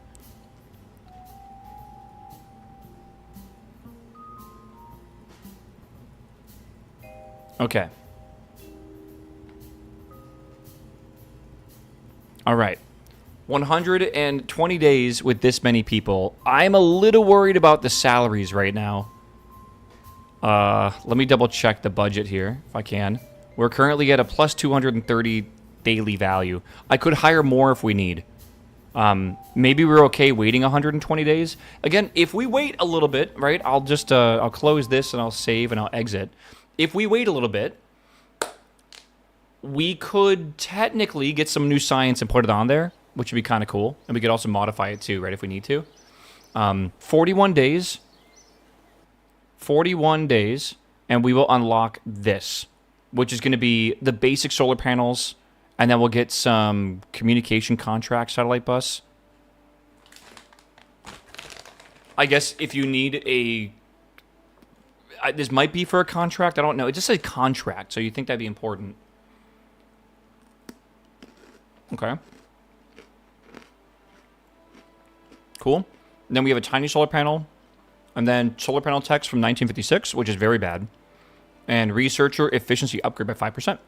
And then after that, we're going to get the science era, the satellite era science, which will be a Geiger molar counter, a magnometer, micrometeorite detector, film camera, and television camera. So you can see the very first satellite we put in orbit will be very simple, but it's going to get way more complicated, I feel. Like, way more complicated. The reason why we need to do that, we need to finish these heavy early satellite missions, right? That will include 3 missions. Or 4 missions, right? The first 2 are optional. We need to put a 30-kilogram object in orbit. We need to put a 400-kilogram biological satellite in orbit, which I believe means it needs to have the advanced biological capsule. We need to put a polar orbit satellite in polar orbit. It weighs 400 kilograms. And then the final one is a scientific one. And this one needs the Geiger counter. Or maybe I'm wrong, actually.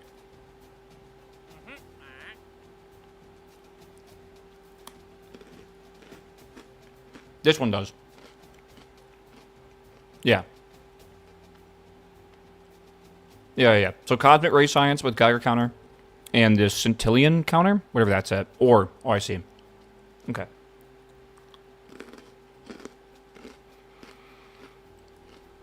Sheesh. Alright. And then once that's done, then we'll unlock other stuff here. Like navigation satellites, stuff like that. Molnia. Weather satellites? That's gotta be Geo, right? Maybe not. Alright. You only need science or biological advance? Oh, you don't need to do both? Is that true? Hold on. I'll double check real fast. Yeah, you're right. Okay.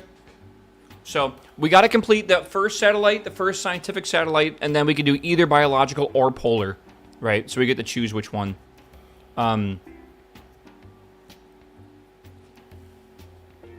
So you're not wrong, but you're not right. We need the science one for sure. So we need the Geiger counter one, I think. But the biological one and the polar orbit, that one's a bit different. So we can decide if we want to do... I mean, polar would be kind of cool. Yeah. All right, let's... Again, do we just fast forward? I don't really mind. It's not going to bother me. I'm trying to just get over it, I think. It doesn't really matter. You have 3 program slots. Is there a reason we don't have another program? Well, we're using 2 of them right now, right, with this thing. This uses 3 already. I have a max of 5. I don't want to do X-Plane because I don't want to do planes. This, again, when you accept a contract or a program, they want you to do it, right? If you don't do it, you'll get penalized after a while. So, We are going to have the ability to use more of these programs as we go farther into our like space agency's history or whatever, right? Because right now we are like, I think 7 years into this, and we basically have not gotten to orbit yet, which is pretty normal, right? Kinda. I would say we're actually behind schedule compared to real life, but does anyone know history? What year did we first go, did put something in orbit? I think the Soviets did it in 56. I don't remember, though, if that's right. It might be 59. It's crazy how things accelerated so quickly after that happened. Okay. All right.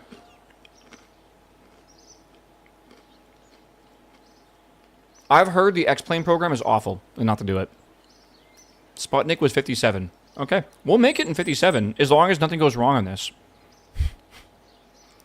It's July. It'll be 2 more months and then it'll be done. Am I jinxing myself?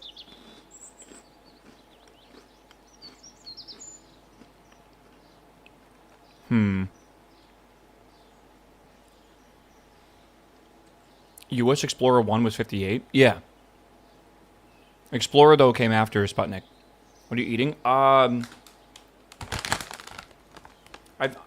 need, like, midday calories to keep my brain working. These are honey wheat braids. They're like pretzels, but I don't know if they can legally use the... Oh, wait, they are called pretzels. I don't know. They're just called braids. They're tasty. All right. Legally distinct pretzels. Yes.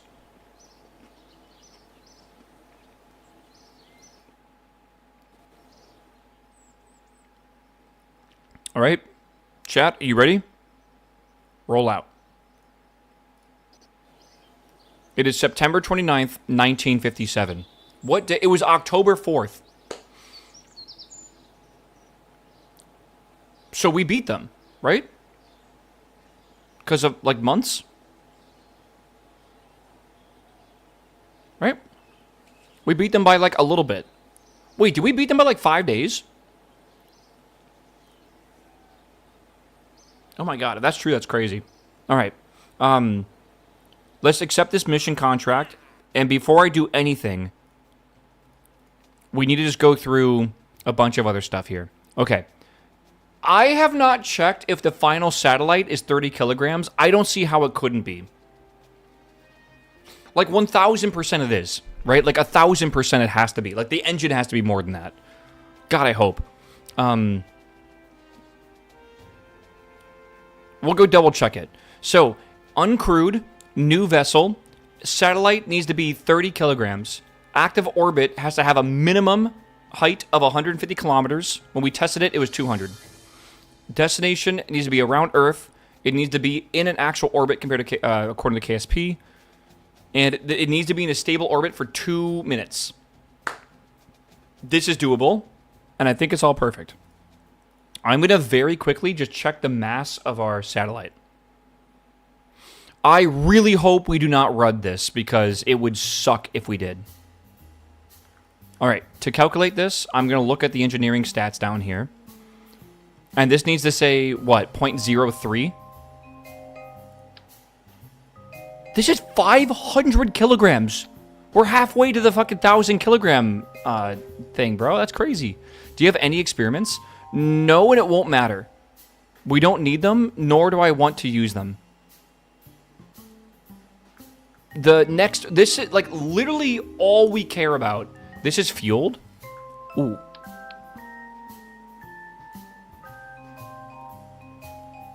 Okay, good call. 137 kilos. We're okay. Good call on that, though. I did not even think about that. All right. All right, chat. Let's go back here. Don't save, because I did modify it. You ready, chat? Are you ready? After 40 hours, we have been waiting for this moment. What time of day is it? It's currently 9 p.m. Do we launch at 9 p.m.? Let me double check this. We're going eastward, so maybe that's okay. I think we could send it. Where are we? Right here. But we're gonna go into the Terminator, man. I think we should wait till the morning, because then the Terminator will be like way over here.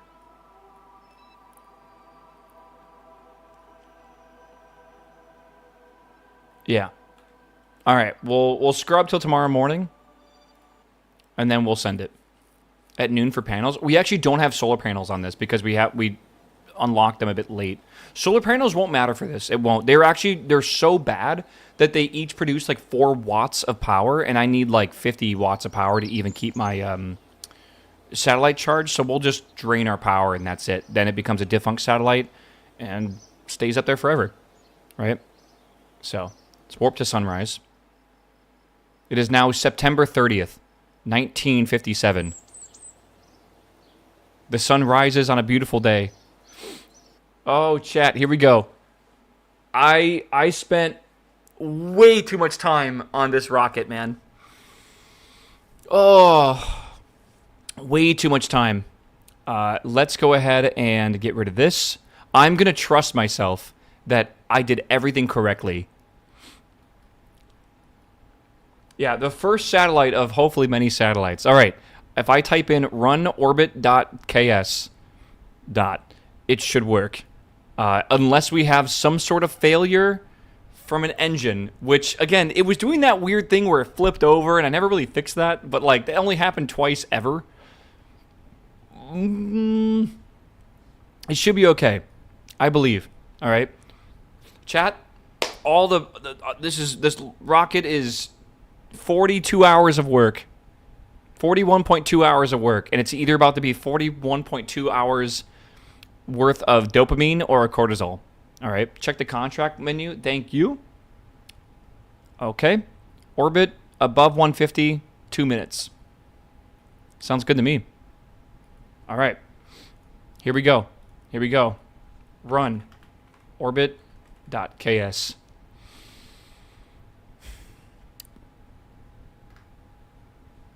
Pre-launch. You can check the program here.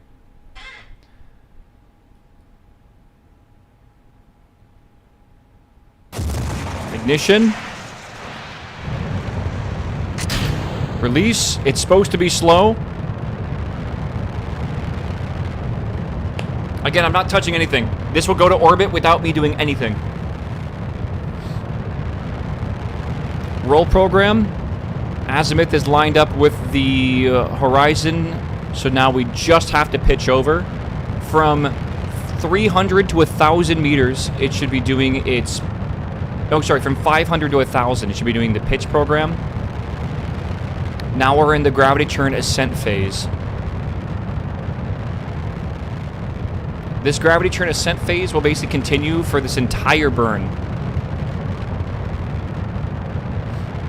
We should be burning through all this kerosene with 0.2% or 0.1%. The pitch over is looking nominal. With about 1% fuel left in this tank, we should ignite the second stage engine. When the thrust of this engine burns out, we will then separate the second stage and keep going. Okay. So far, so good. Again, I had an issue when I was testing this twice where it flipped over for no reason.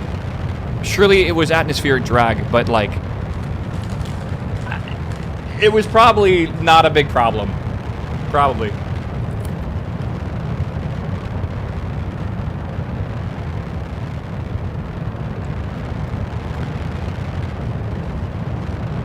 Rain? From where?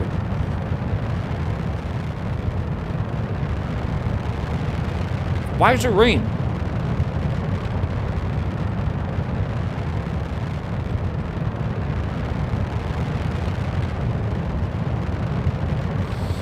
Okay. It's looking good, man. Looking good, looking good, looking good.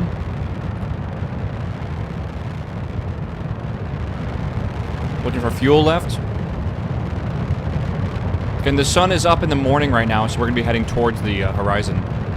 Through max Q? Oh, a long time ago. Okay. Again, we're looking for 1% 1% fuel or something like that, maybe 2%, is when we're going to ignite this engine here. I'll try to point the camera so we can see it. Right there, we'll see the engine ignite. And then when this goes off, it will then release the stage 2. And we'll see that in the program here as well. All right. Please, please work. I've never had it fail. Get ready. Hot stage and decoupled. All right, now we're on a burn. This should be about a 2-minute burn or something like that. Okay. We are not...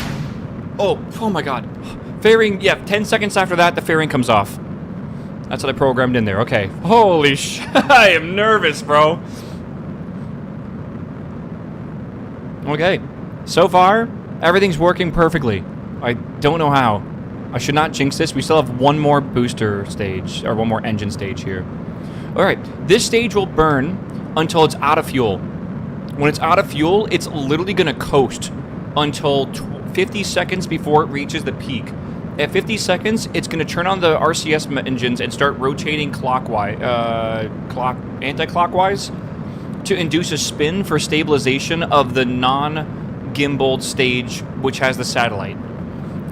About 10 seconds before, 20 seconds before the apoapsis, aka 30 seconds, we'll use the RCS thrusters to induce a bit of ullage force, which should push all the fuel in the satellite to the bottom of the tank.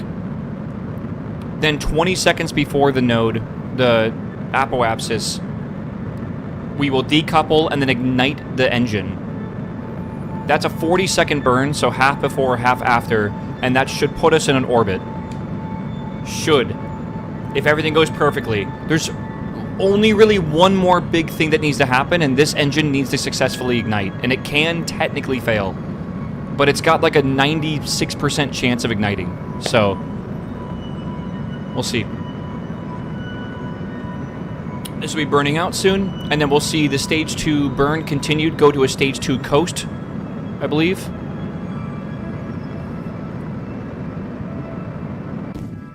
Alright, Seco and coast. Okay. Why is it auto-saving? I don't like that. So we are now waiting an unknown amount of time. I could pull open the thing for it, but I'm not using MechJeb's data right now for the readout. Oh, God. We'll see. Chew, what's up, my dude? Thank you for the sub, brother. I don't know why... Oh, there it is. Okay. Come on. I wrote these scripts all myself. It took me way too fucking long. I spent all of yesterday trying to come up with a gravity churn algorithm. Decided to not go through with that and just use MechJeb for that. We spent like 4 hours today writing the scripts for this entire thing to work properly. And a lot of it was debugging like things and...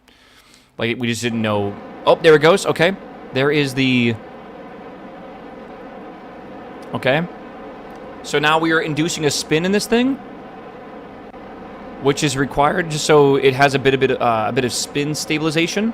Notice we're pointing exactly at the horizon. And here comes the ullage force, so the fuel's being forced to the bottom. And here we go. Please, for the love of God, ignite.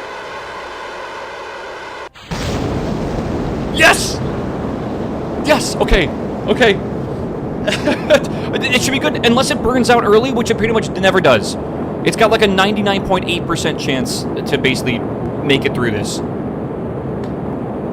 We are going to space.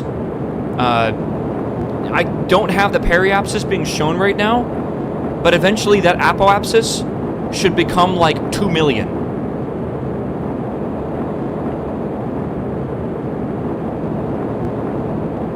And that's how you know.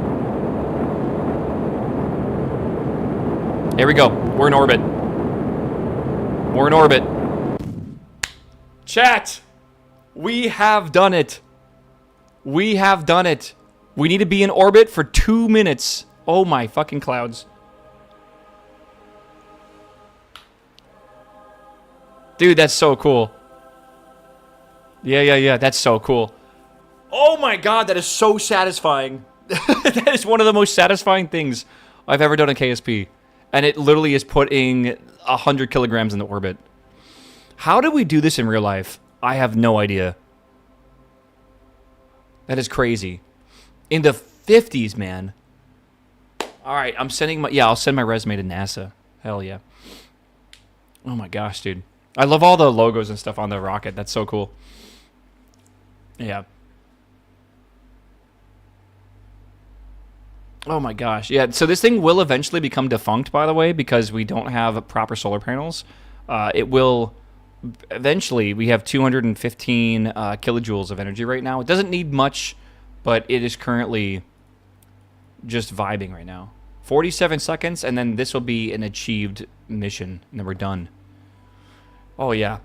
How many cups of coffee was drank during this design process?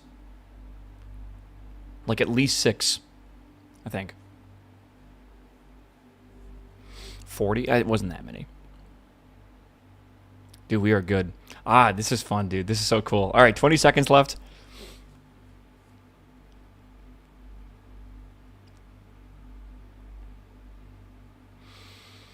Oh.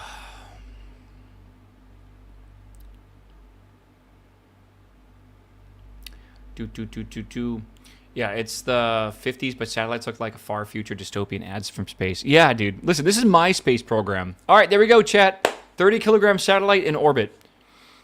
We have absolutely... Again, I want to remind you all, this is not your normal KSP experience. This is the computer that is currently controlling this. It is a science payload. It literally only can record data. It has no gimbals. It has no control over anything, right? It literally is just basically a data recording device. That's it, right? It cannot angle this engine. It doesn't have any spinning flywheels or whatever. So we literally cannot control this rocket.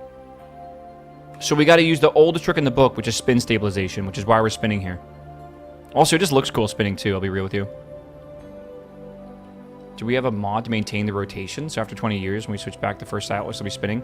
I mean, it should be coming down, honestly. I'm only at 100 or like 200 meters at the lowest point. The atmosphere would still technically hit it there, like in real life. But if you're above 140 kilometers in this game, technically, it will never degrade. So this will always stay in space.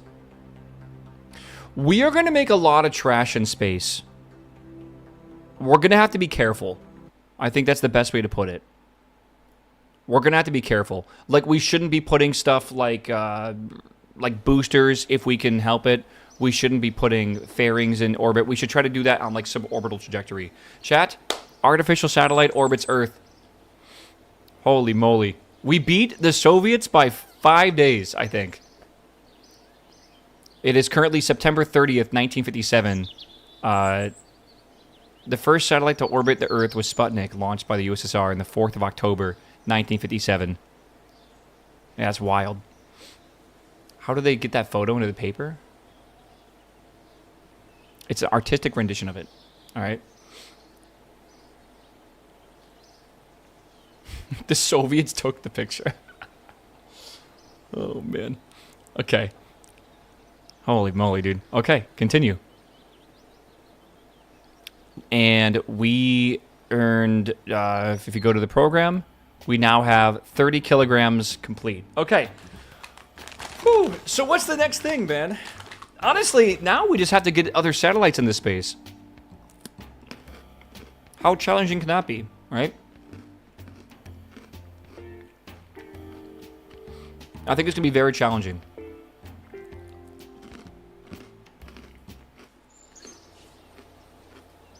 All right. Well, yeah, put a person on one. Unfortunately, we need capsules for that. Capsules are way, way, way, way down the tech tree.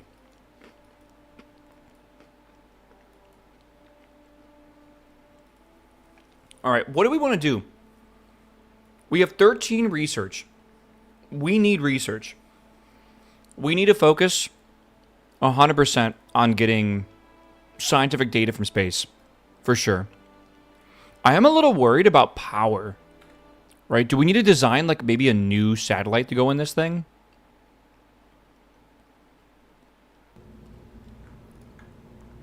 Power's a big deal. We have this solar panel, which is static. I don't know... What the hell? Why does it shrink like that? And then we also have this one, right?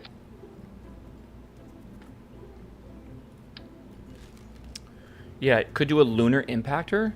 Brother, I just got to orbit. Technically, can technically do that without orbit. No. I don't think I have enough Delta V to get to the moon, bro. I'm pretty sure we can't do that. Chat, let's relax. It's like, I just got like a bike, and you're like, let's go bike a Century, right? Like, we need to design, I think, a better satellite. And I also think that maybe, just maybe,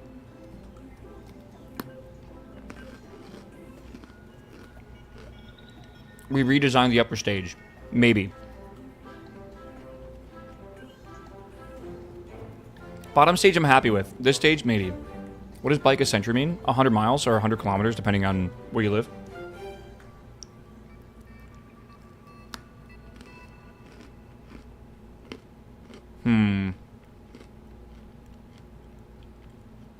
Never heard of it? I've done it. I've done it with like 6 weeks of training. And I almost fucking died. It was so awful. It was so fucking awful. It was so bad. Oh, I didn't even know there was a Sputnik antenna. Wait, that's cute.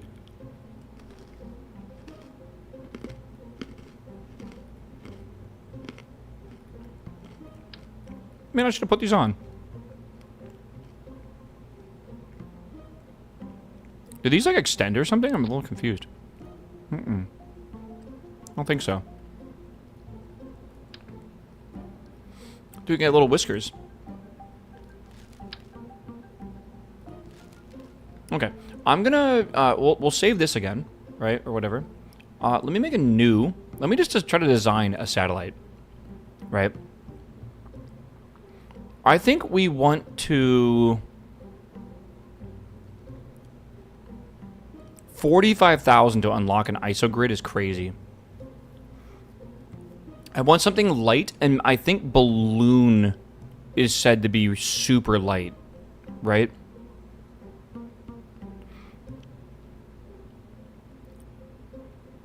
Chat, any suggestions here? I can do ISO grid, or I can do a tank that has a balloon in it. This is the best utilization you can get. This, I believe, is strength and high utilization or something like that.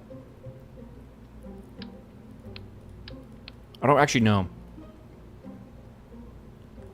Also, we do need avionics as well, so maybe we'll start there, right? Again, probably a science core, and we have now unlocked... Yeah, that should be nice as well. At 100-ton controllable mass, avionic mass is 650. No, science core. 17 kilograms, and it consumes almost no power. Okay. Don't you have a weight? Let's start light, and then we can get heavier. I think doing anything else is a bad idea. Okay, we can do a polygon with 6 sides. I like hexagons, they're cool. Alright.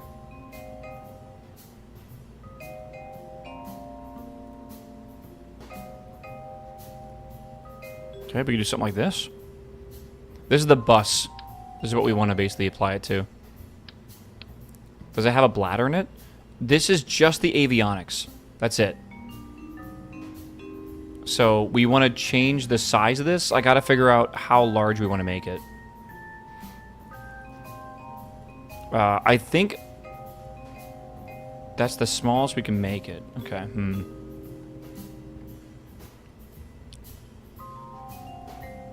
I need to think about the rocket we just made and kind of adapt it to that.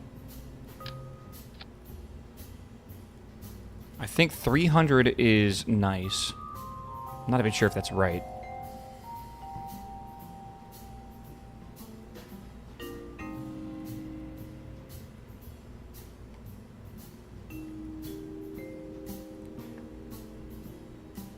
Do we have, like, an incredibly small engine we could use? Something extremely efficient?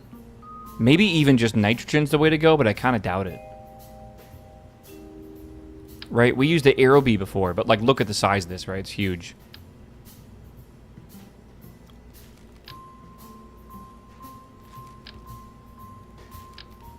All this is just huge, man. We could potentially use these control engines. Potentially. I'm not sure we want to, though. And we could fill this with, like, nitrogen or something. Again, not entirely sure if we want to do that. It's got to be pressurized, which is heavy. Right? I don't know, man. It's a difficult one. Realistically, we should use the Aerobee, right? And the Aerobee needs some amount of this here. I think probably like this. And then this thing can burn for, again, 47 seconds. If I choose balloon tank, I don't think that's pressurized, right? So that wouldn't work. But I could use the isogrid, I guess, right? That does do high pressure.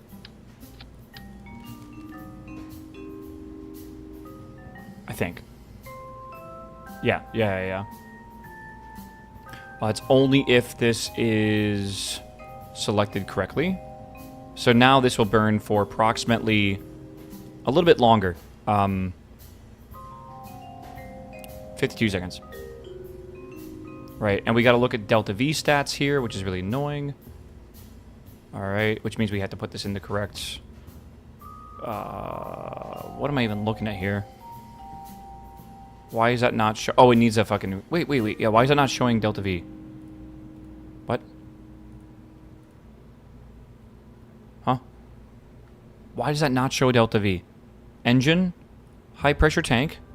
It's all good. We don't have an engine better than the Aerobee, though, bro. Maybe we do. Maybe we got to figure it out. I don't know. Why? Redo your fuel? You changed engine?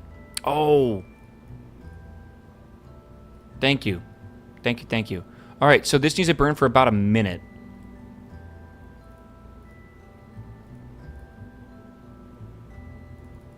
Holy moly.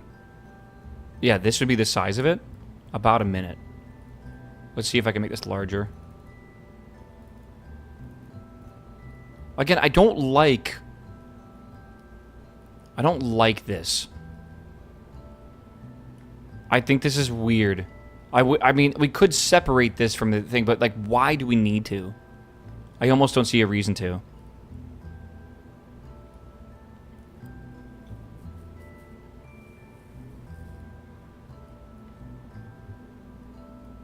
Also, I wish this could be, like filleted at the bottom. I don't think I can do that, though. There's, like, a cylinder shape. There's a cone shape. Honestly, I think this will look pretty good. Looks like a tank on the bottom, right? Makes a bit of sense. Maybe I can make it a bit tiny. I mean, again, I got to think about how expensive this would be to tool. But yeah. Sassley, what's up, my dude? Welcome. This is burning for a minute 18. Okay, we actually don't need it to be that long. That's about a minute right there. Wow, that seems like it's way better. Maybe one more. Okay. Oh, pets. I'm sorry. Here you go. There's Melvin. Okay.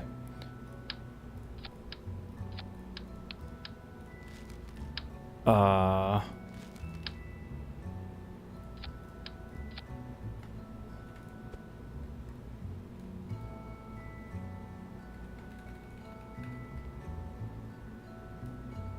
hope you guys don't mind some part clipping, because it is way better if I do some part clipping. Things just look better in general. Okay, again, we're going to have issues with power. Like we for sure are.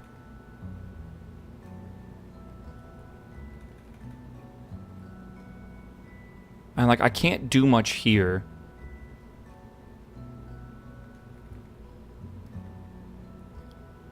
I can try to attach this to here or something and then try to, like, bring it in, but, like, that doesn't really change anything.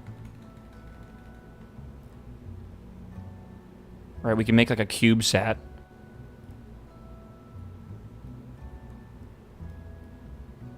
More like a cute sat, am I right, chat? No? Okay.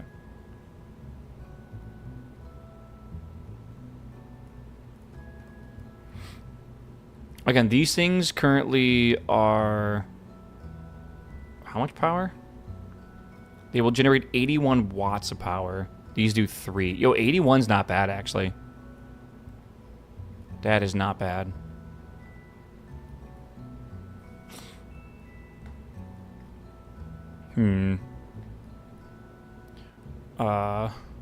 We need science aboard this, right? We need a biological experiment if we want to. I think there's a few things we could do, but yeah. I don't know if we need the advanced one or not. Not entirely sure. Basic film camera? Whoa. Oh my god, it's fucking huge. What? Can I deploy it? Oh my god, look at that. That's so cool. Thermometer. These are transmittable. I can put them inside the core as well. Again, this basically is a bus. Biological is a sample, right? Oh, I don't think we need to bring it back. Good question. I don't know. I'll check in a second here. Having 4x symmetry on is very scary. I don't have actual communications yet, which does make this a bit complicated. Again, we have these cute little Sputnik antennas. But they're difficult to know what to do with them. Like, they can't extend downwards.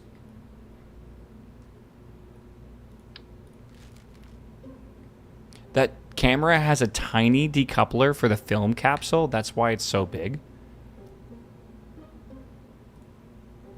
Wait a second.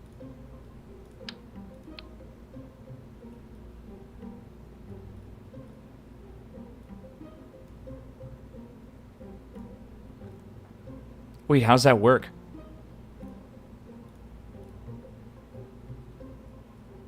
How does it decouple? Yeah, like where does it decouple?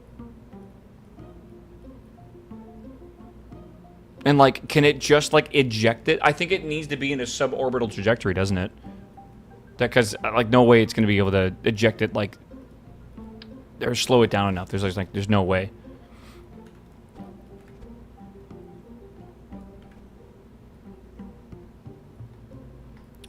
Okay. Again, this one's a bit weird right now. Mass spectrometer. I think this is a bit tall for me. I think we need to like just take this down. Don't think it needs to be as crazy as we were doing it before. Okay, let me, I don't know what we're gonna call this, but this is gonna be called like the Waffle Sat 2 for now. Just so I have a name I can open this with. Save. I want to go look at the requirements for these missions.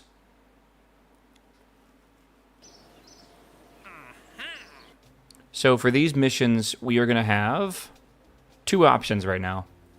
Yeah, polar or biological. Polar is not impossible.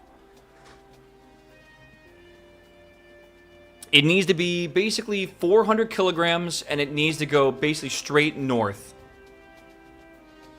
Between 85 and 95 degrees. Or 400 kilograms... It needs to contain an advanced biological capsule part of the mass. It never says it needs to return, I'm pretty sure.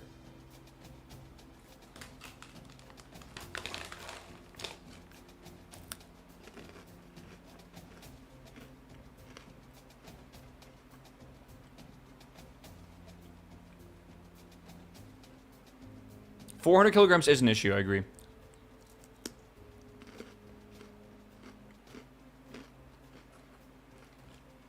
it's a satellite, why would it return? Well, if I am picking up what they're putting down, I think this is the mission that's supposed to simulate the Soviets putting a dog in space. Because the biological science, I believe you get almost nothing from like transmitting on it. I think you need to return it.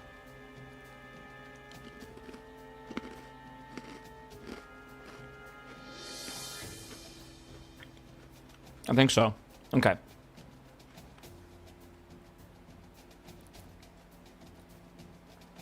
Okay. This is interesting. The biological satellite needs to go from a minimum apogee of 1,500 kilometers and a perigee between 200 and 900 kilometers. So, yeah, that's at like 1.5 mil. That's actually what we're currently at with our first satellite as well. Okay, well, the good news is... is there good news, actually? We needed to design a new stage 2, essentially. Like, stage 2 right now is, like, you know, that rocket we have. I'm going to show you. Open.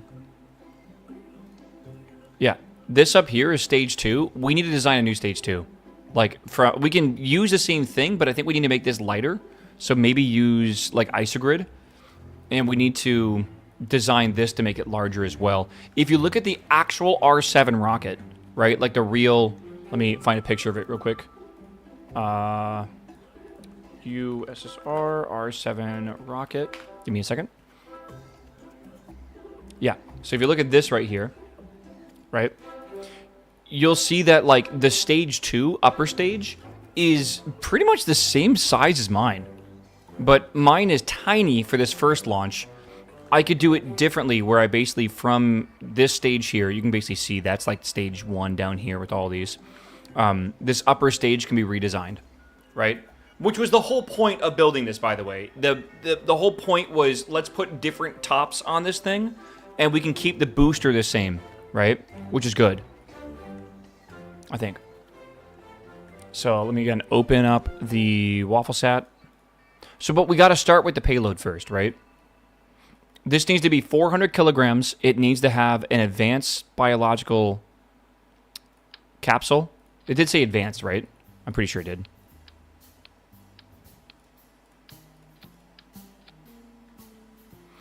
This is weird. I'm not sure if I'm a fan of the size of this thing. Also looks a bit strange. Yeah, it definitely looks a bit strange. It's hard to make this look good, right?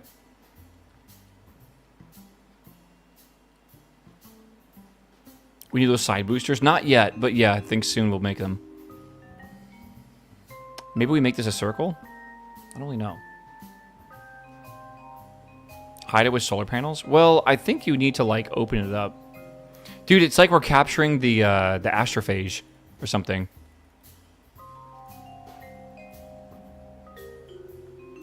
I'm worried about power. Someone said that you can check power. How? There's like a Kerbalism menu, which I'm not even sure where that's at.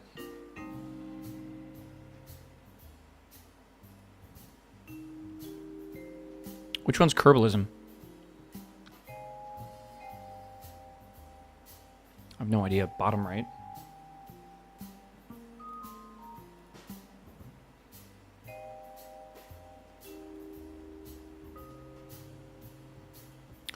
Which one of these do we need? Is it this one? Earth, in sunlight, estimated solar panel output.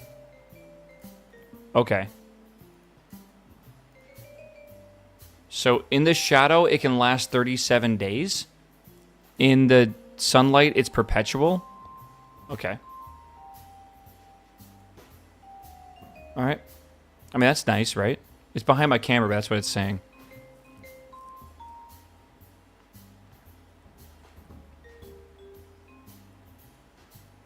Debating, making this tinier, even.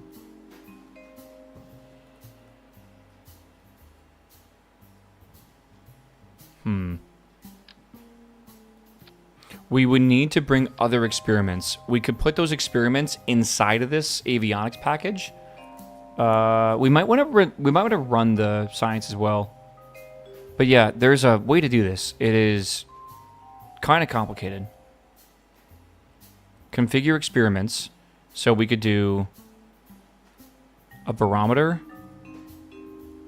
thermometer, mass spectrometer, and that should be it, right? That takes a certain amount of wattage.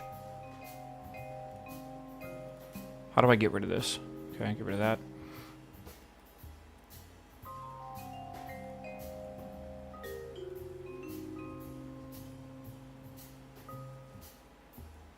Okay, that is currently perpetual. We're using 31 watts, so we'd last 23 days, I guess, in the shadow currently. You need to start all experiments and then check the actual power consumption.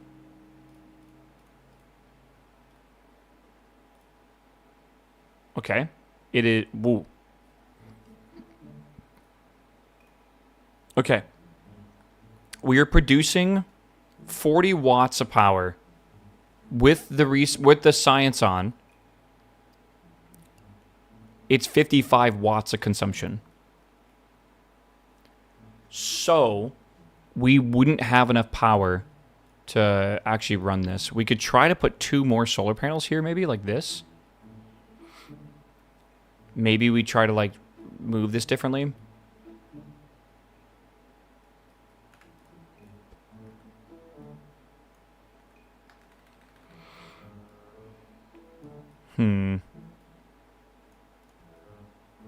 It's complicated, right? Yeah, this thing's expensive, bro. Can we change the number of sides on this thing?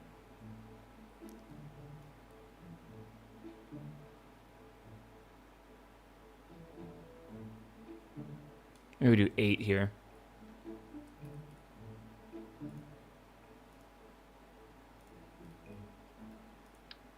Okay.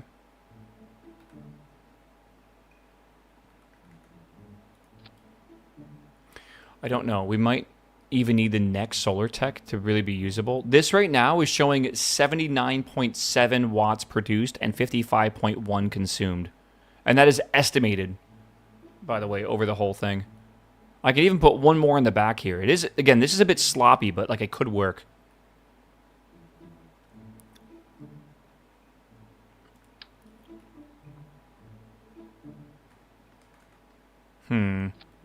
How weird is it to do this?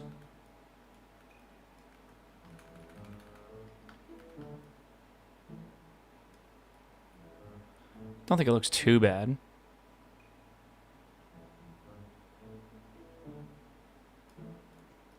Right? Is the estimation considering all the panels or only the ones receiving energy from the sun? I don't know. I think it calculates all the sides and averages it. Right? Which I think is the correct way to do that. 7,000 cost already? Well. Why is it 7,000?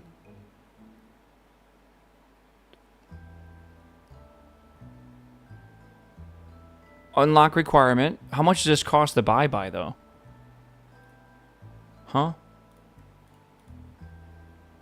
What is the expensive part? The isogrid tanks is incredibly expensive. Okay, there is a possibility. Check your avionics. The avionics are not expensive at all. They're 463.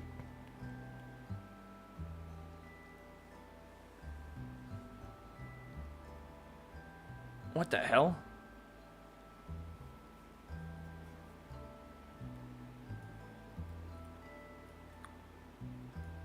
Is this really 6,000 to launch? Why is it cheaper untooled? That's what I'm trying to figure out. Why is my S2 avionics package literally cheaper untooled?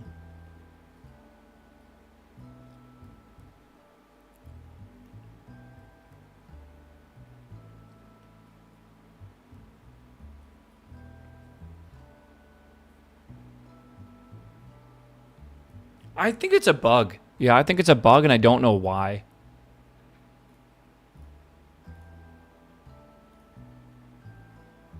Bizarre. That's so bizarre.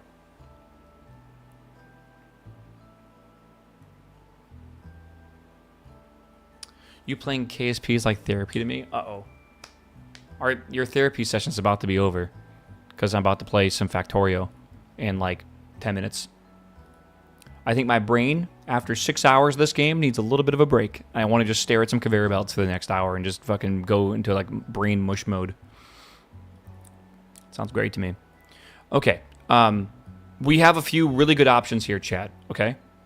If I just save this real fast as WaffleSat 2 again, and I go back, we still have a lot of time to wait anyways before we even build this satellite, right? And in 44 days, satellite era science will be done for us. The next thing we could do, if we want to, is to research primitive solar panels. These still seem incredibly expensive. Like, incredibly expensive. Again, we don't have a lot of research. We have 13.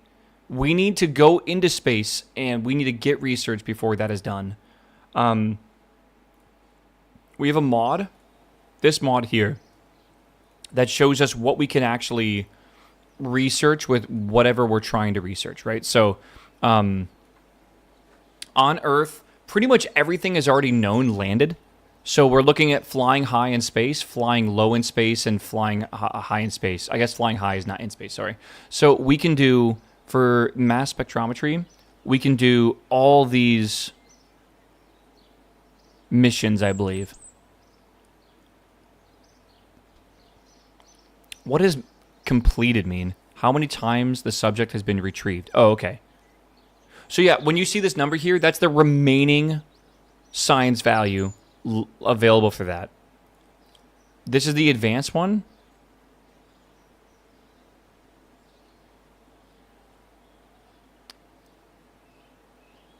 Yeah. Why is that saying only no? Oh, it's because I haven't been up there yet, I think. Maybe. Photography with a north orbit is quite good. Planetary photography. It doesn't seem that crazy though. All I'm seeing is flying high, space low. Really? Maybe because it's so low resolution. It's per biome. Oceans. I mean, I do say flying high biomes. But then I see, oh, space low biomes. Does that mean you get 3.3 science per biome you take a picture with?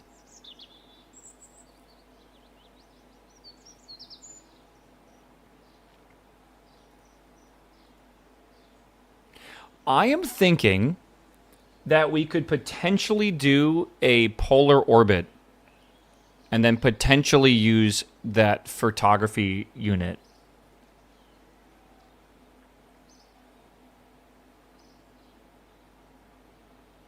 That's a total in biome? Yeah. We have, from film, I believe we have received 5.5 science from taking pictures above the ocean. I believe, oh my god. I understand. Holy. Okay. Pressure.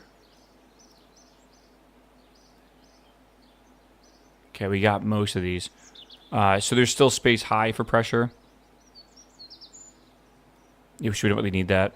Temperature, I think, is the exact same thing or whatever.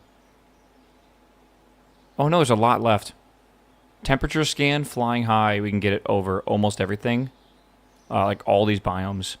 Damn. Which mode is this? What do you mean by that? Mass spectrometry, like I said before. So we can get 5 and 8.8 science with a mass spectrometer pretty easily, I'd say. Should I buy $500 Pokemon Power Pack or 5 $100 ones? I can't. How do I reach these kids? It's cardboard. It is cardboard. You're buying cardboard. Please, God, stop. Please. It's not worth it, bro.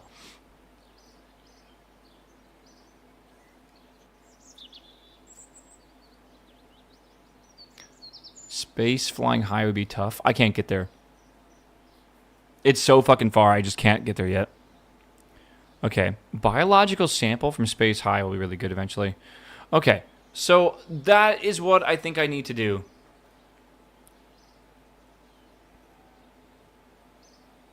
I think I need to do some mass spectrometry to get the 18 or 19 or even 20 science. Sorry, not 20. It would be 14 science that's available here.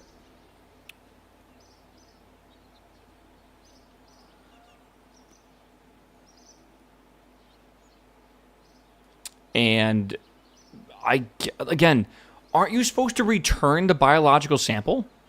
How are we supposed to do that?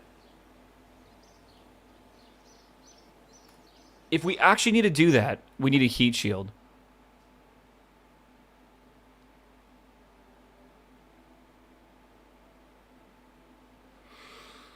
We have 2 heat shields, an adjustable and a thermal protection.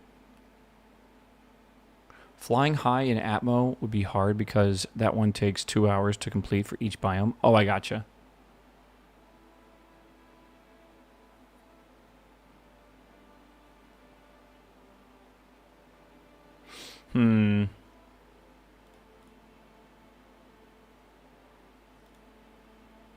Okay. I think we put a pin in this for today. All right. I want to play some Factorio, and I think we should just think about what the next plan is. We need science, and I need more energy, right? Right now, I could spend a ton of money on primitive solar panels for our science satellite, which I guess would work. I wouldn't mind spending it. We have 80 grand. 6K is not going to be the end of the world. It would absolutely suck, though, if the rocket blew up and we lost a $6,000 satellite. The last one was barely worth like a few hundred or whatever. But we could also spend 9 of our research points to unlock better solar panels. That could be really good. And then eventually we can get even better stuff, I believe. Hinged solar panels would be amazing. I really hope we get that sometime soon. And then obviously we can get RTGs at some point. Where's the batteries at? Battery tank upgrade. Okay, so we can just bring our own batteries, I guess, on a tank or something. Okay. And this is like payload. Oh, hold on. So this is procedural science core avionics upgrade, right? And this is near Earth. This is very similar, but this is more tape drives.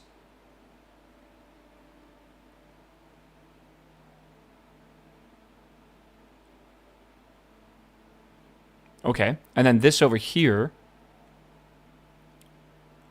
includes a ComSat payload and a NavSat payload. We need these, I believe, for contracts later on in the future.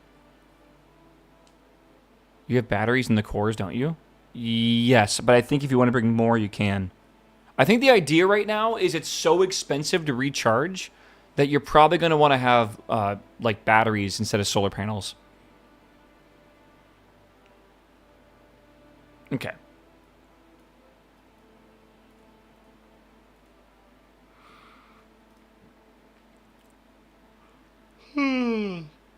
Yawns, man. All right, what else? What is our next like rocket engine we can unlock? The Agena engine, a Gamma 2 engine, an RD-0105 engine. Oh, we saw this before. It's a weird one. The RZ-1 and 2, the Viking engine, and then a bunch of new configurations, I guess, for those. After that, okay.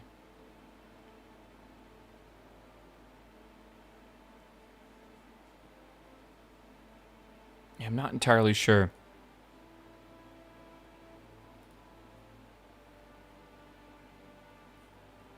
There's the Juno engine. Damn. We have so far to go.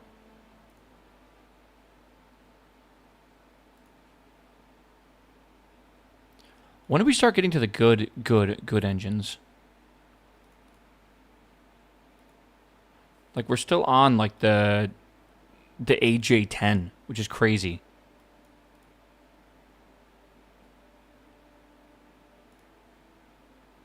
There's the F1 engine. Yeah, that engine right there, the F1 engine, is the engine that we went to the moon with. That thing is just a ginormous monster of an engine.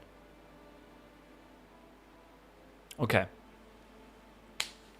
Do we hire more scientists? We can, but, like, I'm just looking at the actual upgrades that we get. I feel like what I would like to do is look up a video about, like, the AJ10 engine or something. I feel like I don't know enough about it. But okay, chat, I am going to put a pause in for KSP today. Really good day at KSP. We did get a satellite into orbit. I will quickly go show you our satellite again.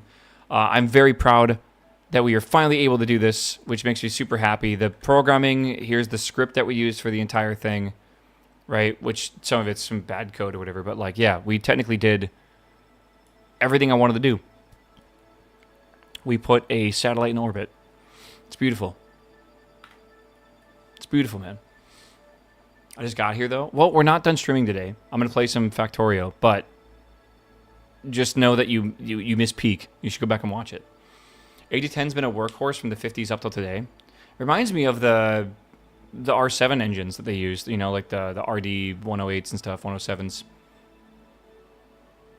It's pretty cool. AJ10 Hydrolox and J2 was a stars of the Apollo era. Yeah, I don't know. There's I assume there's some good videos on YouTube about those engines then, right? How much did the satellite cost to get there?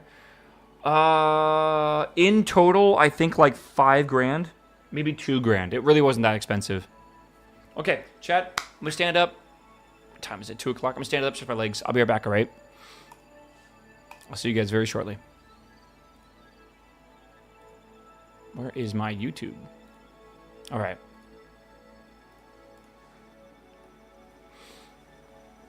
Artemis uses an AJ10 with Orion. Does it really?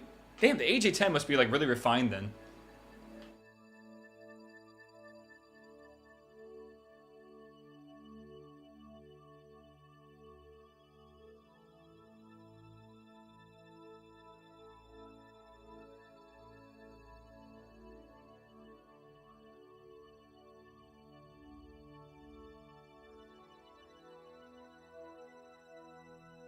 Meow, meow, meow.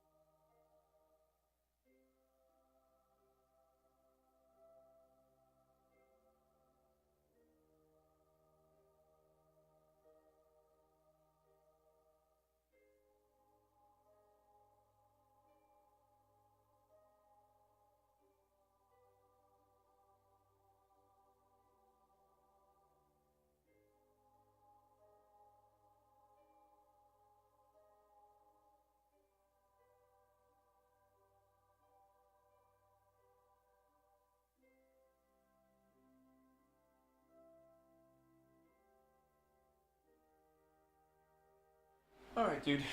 Oh my god. Oh. Do do do do do do do do do. What a day, man. We might play more KSP tomorrow, I think. I think we'll try to figure out this next satellite design. Again, it's just going to be, I think most missions now, once we have a workhorse of a booster, we'll be designing the actual satellite and then designing the stage that will basically carry that to its circularization stage, right? Then we will have to decide on the booster if it needs 0 to our 4 like SRBs or whatever it might be, right? Like, we don't have to use solid rocket boosters. The R7 is notoriously liquid engine boosters, so we could do that. That is the GPU in the background. I heard it from my bathroom, and I was like, holy shit. Yes, I owe it, Pat. There you go. There you go. Thank you, Allie. Good morning. Good afternoon. Okay. Let's get out of here. I would give today a 6 out of 7 for KSP. Pretty good day. Pretty nice day, I'd say. Okay, let's close this. I can get rid of that. Let's get rid of that as well. Oh, look at you. You're ready to go. Okay, perfect. Perfect, dude. I was playing this a little bit this morning. We should get red belts unlocked today. I don't think I'm going to do...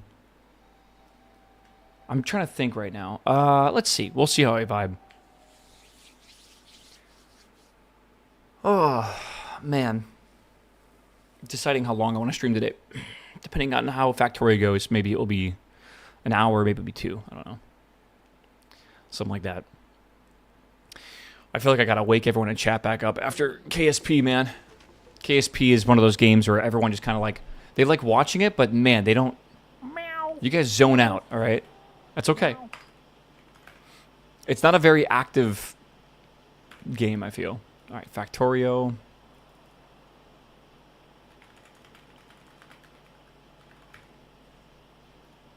Okay, good. It's like NASCAR. We're here for the explosions. I don't know how to give you a more entertaining KSP session. I feel like the only way to do it would be like every prime sub, like a random part falls off the rocket or something. PvP one day? How does that work? Like, do you just like fight someone else figuratively, or do you literally launch missiles at them?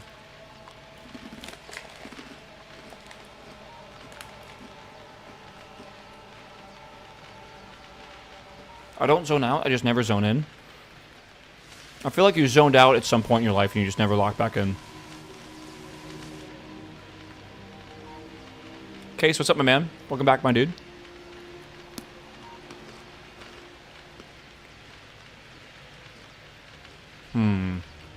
All right.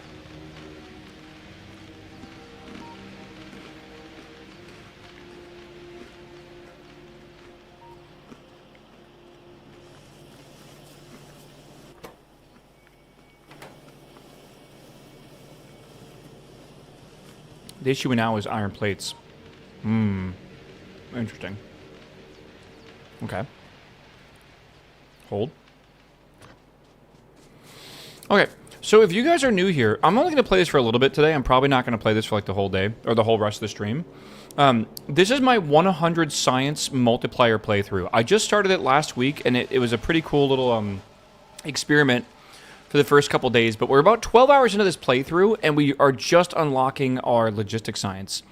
It is 100 times the typical science required to unlock everything, basically, right? So if I want to unlock these, that's 20,000, this is 10,000, that's 7,500. It's insane, right? And we made a basic starting factory here. I'm calling this Snake Town, or like Schlunga Home, or whatever. I forget, Dorf, whatever the fuck it's called.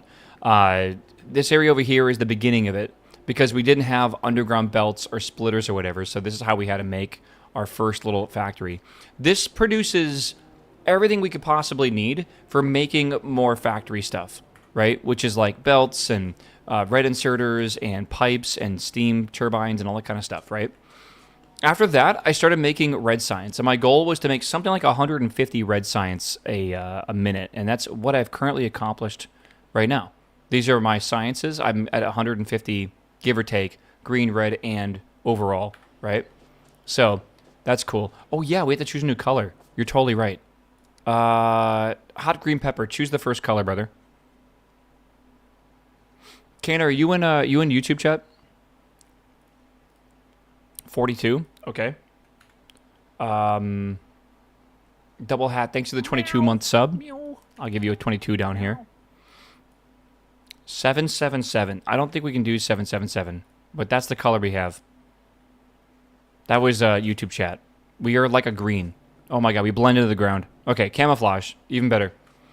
Have you ever played Eve? I played Eve for about a decade, my dude. So, we're making red potions at about 150. After that, I expanded our green potion. I made a green potion machine. That should make about 150 a minute, right? I then said we need resources, so I expanded our little manual snake delivering machines here. There is a reason for it, right? But this makes us all our plates. This is overproducing these for sure, but whatever. It's making our plates for now. But besides that, we upgraded all of our mines off of burner mines that were using coal to electric mines. And then we also upgraded our power grid to a very large power grid of steam machines. I know it's dark outside and you can't see anything. So there's that. And then over here, we have a coal mine directly feeding this over here, right? So, that is everything that we got done the last time we played this game. And we're really just waiting for logistics too. No bugs. There are bugs, but they will not attack me because I'm on peaceful mode. So we can just chill, thankfully, right? Some people don't like that, but whatever. It's my playthrough, right? So what I would like to do next is I would like to produce, when this logistics thing is done, red belts, red transport belts for undergrounds, and then the splitters as well. I definitely want to get a lot of these. Like, I want to make a lot, like a couple hundred a minute if possible, so we can make a stack and I can start expanding our base. Everything we do for now will be manually upgraded, which is complicated because that means if, let's say I want to upgrade this entire factory to red belts, I will have to manually put down red belts everywhere. So I probably don't plan to do that. I probably plan to actually do that in a, I'll probably just not even fucking worry about it, like, ever. I'll wait for bots and I'll just do new stuff with red belts. Have you ever played SE or PE? Yes, I played both, I believe. PY. I've beaten Crash Storio. I never beat Space Exploration, but I beat Crash Storio 2. Love that game. Or that mod pack. Okay.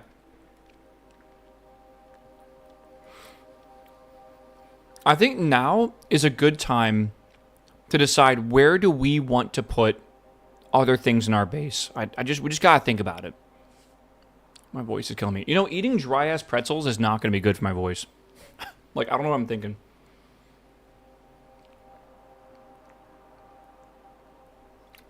I was thinking about this, by the way. We have a couple options. When we go and mine something like iron, right, it is technically better if we would smelt those into ingots or plates and then put those on trains and then make those trains come to our base wherever they have to go.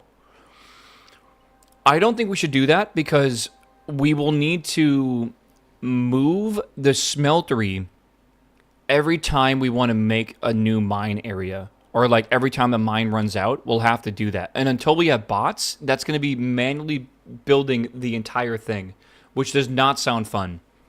So I think we should separate an area, like over here or something, where trains will bring ore and we'll smelt that ore. Now, we won't have electric engine or electric furnaces for a while.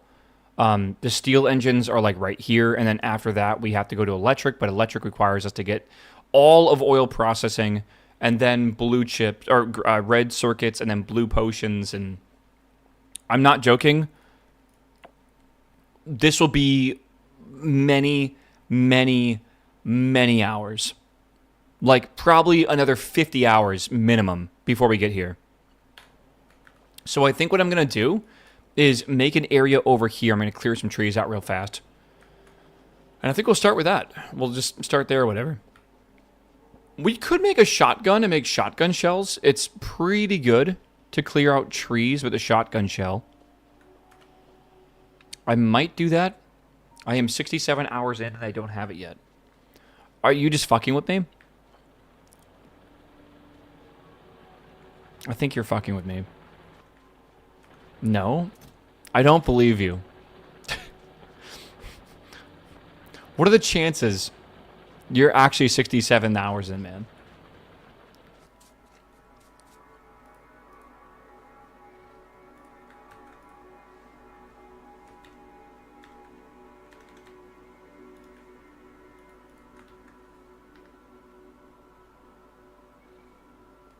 It could be photoshopped.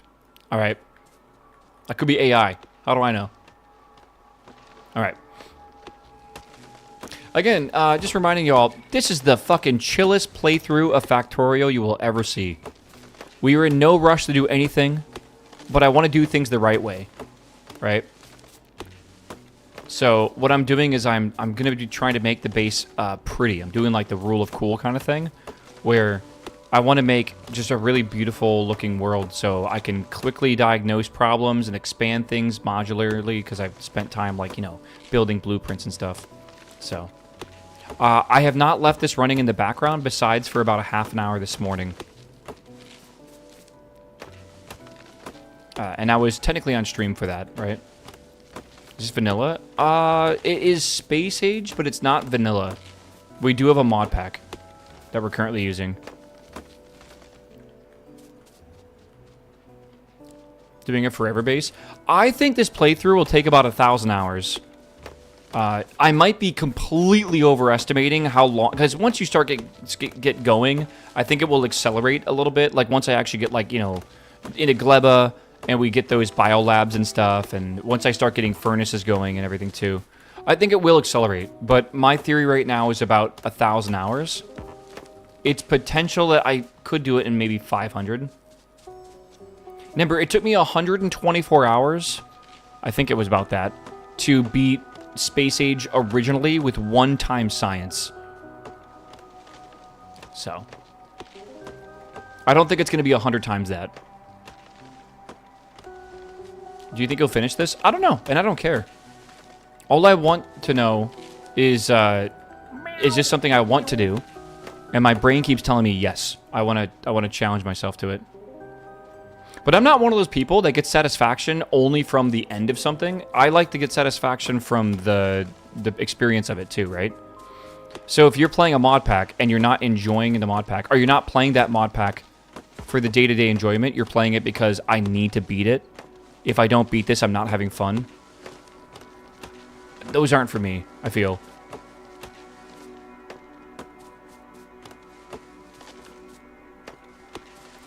Zendata, what's up, man? What mod do you use to see science in KSP? Kerbalism? What do you mean? What mod do you use? That's how RuneScape feels for me. Once I got to the end game, I got bored. That's interesting. Usually for a lot of people, it's the mid game that's boring. Because the end game, there's so much diversity to it. I say end game, but what do you mean by end game? Do you have, like, all the ultra rares and, like, you have everything at 99?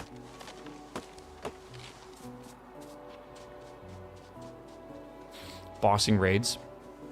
Yeah, I guess that's kind of like endgame. I'm clearing out an area right now, by the way, where I'm going to be putting the smelting stack. The smelting stack is going to go here, and I'm going to get some stone and stuff as well, but yeah, this is just me preparing it. It's going to be big.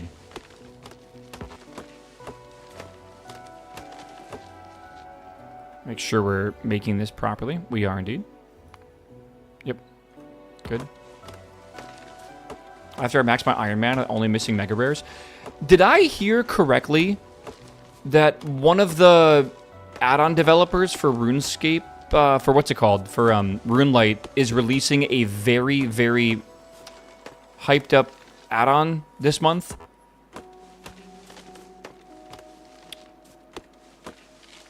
Maybe I'm mishearing it. It's like the gridlocked guy. Maybe I'm not thinking of the right thing.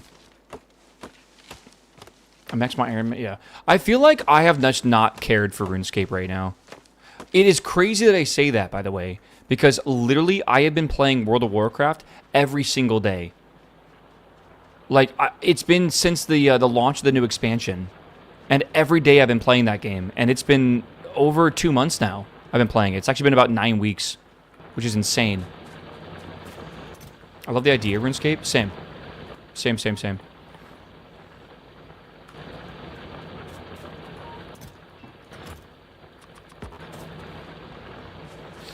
After a while, RuneScape becomes like a pissing contest. I don't know. I think it is very much dependent on your mindset in games like that.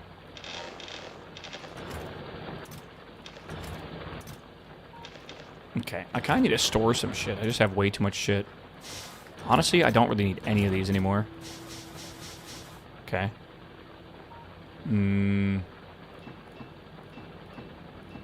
Probably don't need those either. It takes too long between big updates, in my opinion. Is that a bad thing, though?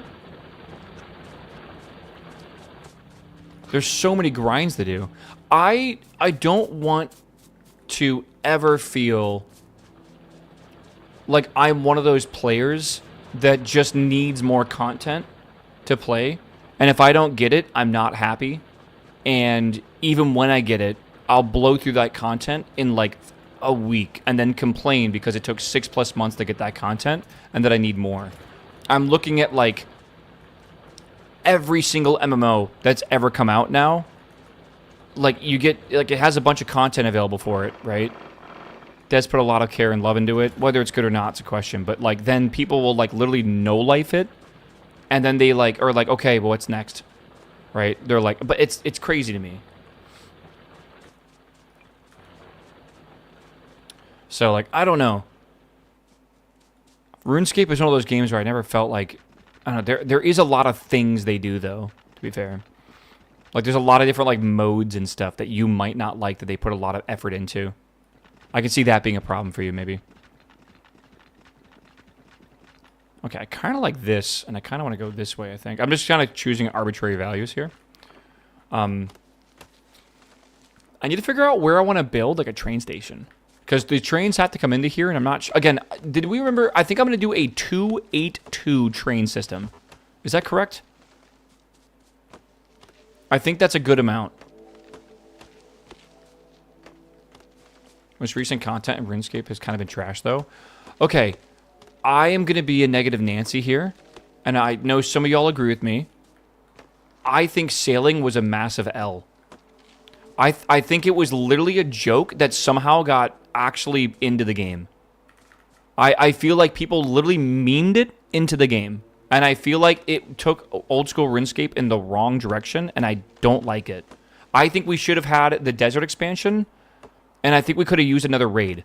And I think that should have been priority over spending an entire, like, 2-year dev cycle on sailing. In my opinion.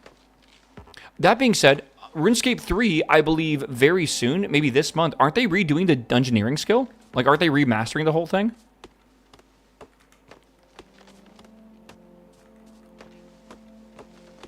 That was actually today. Oh, how is that? Better than fire making? I actually disagree with you. Sailing, I fucking hate the Barracuda trial shit. And that's like the best way to train it, right? How the fuck is that the best way to sail training? Or to train sailing? God, my fucking brain's hurting. Like, how is that possible? Just so weird. Port tasks are better? Are they? I thought the Barracuda trials was like by far best XP per hour.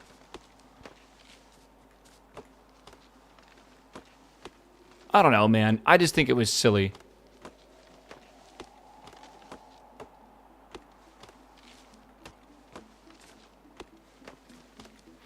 Ah, yes. The content for today's Factorio stream will be breaking down trees and placing rocks. Hell yeah.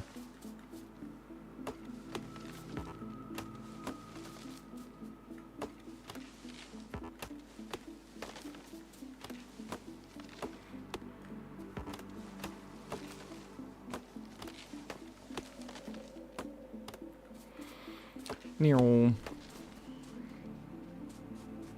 don't know, dude. I AFK salvaged to 99 very easily. Didn't they nerf that? My assumption is you did that very early on, right?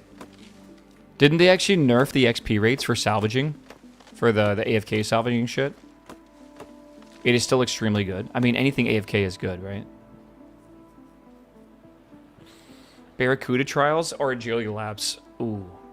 Or like Sepulcher. I would say Barracuda Trials are more like Sepulcher than they are like Agility Labs. Which, I mean, Sepulcher is like an Agility Lab. Do you guys agree with that? Because, like, you got to kind of lock in.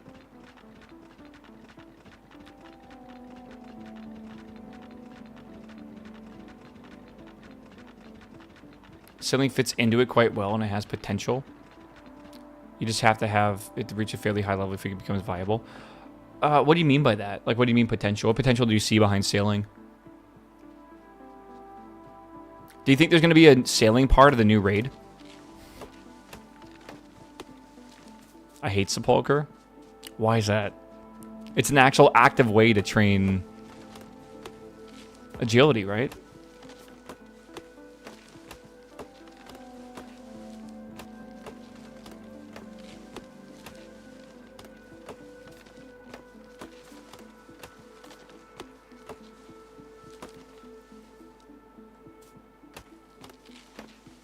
I am not good at it. Yeah. Okay, there's the reality coming out.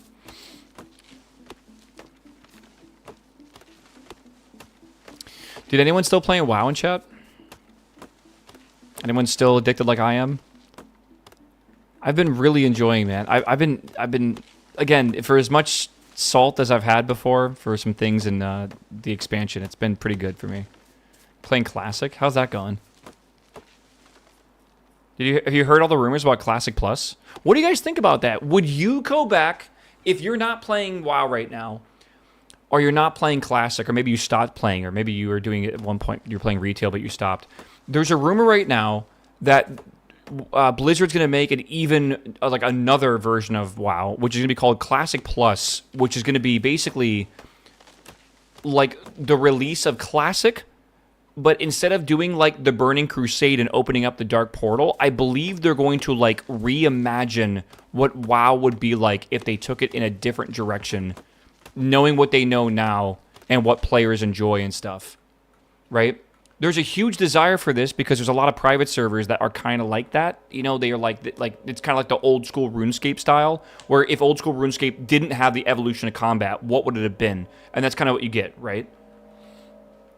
I'm interested to see if it will be functional. My worry is that it will be another fracture. It's going to fracture off even more of the community. I do think the retail people are going to stick with retail, but this means like there's classic hardcore, there's classic anniversary, right? And now there's going to be classic plus. That's 4 versions of classic. So, like, and I'm sure people are going to want a hardcore version of that as well, right? Season of Discovery? Yeah, but that's a temporary game mode. Right? Just like Remix is also temporary. But there's Classic Anniversary, right? Which I believe just had Pandaria come out or something like that. Then you have Hardcore. And then you have, now that's going to be Classic Plus at that point. At what point does it stop becoming Classic? At what point does it stop becoming RuneScape? Or old school? You know old school RuneScape has existed longer. What is the term I'm trying to think of here? Oh god. The time in between. What is the weird fact about RuneScape? It's like since old school RuneScape came out and now is longer than like RuneScape existed for before that snapshot or something. I can't remember because that snapshot was in 2007, right? But that would have only been 7 years. I don't really remember now. There's some crazy fact like that though. It sounds awesome when you say it out loud. I moved on for a while. I don't think I'll ever go back. You know, I think at one point I was in the same boat as you, right? I'm telling you right now, WoW has been a lot more enjoyable for me than I ever expected because I found a guild. And I feel like if you're not enjoying MMOs, I want to almost 100% say it's because you do not have a guild or you're not in the right guild. I would say that. Maybe you don't want another social experience like that, but like I've been very nostalgic thinking back upon my memories of my first guild in WoW. And I've wanted to experience something like that again, which is exciting, man. Yeah. I mean, just because your old guild, like, exploded or whatever, doesn't mean you can't find a new one, right? You just don't want to. Which is fine, too. You can play other games, man. But I've been wanting that experience again, but I didn't realize... I've hunted MMOs now for like a fucking decade. I don't think I realized really that that was why I really enjoyed MMOs. I knew it was because of the social part in the early days, right? I just didn't know now. Are you playing any modes or just vanilla? I'm playing retail. I'm doing really good. My my eye level is 283.5. Sorry, 283.69, which is very good.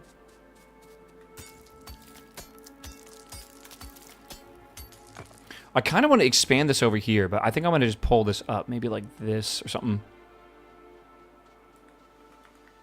Guilds that are friends. Who wants that? The thing is, like, my guild is definitely, like, friendly. I wouldn't call all of them my friends, though. And I think that's actually a good thing. I think trying to maintain a friend group that's, like, you know, fucking 30 or 40 people is just insane. Right? Okay, let's go down here. But there's a couple people like Shepard and stuff that I would say I'm good friends with now. Remember Wildstar? Yes. I really would love another attempt at a shooter MMO. Like I really I feel like I would really love that. That's what always happens. Just some people are just in your time zone, or they live in your city or something, and it's slowly, that's just a thing that happens naturally. What you got to make sure is that it doesn't become clicky, right? We're getting a new Hellgate. Hope it's good. Okay. Yeah, you cannot let Bungie fuck that up again. Bungie, please. Oh, man. Come back to Eve. No, I'm good. I'm good on Eve.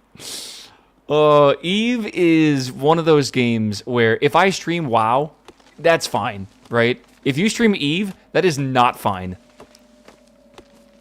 It is a very anti-streamer game. Remember Secret World? I played a game called, oh my god, I am not going to remember the name of this. Back in, like, 2010. It was an MMO. It was a shooter MMO. Not Defiance. I talked about it, like, a week and a half ago. It was called... The one with the TV show? No. Oh, God. It was... Global Agenda. Dude, check out this house. Hold on. I'll show you Global Agenda. Do you guys remember Global Agenda? No one remembers Global Agenda. It was on Steam, guys. Come on. In like 2007.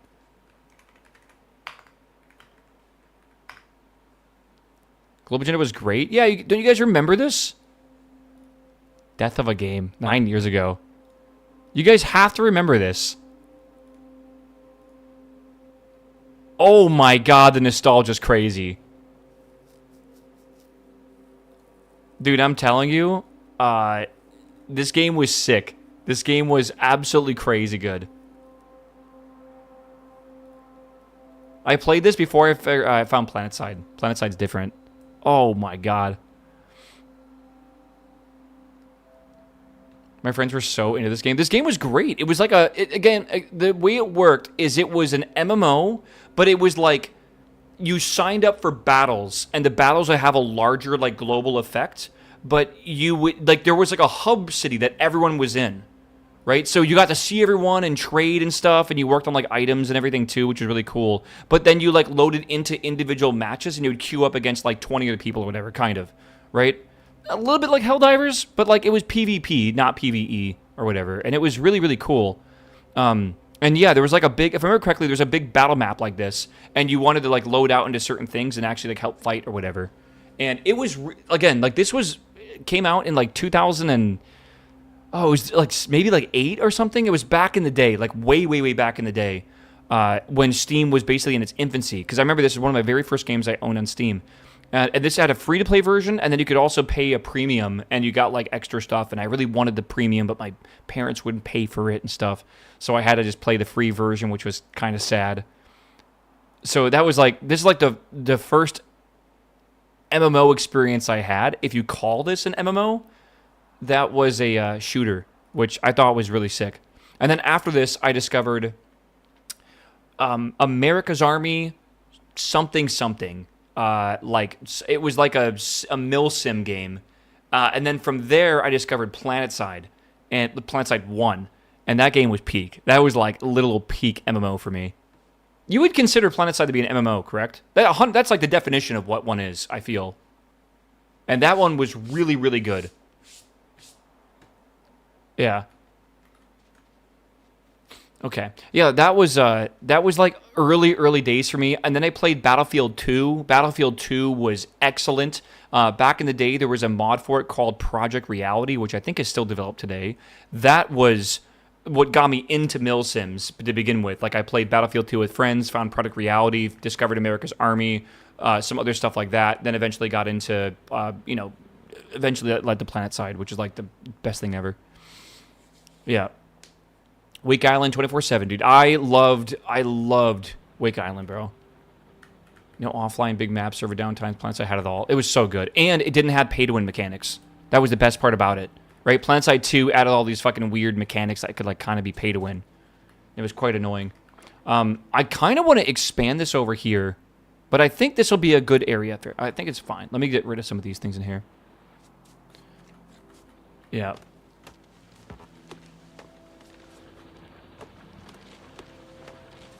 We're at 97%. We're super close to finishing the Logistics 2, which is my main goal right now. Let's double check we're still making stuff. Yep, we still are. All right. Why not use... Yeah, I wish we had grenades, man. When do we get grenades, actually? That's a good question. This isn't even that fast, by the way. It only increases our speed by about 20%, I think. Which, I mean, anything is better than anything, right? Anything is better than nothing. English is hard, man. I don't even know what I'm saying anymore. It really is funny how after about 6 hours of streaming, I just, like, stuck at speaking. Like, my voice is all hoarse, and then, like, my words are all jumbled. Again, I don't know if it's ADHD, but, like, my brain has a huge amount of trouble focusing after streaming for so long. Like, my brain just begs to go do something else. Like, I want to go, like, make food or go, like, watch a show or something. I assume that's what ADHD just feels like. Or undiagnosed ADHD. It's like, it's difficult. I don't know. I think when I go up to Pennsylvania, I'm going to probably get find a doctor and see if he can tell me what's wrong with me. I think I'll be okay till about then. The thing is, I'm going to be doing a lot more normal stuff in Pennsylvania. Since I'll have a lot of my friends nearby. I'll have about 5 friends I'll live near. And I want to just be a bit more normal. Right now, I'm okay not really being normal because I don't, like, have to be. But it would be nice to be a bit more typical, I guess. Diagnosis Twitch streamer. I wonder if, like, if that's just a result of streaming for, like, 11 plus years. I don't know. People up here are crazy. People down here are crazy, bro. I think people are just crazy. Right? Just in general. Twitch chat is the best medical diagnoser. That's true. Absolutely. Go to bed at the normal time, 7 days a week. Listen, man. I don't think I can. I'm going to be fully real with you. I cannot stream and sleep a normal amount of time. Because I need to stream early in the morning, and I cannot sleep at 9 p.m. I cannot do it. My brain physically will not let me sleep at that time. Let's put this here. So I don't know what to do or to, like, say or whatever. It's because you're 2-hour naps. My brain, naturally, for my entire life, has liked the nighttime. I just prefer the nighttime. On days I nap and on days I don't nap, I still am more active at nighttime. I legitimately could... I don't think I could actually get my brain to go to sleep at 9 p.m. And also, like, my social life wouldn't like that either. Like, my raid time starts at 8. How the fuck am I supposed to go to bed at that time? Like, that's just like my friends are up at that time or they're playing games or whenever we hang out. That's just normal. Right? Like, I don't know how anyone goes to bed at 9 p.m. I'm gonna cut these corners off. I don't know, dude. He's a cat? Kind of. Don't raid. I could find, like, an OCE raid group, right? Maybe that'll work.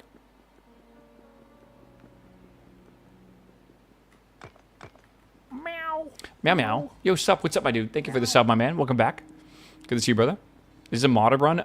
This is technically modded, but it's basically quality of life mods, and it's almost only space age.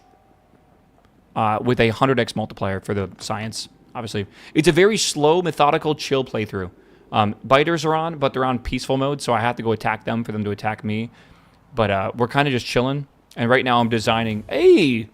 We got our red belts. Now we're going to go expand the red belt. We're going to go make a red belt factory. And then we're going to use that over here in this big area. And we are going to make a huge smelting stack here, I believe. And then down here we're going to make a big factory for everything else.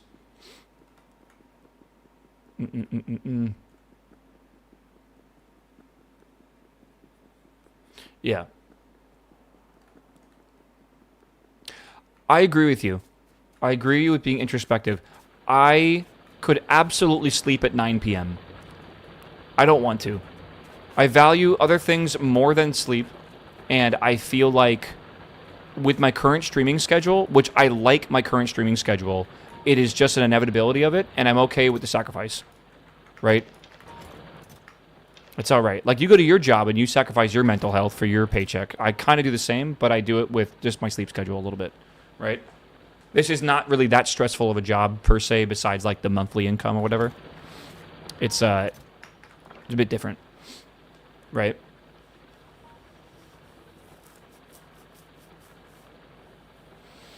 Hmm. 9 p.m. bedtime's elite. Well, the thing is, I'll sometimes get into bed at 9 p.m., but then I'll, like, watch anime or, like, you know, look up a topic about something. Like, I learned about the beginning of robotic automation in the car industry last night. There was a really cool video that Asianometry put out about that, which is cool. I have an itch to play craps right now. You know, I never got to play craps in that fucking game we played, C. C and I played the Gambling with Your Friends game. Apparently there's craps in there somewhere. I never got to play it. I am thriving at nighttime, mental health peaking window. I think that that is a normal thing. I think you're a normal human being, bro. All right. You mean cheat in craps? Wait, you can cheat in craps? Oh, wait, is the craps table the table that you just throw the 2 dice and you try to hit the number? It doesn't actually look like a real craps table in that game, does it? Oh. Oh, yeah, C was cheating in that game. He was hitting the fucking dice with like a baseball bat or some shit. Oh, no wonder you guys like it. You can just fucking cheat in it. That's bullshit, man. Street craps? Is that even what it's called? Okay. By the way, we are researching the engine, and we are researching the, after that, trains. All right? In the meantime, I want to take whatever I have access to, which I might do this, and I want to make red belts, red underground belts, and red splitters. And I feel like I almost need to make more metal or something. I don't know how much is going past here. You know what? I can do this. Watch this. Alt-X, I believe. And through all of this, we are using 19 plates a second. That's impossible. That's just impossible.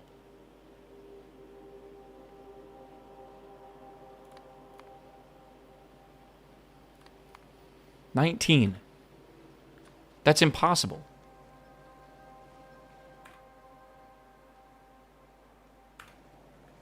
This can only do 15 a second. So where the fuck is it getting 4 extra? This isn't even done yet either.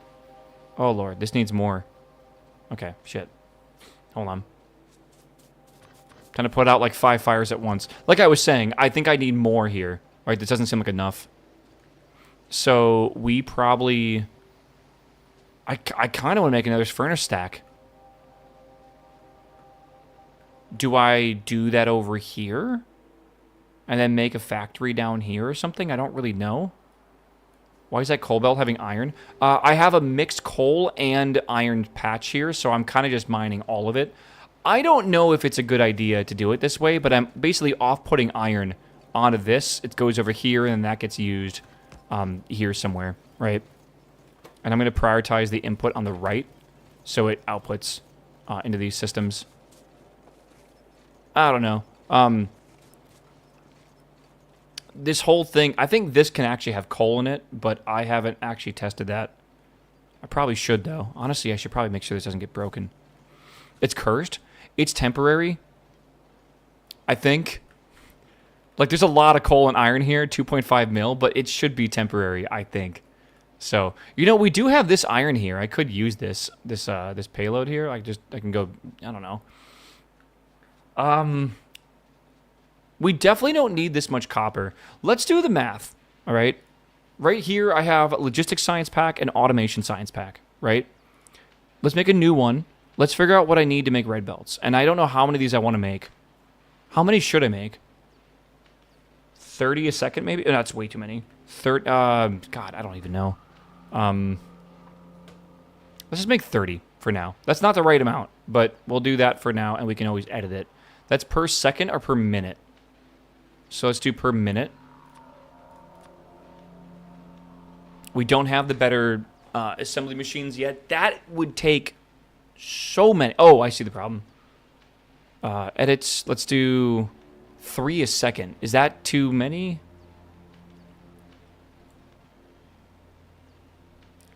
I'm thinking 200 a minute is a good amount. Is that too much? 200 a minute is 2 stacks a minute. And the reason why I want to make that many is because if I take a whole chest full of them to build a base, I'm going to want more. That is way too much.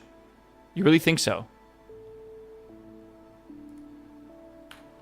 That's more than 3 a second? Yeah, but it's close to 3 a second. It's like 3.3333 repeating a course a second or whatever it is. Okay, let's try exactly 180. Because if my brain is telling me correctly, that should be exactly 3. Perfect. We'll do 3 machines worth. Yeah. Or this is also 3 a second. And that's exactly 1 belt worth of gears. Nice. I like that. Get rid of that. Hold on. Dude, did you guys watch the new Wistoria episode? Holy moly, dude. That should be good. The new Wistoria episodes, I guess this week, last week, the week before. I think it was the end of Season 1, but not at the end of Season 1. The end of Season 1, I feel like just didn't get the budget or like the time to actually finish it. So we basically got a finale on episode 3, 4, and 5 of Season 2.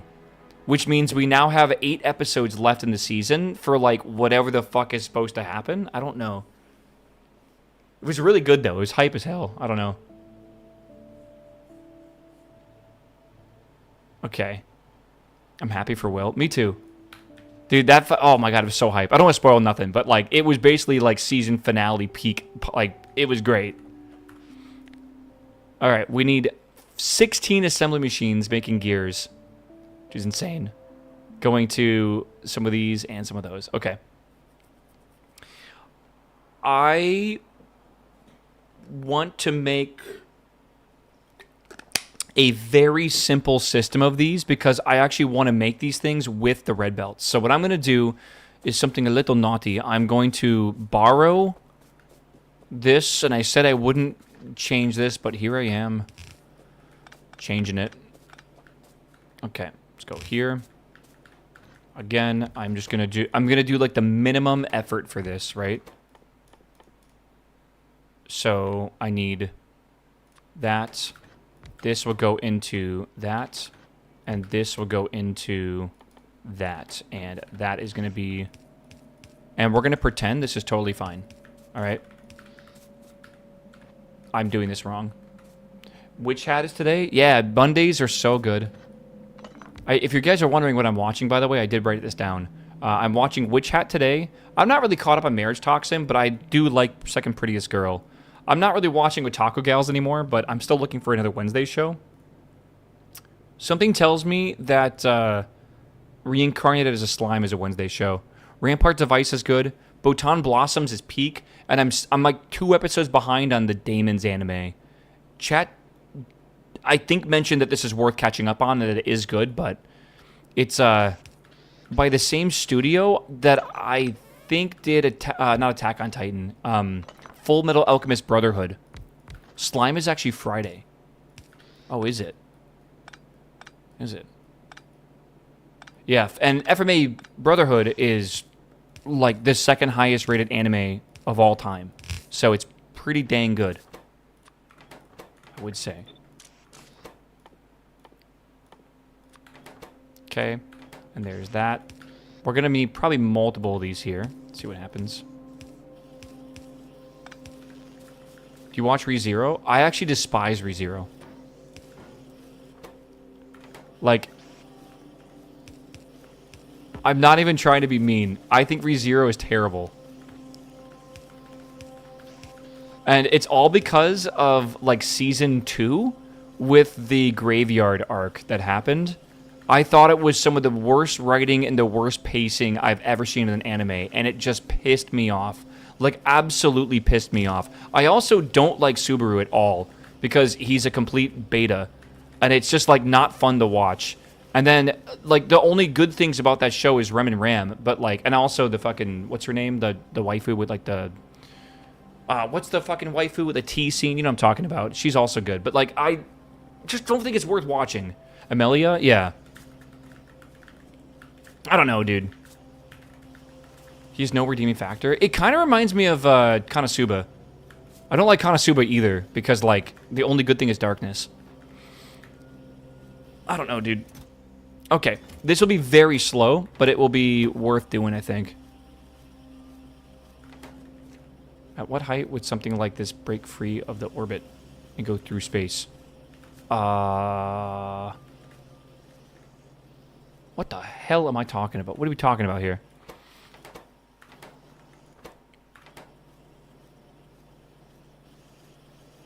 It's Ichidna with a T scene? Oh, yeah, that's her. That's her, yeah. I don't like Konosuba either, I'll be real with you. I thought this was KSP RP-1. This is not... is my YouTube stream behind or something? I'm so confused. Am I behind? I am playing Factorio right now. If my title is not changed, that is something I can fix. What about Vinland Saga? I thought it was okay. I thought that... I don't know. First season of Vinland Saga was good. Okay. This is just not really making a lot of these Iron Gears. I've heard that I need to watch Nippon Sangoku. Do you... What day of the week does it come out? The title did not change? Okay, I can change it on YouTube. That is my bad, brother.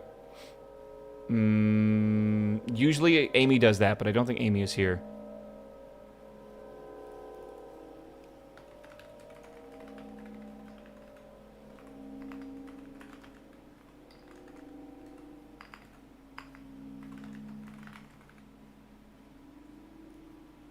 Okay, there you go. Should be updated. Okay. I need another trash isekai to watch. Slime. right? Okay, so now that we have these, I don't know if I want to do undergrounds, but we should take these and start designing a new system that can do a lot more of these. I'm thinking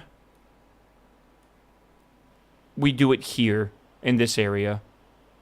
I think that'll probably just be the smartest for us. So let me clear out some trees real quick, and I'll just probably put it here. All isekais are trash. Hear me out. Your boy Komeng is one of the greatest isekais ever. And if you've never heard of it before, Komeng is a general... no, he was a military strategist back in the Three Kingdoms, or whatever it was called. I think it was Three Kingdoms in China. Back in, like, I don't fucking know, like 400 AD or some bullshit. Whatever, like, super, super long ago, right? Komeng, being the military strategist, ended up dying due to, like, I don't know, like he got sick or something, and he got reincarnated into current age Japan. So it's a reverse isekai, but isekai just means another world. So for him, it was another world, right? But it's just our current world. I call that reverse isekai. But in order to secure, like, you know, money and be able to live, because he figured out pretty quickly he had to do that. He's not an idiot. He decides to get a job, and the job he decides to get is being a manager for an up-and-coming idol, like a musician girl. And I can't tell you how fucking peak it is to have, like, a Chinese, like, military strategist try to use military strategy to literally launch a girl's music career into the stratosphere. But somehow it's peak, bro. It's super, super good. So don't tell me isekai's trash, alright? You just haven't watched good isekai. So good. I do think a lot of isekai is trash, though. I'll be real with you. That take is not wrong. Like slapsekai or whatever you want to call it.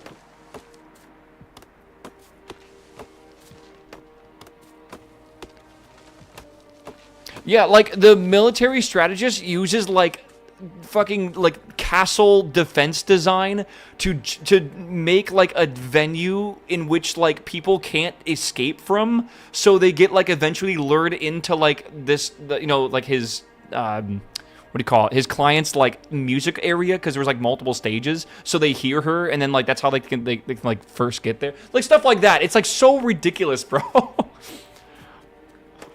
Oh, it's beautiful. Also, the girl is really good at singing, and I like music anime a lot. The gift shop exit, exactly. Okay, we're gonna build this here. I think I might move this if I can to like right up here. Yeah, your boy Komeng. K-O-N-G-M-I-N-G. Yeah, Komeng. If you do give it a chance, let me know.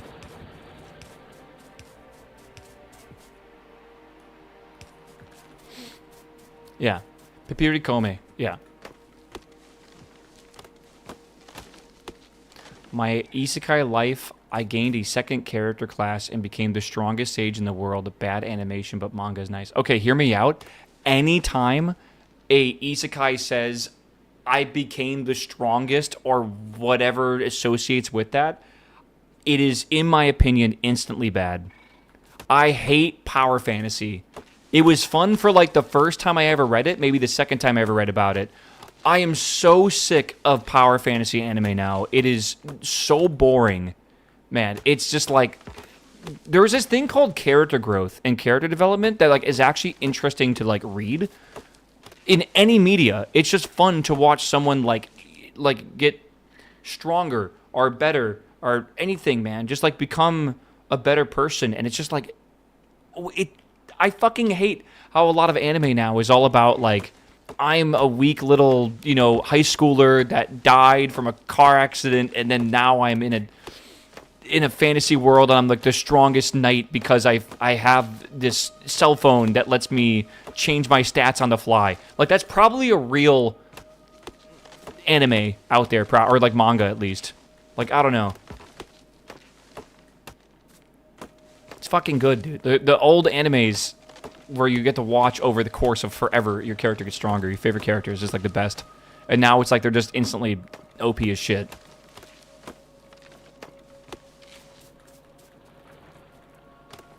So, like, I don't like animes like that anymore much.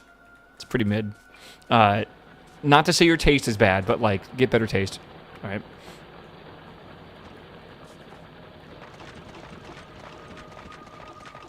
Copying One Punch Man, but missing the whole point. Yeah, missing the fact that it's satire. Oh, man.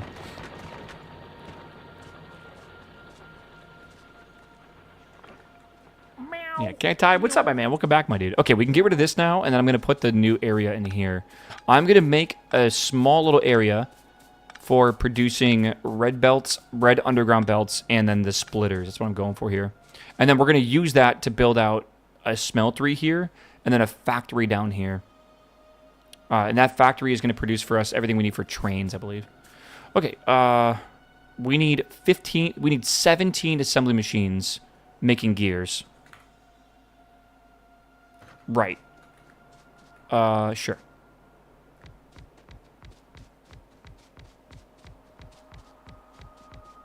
I don't know how many that is. That is apparently 17. Maybe I do know how many that is. Solo leveling was kind of like that. Solo leveling is what's called a lit ARPG. Right, chat? I think so. And that is very common to go along the same lines of like that, the character being like a power fantasy or whatever. It's a super common storytelling method in Korea, is like lit RPGs. I call them player fantasies, right? Where like the character becomes a player in a game of some sort, right? Like, and you have like stats and you can like upgrade them by training or whatever. I believe that is called a lit RPG. That genre in general. Does anyone know better than I do? I think so. I think that's the name of it. Yeah. It's the same thing as the isekai power fantasy for Japan. That's what lit RPGs are like, or the player fantasy stuff is the same shit, but just for, you know, Korea. Korea's MCs are always the same. I'm not going to say anymore. I do think, maybe I'll say a little bit more. If you've read one, you've read them all. I'll be real. Like, you straight up, like, solo leveling was fun to experience, but then, like, every single one after that felt exactly the same.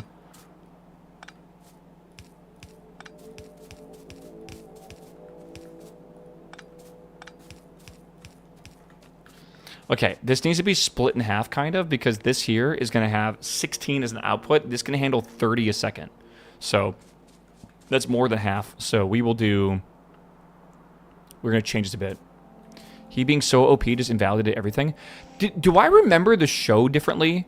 Or was he not that OP? Like, I say show. Sorry. I meant the manhwa. Or, like, the webtoon, whatever it was. Like, I don't remember him being that strong that quickly. I feel like the pacing really got fucked up in the anime. Oh, wait, what am I doing here? That's right. By the way, this is kind of weird, but this requires 33 of these a second, which is not good. He was not that OP until you read, like, Chapter 5, and then he was insane. Maybe. I don't know. I felt like I remember him taking a lot longer to become strong. I felt the anime was just like, oh yeah, now we're just fucking super strong. I mean, to be fair, he did get to like the ant island so fast. Can I just borrow this? I feel like this is okay just to borrow. This right here is enough for a single belt. I'm not reading any manga right now. I need to. I was thinking of reading Witch Hat Atelier, and I was thinking of reading Freyrin, because I don't want to wait. Do you guys know that we have to wait till October of 2027 till we get to watch the new season of Freyrin? So, like, that's like 19 months or something that we have to wait till season 3 of Freyrin. I don't want to wait that long for the Golden City arc, or whatever it's called, the Golden Lands arc. That's insane.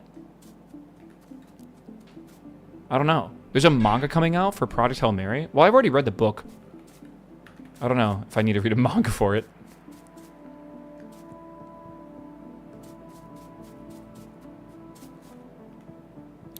Okay. I think I'm going to borrow this. I don't think that's a good plan, but it is a plan. You going to play GTA 6? I might not even be alive by the time GTA 6 comes out, brother.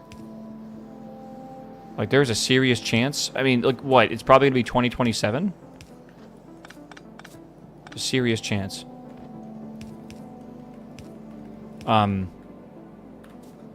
Maybe 2028? I have a good bet.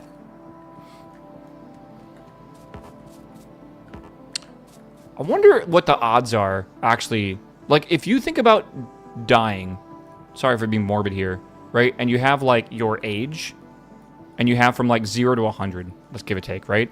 I assume it's very skewed. Actually, I bet it's, like...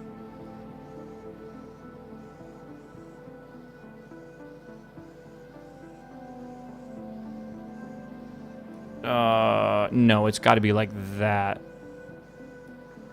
No. That would actually make sense, right? It would be something like this, right? Is what I would assume. There's also a blip around 16 to 20 for kids that are doing dumb stuff. Only in countries where there's, like, TikTok. I don't know. I feel like this is probably a pretty good graph for, like, the average life expectancy.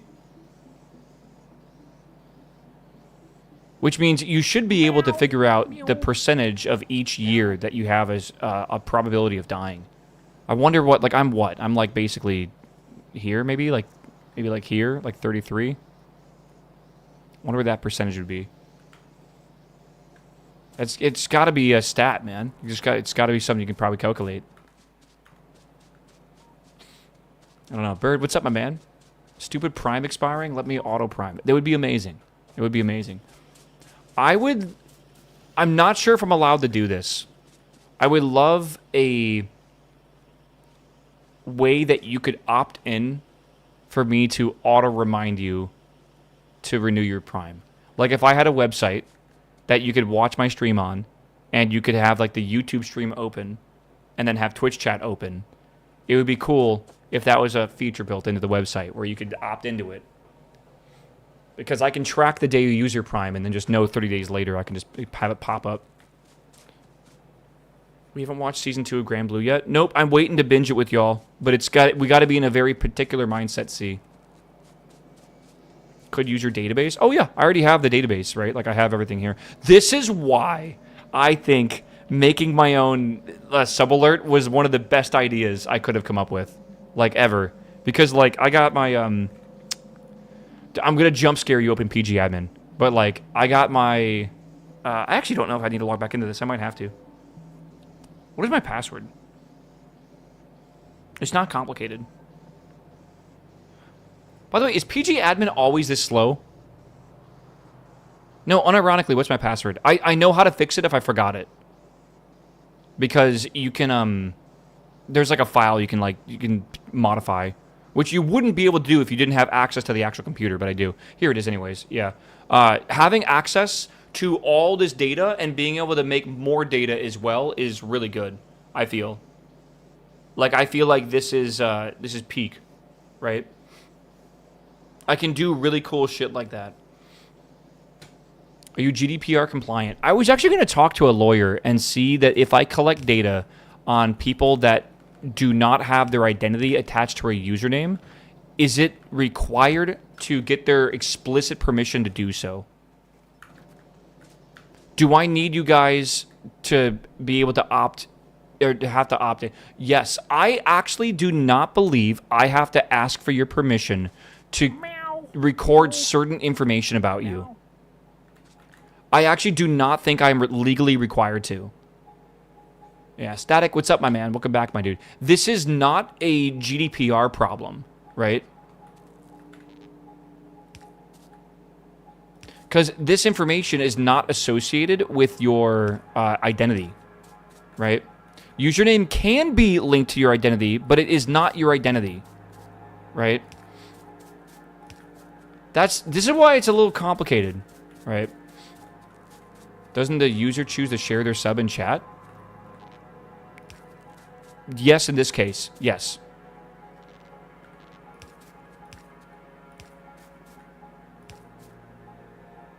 I hate this. I hate this. Oh god, I hate that. Okay, I can fix it. I can fix it. I can fix it.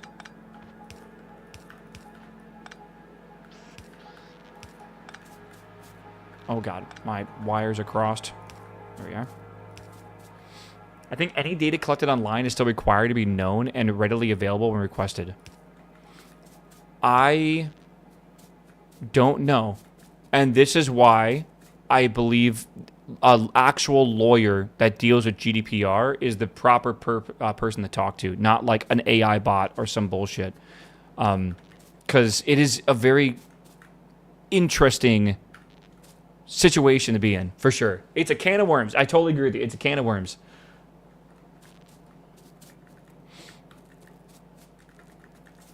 Yeah, John Lawyer. Okay, I need to... We have this coming in here. We have this coming in here. Now we gotta do this. Skirt. All right, good. That'll make this for us.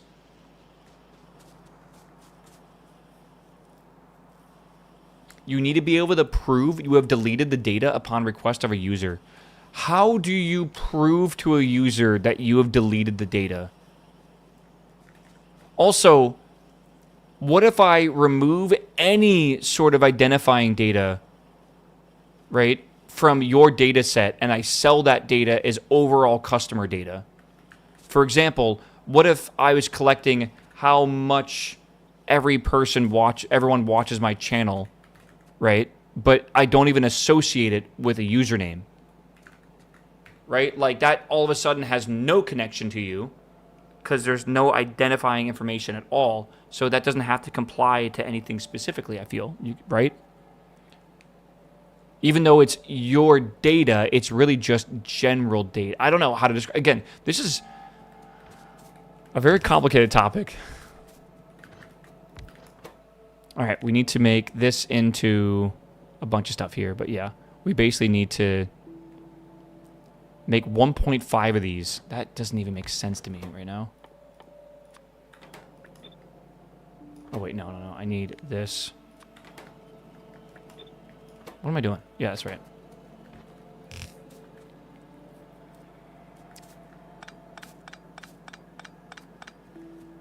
No one cares about the data if it's not associated with a potential customer. You say that until you start selling data that is associated with data that is cared about. Am I making sense?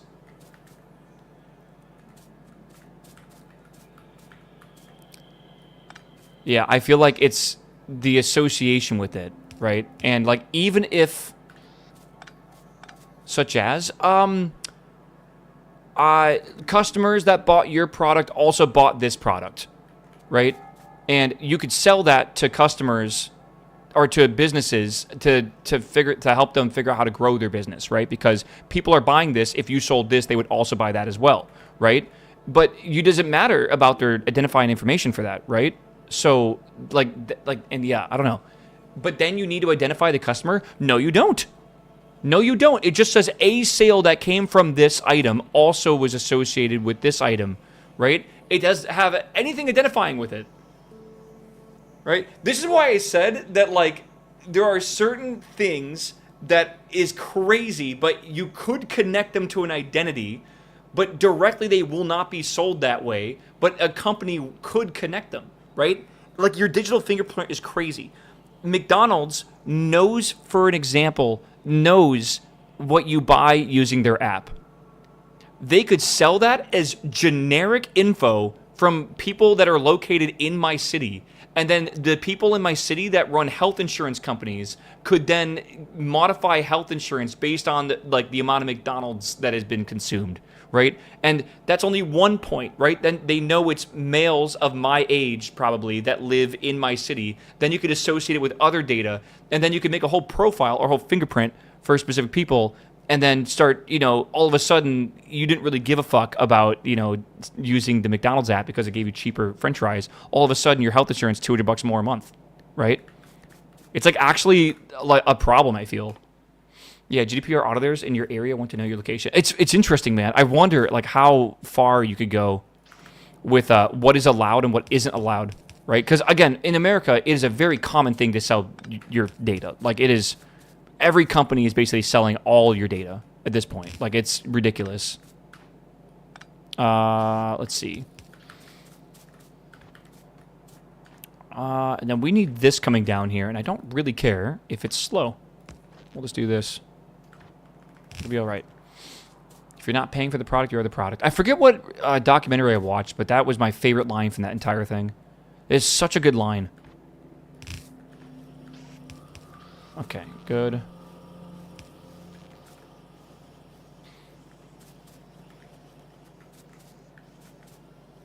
Imagine someone whose entire job is to come up with ideas for how to sell data, too. Yeah, I bet it's fucking crazy, bro. Crazy. 15, and then we have 3 of these. So we need this, kind of like that. I don't even know what to do with this. Honestly, I think I'll just go this way.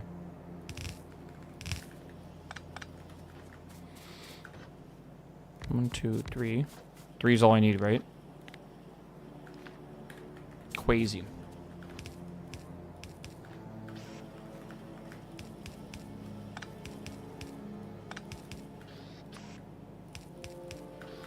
Again, I can't really do much with this, so I'll go boom, boom.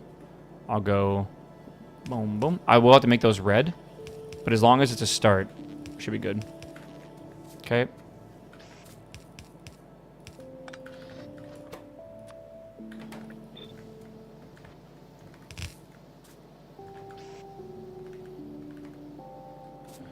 In this digital age, you owe nothing, and you'll be happy.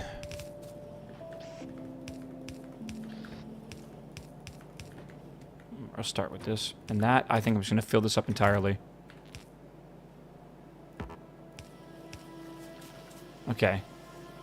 Alright. Let's just see how this goes.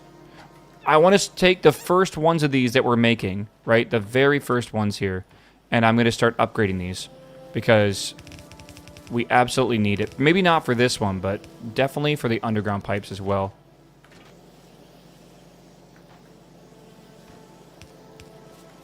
Right, like this probably needs upgrades.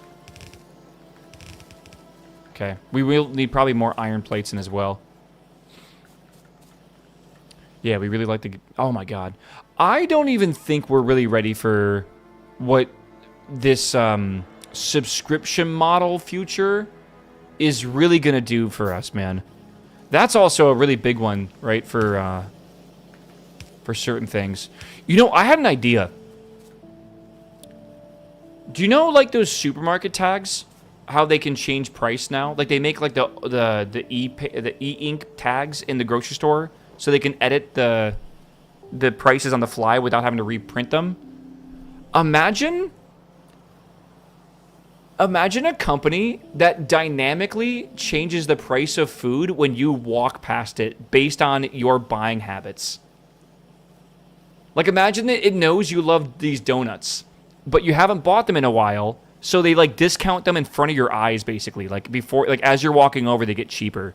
Or, like, I don't know what that's called, but, like, it's a general thing, right? Things change and they fluctuate in price based on demand, but I'm talking about individual people. It is legal to change price as you hand it over to the product. Dynamic pricing, I'm talking about, like, it's designated when you walk into the store, essentially, but the price tag would change when you walk up to it, so it can be dynamic for every user in the entire grocery store, right? Like, that's kind of what I mean. Like, it would already know the price of everything in their database, and it would just display it when you go up to it, right? This would manipulate you in order to give you discounts, and also maybe to, it knows you're addicted to this, you know, brand of soda, so it's going to charge you a bit more because it can, maybe, right? Oh, you're buying gyoza for the 20th time? $5 markup. I can see it if it's, like, discounts, I'd be fine with it, right? But, like, what happens when it does swing the other way? Yeah, that's illegal? Why? Why is it illegal? I know certain states are trying to make dynamic pricing illegal, but I don't think it's in every state sort of thing. And I don't think it will ever become a thing as well. Because you know what? People are going to make money off this. And when people make money off stuff, it's never illegal. They'd only lower the price for people if other people are making up the difference. Maybe. Or they just want to sell more product. Right?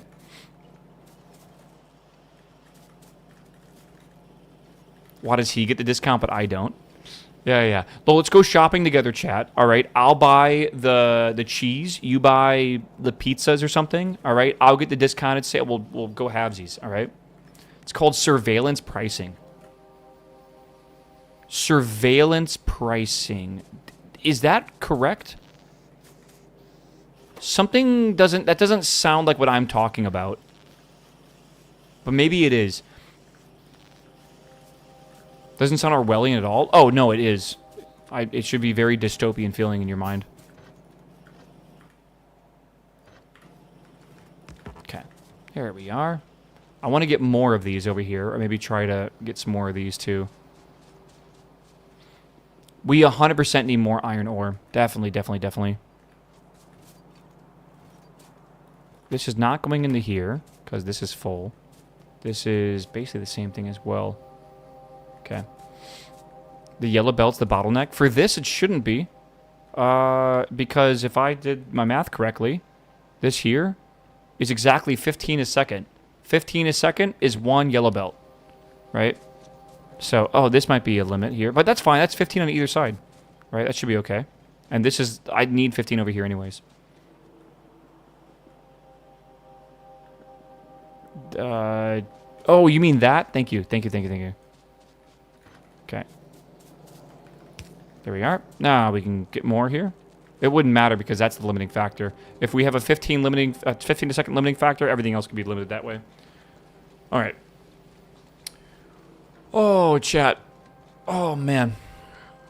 Okay. As you can tell, we need more smelting power, right? We are easily consuming more iron than we are making right now, and we do have more resources here, but we're out of space. So what I would like to do is make a smelting area over in this area, this square I made. This is where I want to make the new smelting array. I think we want to make a new design. I'm pretty sure we do. I might want to split this, actually. Bottom iron furnaces are not able to consistently output onto the belt either. That's okay. Not a big deal. I missed the original Star Wars Galaxies. I feel like my YouTube chat is so far behind for some reason. Right? Like, I feel like I was talking about Global Agenda, and we were talking about MMOs. And now they're bringing up Star Wars Galaxies. I agree, though. Star Wars Galaxies was pretty great. They have to hit live. They can type in chat for them to go live. Does a YouTube chat not tell you that you're not live when you type into it and you're not like watching the live version of it?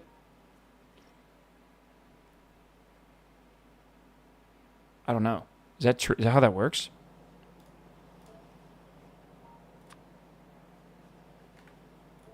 One a second. Jesus. You're watching Rent-A-Girlfriend Season 5? I would rather...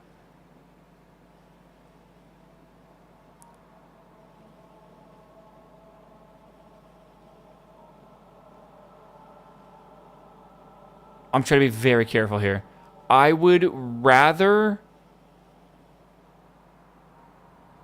eat that Swedish fish that is like vomit-inducing. Strosserman or whatever the fuck it's called. Strumming. I don't know. Whatever that is. I would rather do anything besides that, brother. Meow. Yeah. Meow. Sturstrummen? So, whatever. That's right, yeah. I want you to understand, if you watch Rent-A-Girlfriend, I am judging you. And I feel like I am judging you very harshly. Not that you probably care about other people's opinions, but like it is, what is the term? I am saddened. 21.2, yeah. It has 6 seasons now.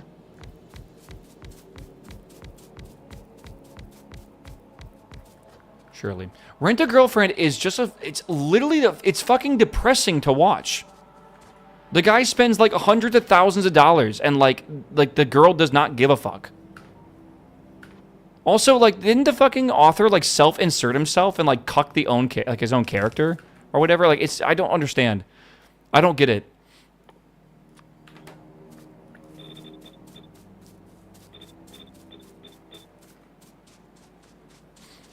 I don't, it's just, there's, like, literally, I don't get it, man. I don't get why people find that fun.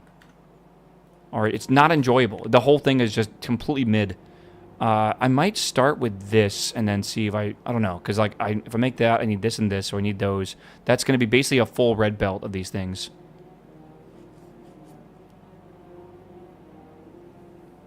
I don't know.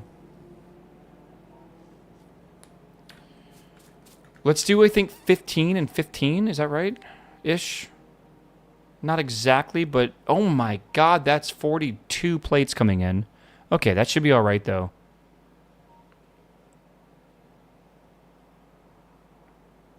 $21. Again, I'm thinking of doing something like this. And then we bring it in like that. And then we do this. Right, something like that, and then this goes this way as well. Don't exactly know how I want to do this. I don't know, dude. Sorry, I just fucking hate that anime. I think C likes that anime, by the way. Which is depressing as shit. People will call Freyrin bad, and then call Rent-A-Girlfriend good. And I can't tell if it's bait, but, like, I just can't respect some people's opinions. And this is why I say opinions are bad sometimes, because objectively, your opinion is wrong, right? Like, you are objectively bad at enjoying anime if you like Rent-A-Girlfriend, right? Like, that isn't a valid opinion. It's just objectively a wrong opinion, right? So, it is what it is. That we don't need this many of these, right? Like, that's, what, 16? Yeah, we don't technically need that many. I think we could technically... Right, because this is how many coming in? Alt-X. Wait, Alt-X. 2 in. So we could do 15 and 15 on either side. Alright. You can't be objective about enjoyment? I'm telling you now. Yes. Dude, I think even, like, Northern Lions argued this before, because I'm happy at least someone else gets it. Like, there are some people who just have the wrong opinion, right? And they'll hide behind the fact that, like, oh, it's just an opinion, man. Like, there's no such thing as a bad opinion or, like, a wrong opinion. And I'm just, again, I like to argue that, yes, man. Like, 100%. To be fair, like, Northern Lion probably is arguing about, like, random-ass, like, niche, campy French films from, like, the 90s. I need to go up here and grab, what, the yellow inserters? Okay.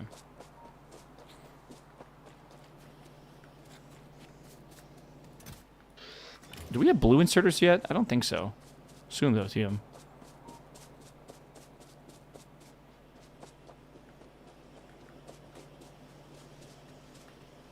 Right?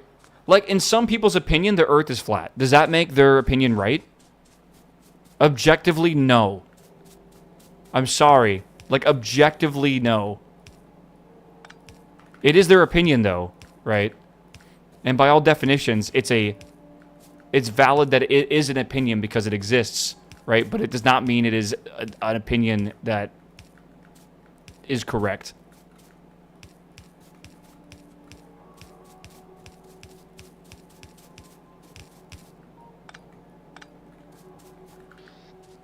Opinions of art cannot be objective, and that is where I argue that you are wrong.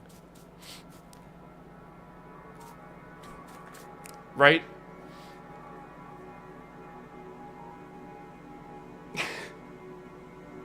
That's what I mean, man. Right? Insane take to have? It's not an insane take to have. It's absolutely not.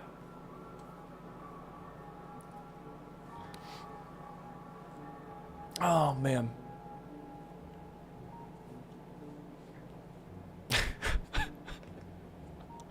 I have been arguing this for years and years and years and years, by the way. It's because it all stemmed because of the opinion that chat had that pineapple is good on pizza. And I had to start coming up with like a debate that would piss chat off about like why objectively they are wrong, right? Because if I can say that your opinion is objectively wrong, then it doesn't even matter what your opinion is because like it's just wrong, right? At that point, right? Like 100%, like it's just wrong. Like it doesn't matter what the opinion is of. Is physical appearance an opinion or fact? In the case of pineapple on pizza, all I can know is that it doesn't matter, but it is objective. All right, I need this going to two things. Going to the 1.2 assembly machines to make these. Art is in the eye of the beholder, is what people say, right? I think, isn't that a misquote, by the way, a lot? Right? Like, the customer is always right in terms of taste or something. Or whatever. I forget the actual thing that people always misquote that. I need more of these. Yeah. Okay, hear me out. Art is in the eye of the beholder. I just think that some beholders are more correct than others. Right? For example, let's say...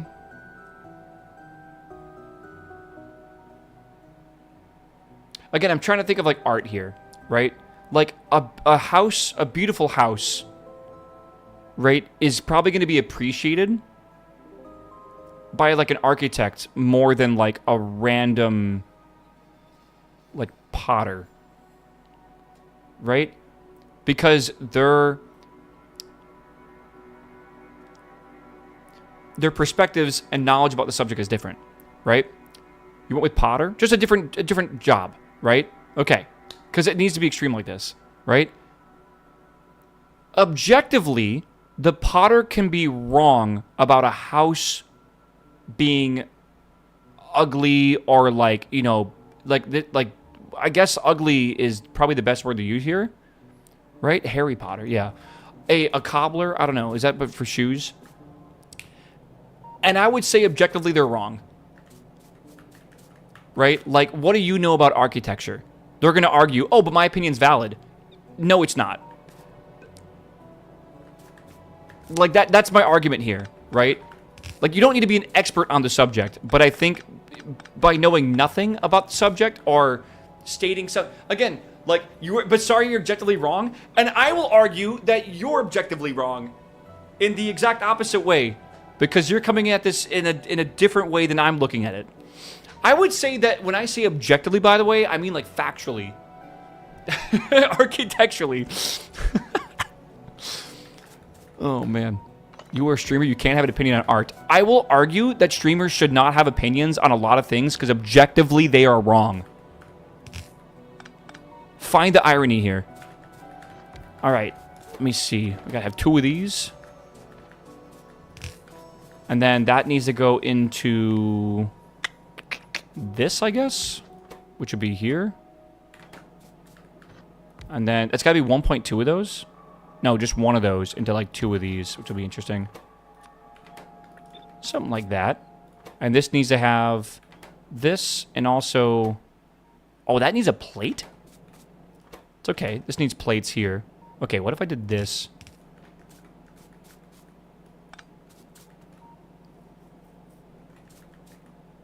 Yeah. How long will Waffle stay playing 100x? Oh, infinite time, my dude. Infinite time.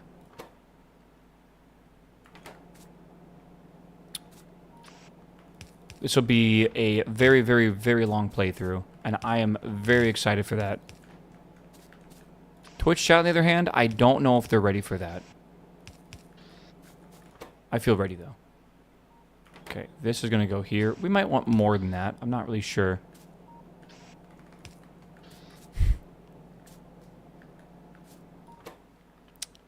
Okay.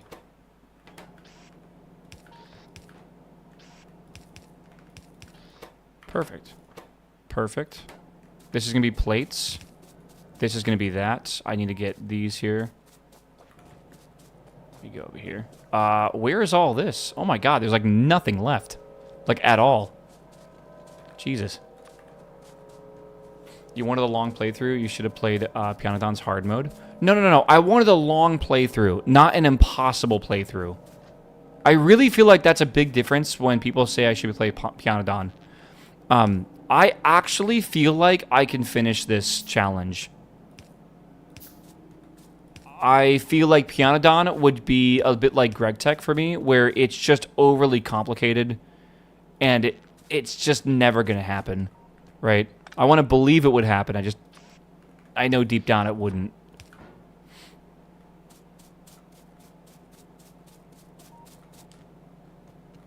Yeah. Okay. I feel like some people are finally starting to understand my take on, like, objective opinions. It's so funny when you finally figure it out.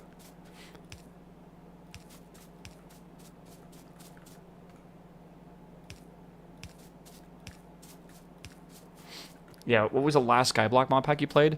I don't know. We played a Stone Block, right? I think there's a new Feed the Beast Skyblock coming out, right? Was it Sky Factory 5? Okay. Right? There's a new Feed the Beast coming out, and I believe it's adding Create Aeronautic, or Aeronautics, or whatever it's called, into it. And it looks really fun. It does look pretty fun. And I kind of want to play it. Depends if you subscribe to the rules society has set in place to judge art. Maybe. Maybe Shepard. Shepard, objectively. Alright? Objectively, Unholy DKs.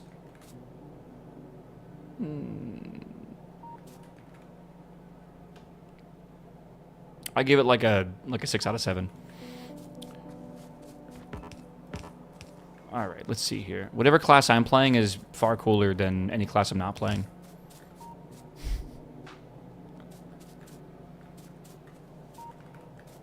Let's see here. So this is good. And then this is going to be... Okay, so all of this is going to be plates coming in. And we need a lot of them. For now, I will just use this, I think. Just for the time being. Right. Ignore this. This is totally fine. Okay. Again, not a great way to do this. We need more resources. We're going to have to get more resources. It should be okay. Let's see here. Oh, I'll trigger chat more tomorrow. Just you wait. Just you wait, man. Tuesday is the day to get chat. I don't know. This should be okay. Until we have, like, the smeltery going, this is going to be really, really slow. But I want to have an automated way to make red belts and red underground, whatever it's called. The red belts, red underground belts, and then eventually the red splitters, because we'll need them for, like, everything. The thing that I really need, though, is I also got to make fast inserters, too. Yeah.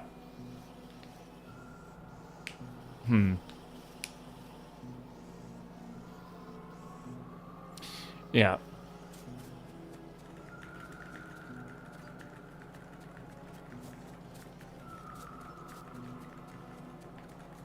I can understand that, Razor, a bit. Kinda. I also just need you all to understand that I really enjoy trolling. There's a huge amount of truth to that. Let me see what I got here. Let's see. Limit the chest? Yeah, that's probably a good idea. I don't think I need a full chest of these. I just need some. These are incredibly slow right now because we just have no plates coming into here. We need to make sure this is still delivering all this. Let me just make sure that we are... Because this is not full right now. We can make this more full than it currently is. See if we can fix that.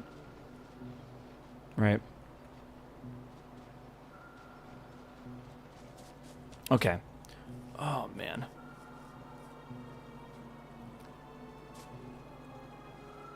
I think I need to take this apart. I think so.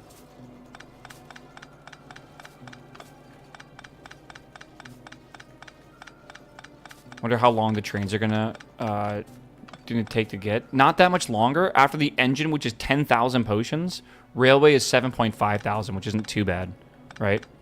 All right, so we're starting to get coal with this, so we have to be careful, right? What we're gonna do is we're gonna split this off, and what I want to do is filter coal. What we don't want, right, to the right, like that, and that way only on the left side we get iron. And I want to do that, I think,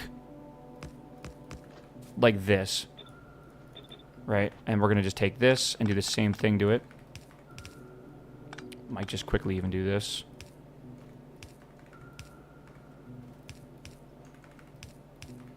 Okay.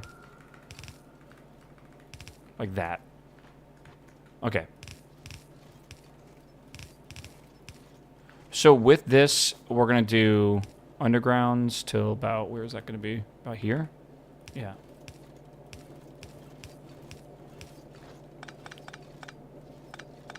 All right.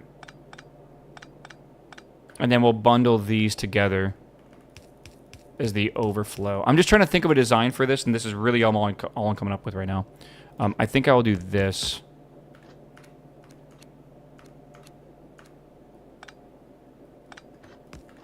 Something like that. I don't know. It doesn't really work, does it? I have a mixed iron and coal patch, so I need a good way to get rid of all this combined. And I need the throughput to be like done properly here, so it doesn't slow down ever, right?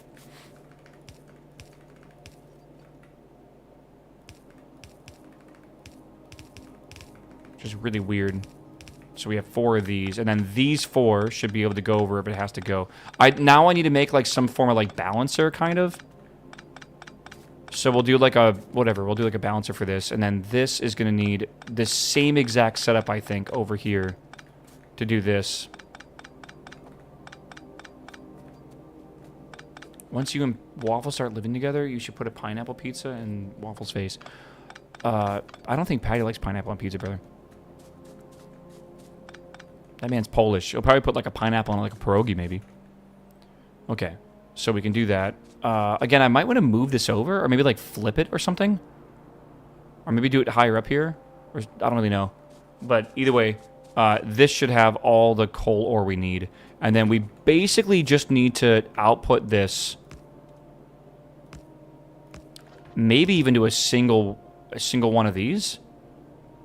Which we might not even have to do this way. Maybe we could just go to a single, whatever it's called, like a single lane or whatever. Pineapple pierogi? Heresy. Okay, we're on the same page.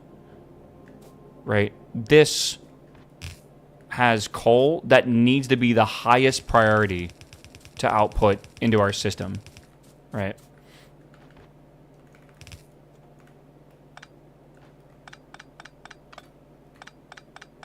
We'll see. I don't know. 8 belts in 8 splitters, then 7 diminishing to 1 with the coal to the left and the iron to the right. Could do that, I guess. Could do that.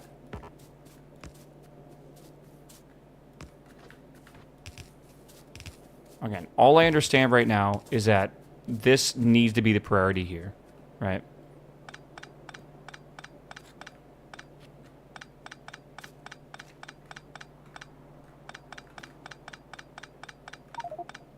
Oh, my inventory's full. So now I got to figure out how do I get the iron off this and send the coal to the other side. I feel like that's actually even more difficult because I guess I don't really care that we always have the iron, but anytime iron shows up, we must take it off. Right? Filter arms? No. We do filter inserters for sure, or filter splitters. Use input priority on the splitters will ensure priority. Exactly. Right? So, we can do this and make sure if we have, let's say we separate this coal and we have coal coming from here, right? And then we have iron coming from other places, right? This iron is important, but technically we need iron from the other area we have to be prioritized. It's kind of confusing if you think about it, right? Like, input priority for this actually needs to be this side here. If we do it this way. Right, let's say we have iron coming down. We do that. How do we even do that? I don't think I ever want to do mixed belts like this ever again.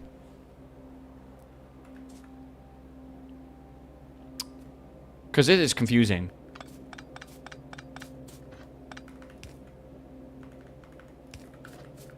How does that work?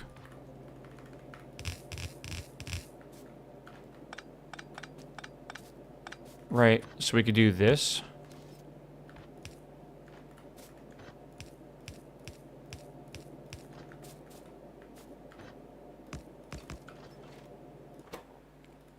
Input on the right, like we said before.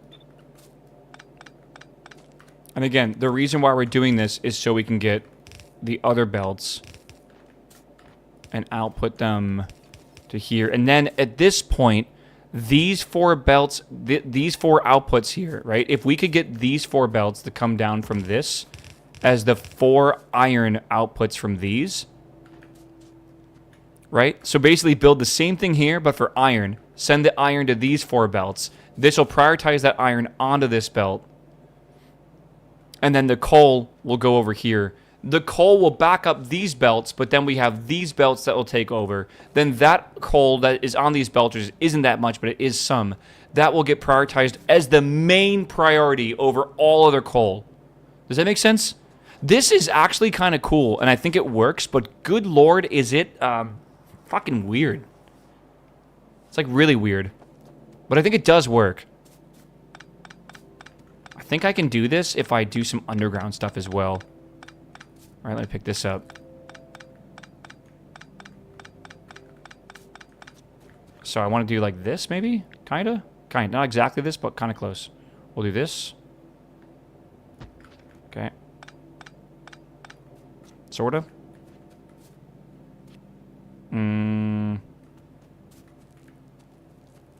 I might move this whole thing over a bit.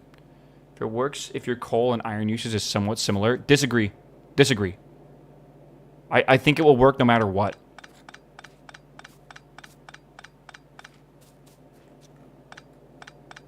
Right? Because we have the main iron line, which is almost entirely iron. Right? And a little bit of coal. Correct? So we're consuming a ton of iron at once. Hold on, I'm working through this logic in my head right now. So the coal that leaves that will be the priority to be the first coal to smelt the iron. And then we're going to need more coal. This over here is mostly coal, a little bit of iron. And I feel like the way that'll work is it will basically get rid of all the iron as the priority to go into smelters. And then it just has coal left over. So you always burn the coal coming from the iron line. And you always burn the iron coming from the coal line. And I think it will work as long as the ratios, like you're saying, is similar to always having more iron than coal. Right? Does that make sense? I don't know. I feel like that makes sense to me.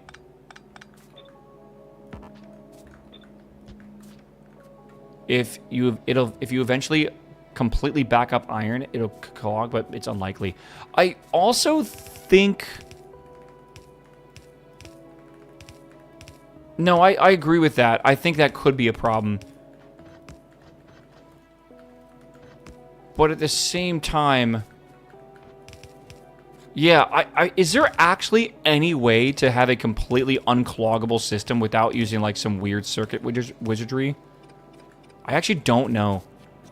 This needs to be iron, right? That has to be iron here. Right.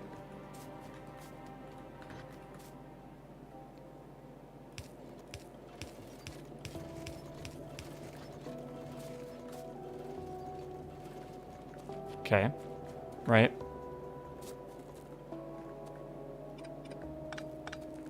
Now this is going to come over here. Yeah.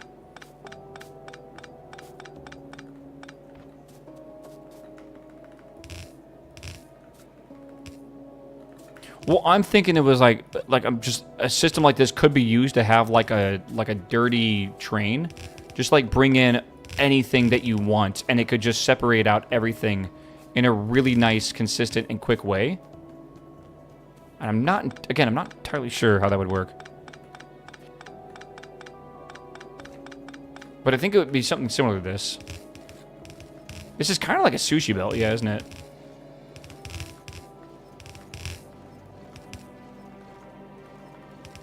Okay, like that. It's all good. So this is the priority over here. And then this is coming in like this, I guess. In a really, really shitty way. I feel like now we've lost some height that we need. All right. And that's the coal. So... let's see here. Yeah. News, hello, my man. Welcome back, my dude. Thanks for the sub, my dude.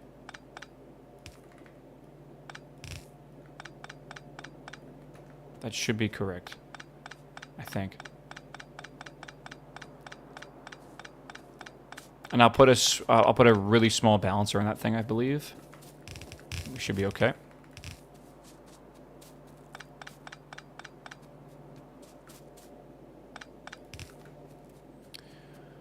I got excellent pasta sauce to add to that. Uh-oh. What are you guys having for dinner tonight? Next, talking about pasta sauces and stuff. Sounds good. All right, now this needs to be connected to this. Can I do that? Can I do that without issue? I think the answer is no.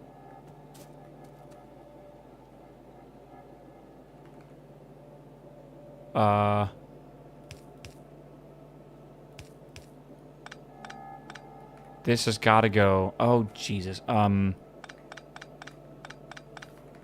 if I had this and I had that,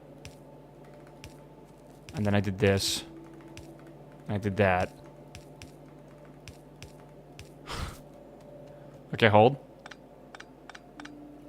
Patsa-oo is so fucking good, man. Okay, hold.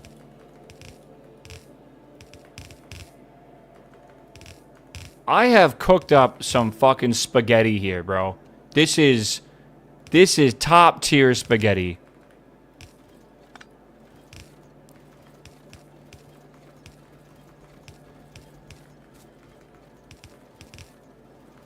Holy dude.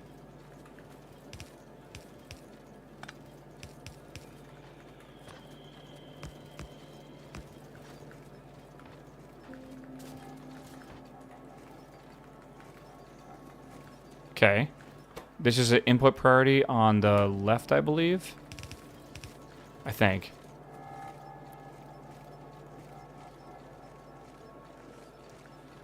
Whoo! That is some spaghetti right there. Mamma mia, dude. Leftover Costco chicken for dinner? Okay, that's some pretty good. I feel like, are you gonna like do anything fancy with it? Or like, I like to put that on like some like dinner rolls. Oh, it sounds good. Imagine doing maintenance in a factory and this is what you see the first time walking in. Bruh, locked in. That's how, you know what you call that? Job security.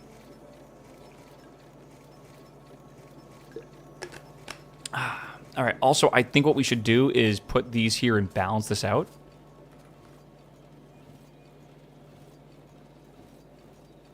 Four to 4 balancer, I forget what it looks like. It's just a 4 to 2 balancer, though, so wouldn't that be like this? Right? And then this would go here. And you just get rid of that. Right? I think that's technically a 4 to 2 balancer. That's just something, I'll tell you that right now.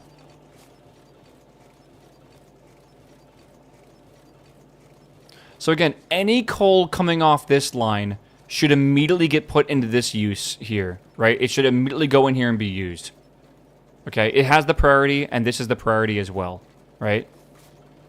Then all this iron is coming down here to this merger. And this iron from the coal line is being priority merged into this iron line. Okay? So we're just trying to get the coal available, like always. I think this will work. I think this will do. Why is the middle part empty? Because all the coal is over here right now. There's barely any coal on this, so it shouldn't really come off here. Spoiler, it won't work. Yeah, my brain says it will, but like you got to remember, I did 6+ hours of KSP today, and then now I did 2 hours of this game, right? I feel like I have cooked. But what I probably have done is burnt everything. So I'll find out tomorrow morning when I look at this, when I'm like in more normal brain. And I'm just like, what the fuck was I thinking? Yeah, you have some iron stuck in the bottom 2 mergers? Yeah, I need to make sure that nothing's stuck. But are you sure about that? Which bottom 2 mergers? Like down here? Here? Maybe? No. Here? No. Maybe down here? Maybe? No. I mean, I'll tell you what, chat. This is working. This is a full belt, and that's a full belt right there. So I think it is working. I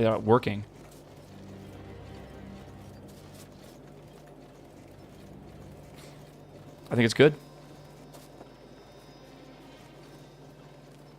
Just need some balancers, and it should work mostly fine. We do have oh, you mean like here or whatever? I think it's fine coming in. To be fair, yeah, I think a balancer is smart. But yeah. I wonder if there is a ratio, like you said, like you need to have more coal than iron or whatever. I think, again, the ratio right now is 1 coal will smelt like, I don't know, let's just say like 8 iron. I think that's the ratio you need to be mining at or something. Or something like this. I don't know.